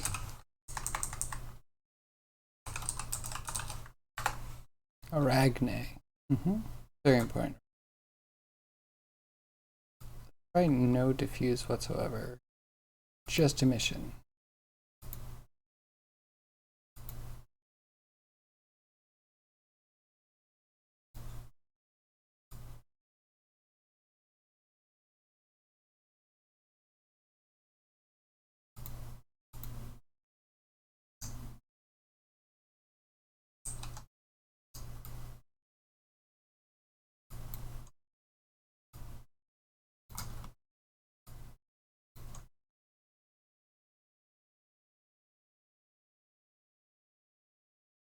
Make you flame yellow.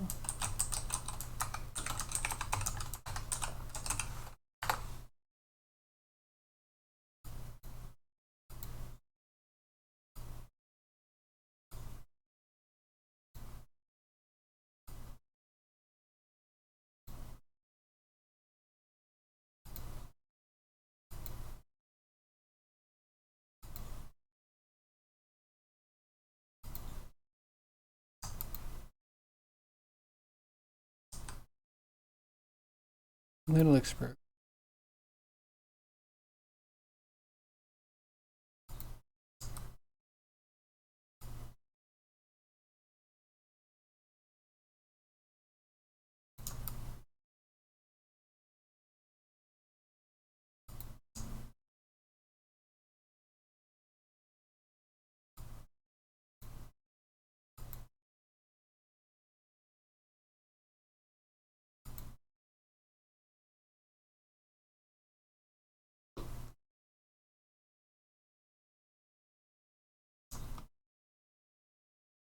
I think that be bright.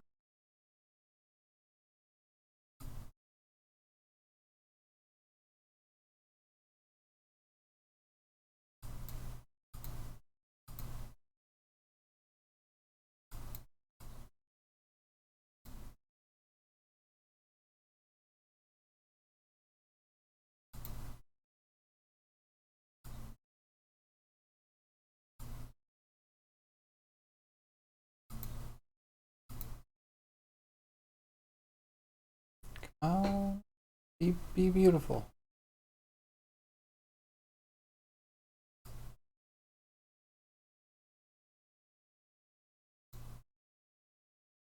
It's better. It almost seems like we want it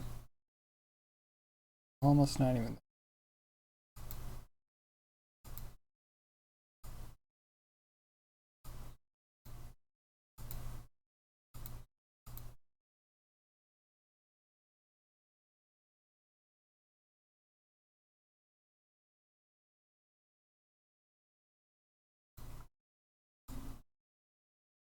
Why do you have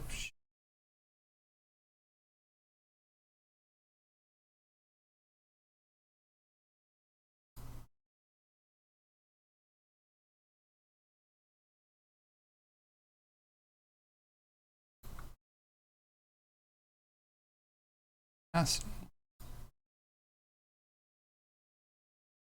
There's a transmission.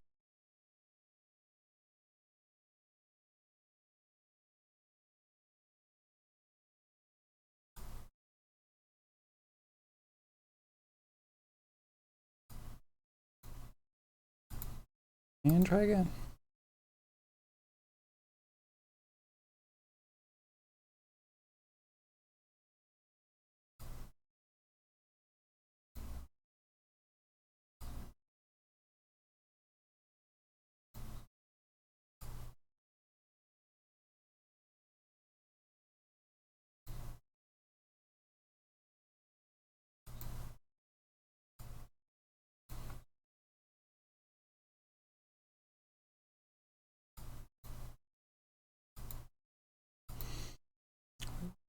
We'll get this eventually.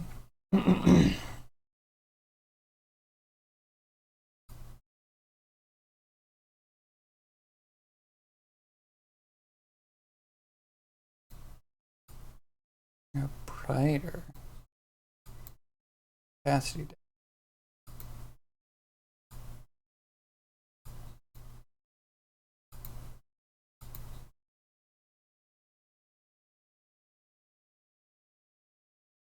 Yeah, there we go. Perfect. Ish.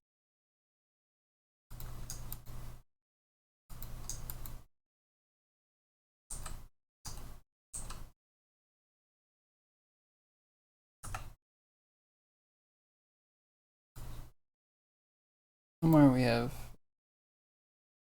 the editor.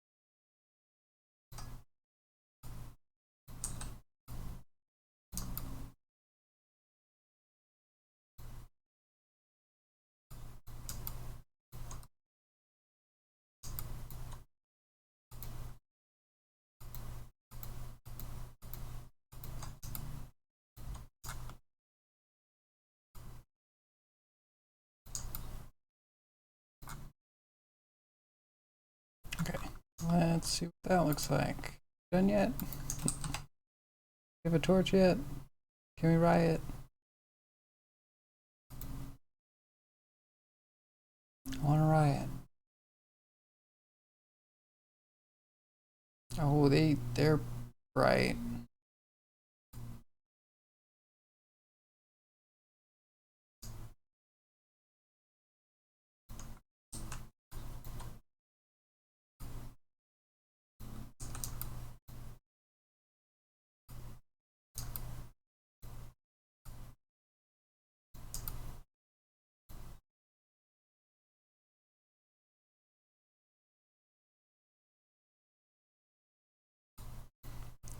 Just us.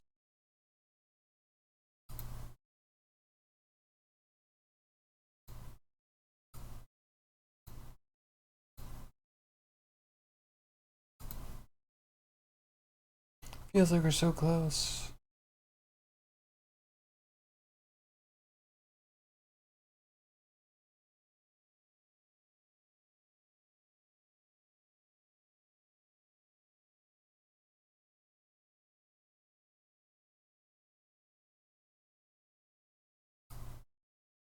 Alright, are in play. Deep.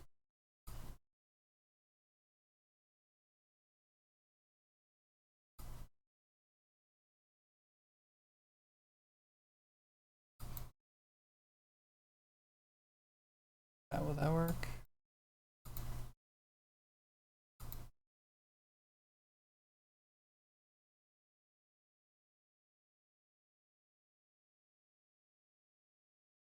Actually, kind of really like.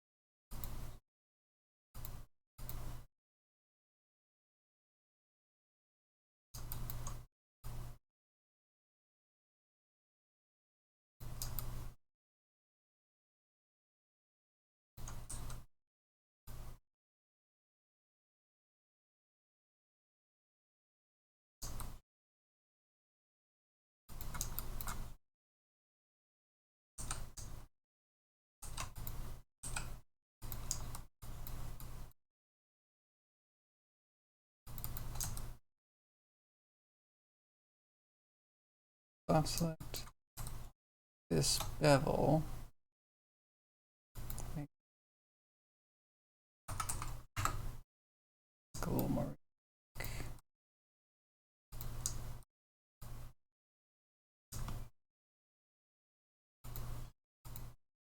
Because the bottom of the torch is a little hard.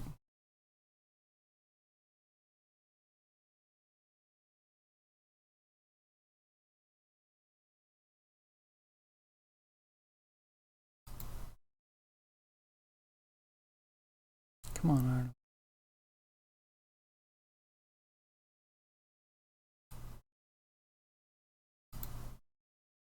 Has it just reached that time where Arnold doesn't want to work anymore? There we go.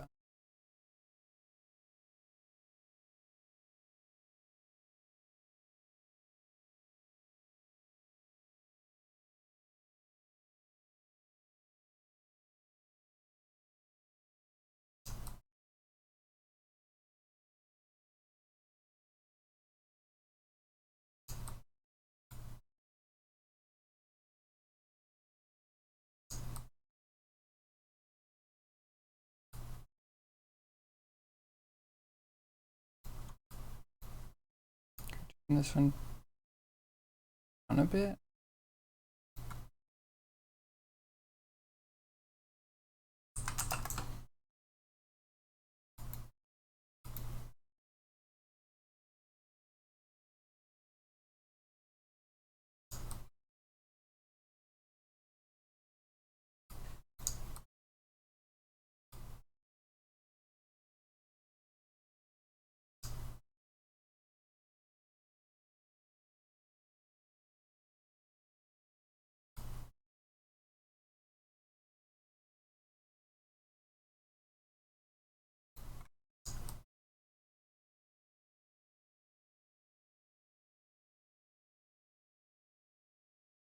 Almost. It's a good start at least.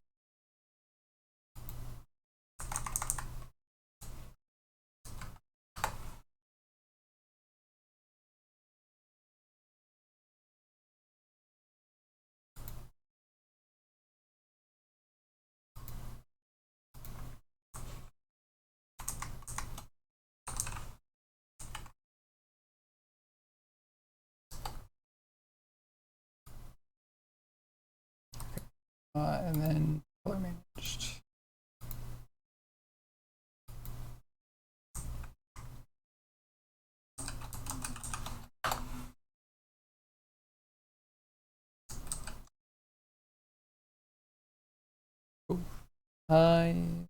Hopefully that reads.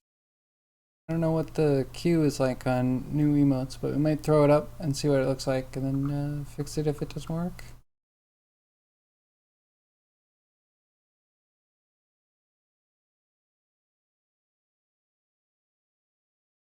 Seems okay.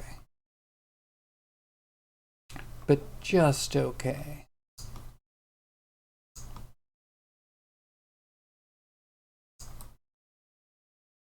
And more time at emote scale.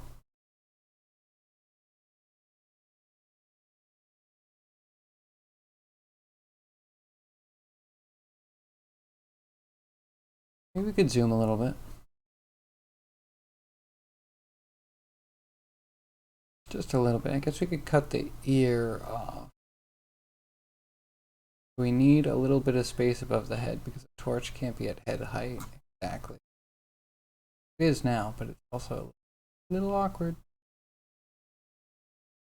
Anywho, it is time for me to run away. I must retreat.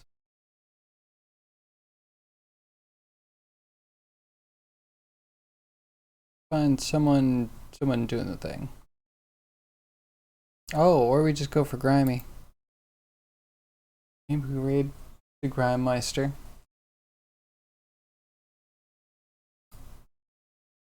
Oh, is he going right now? He is. You raiding me? I really hope not. Can we do it?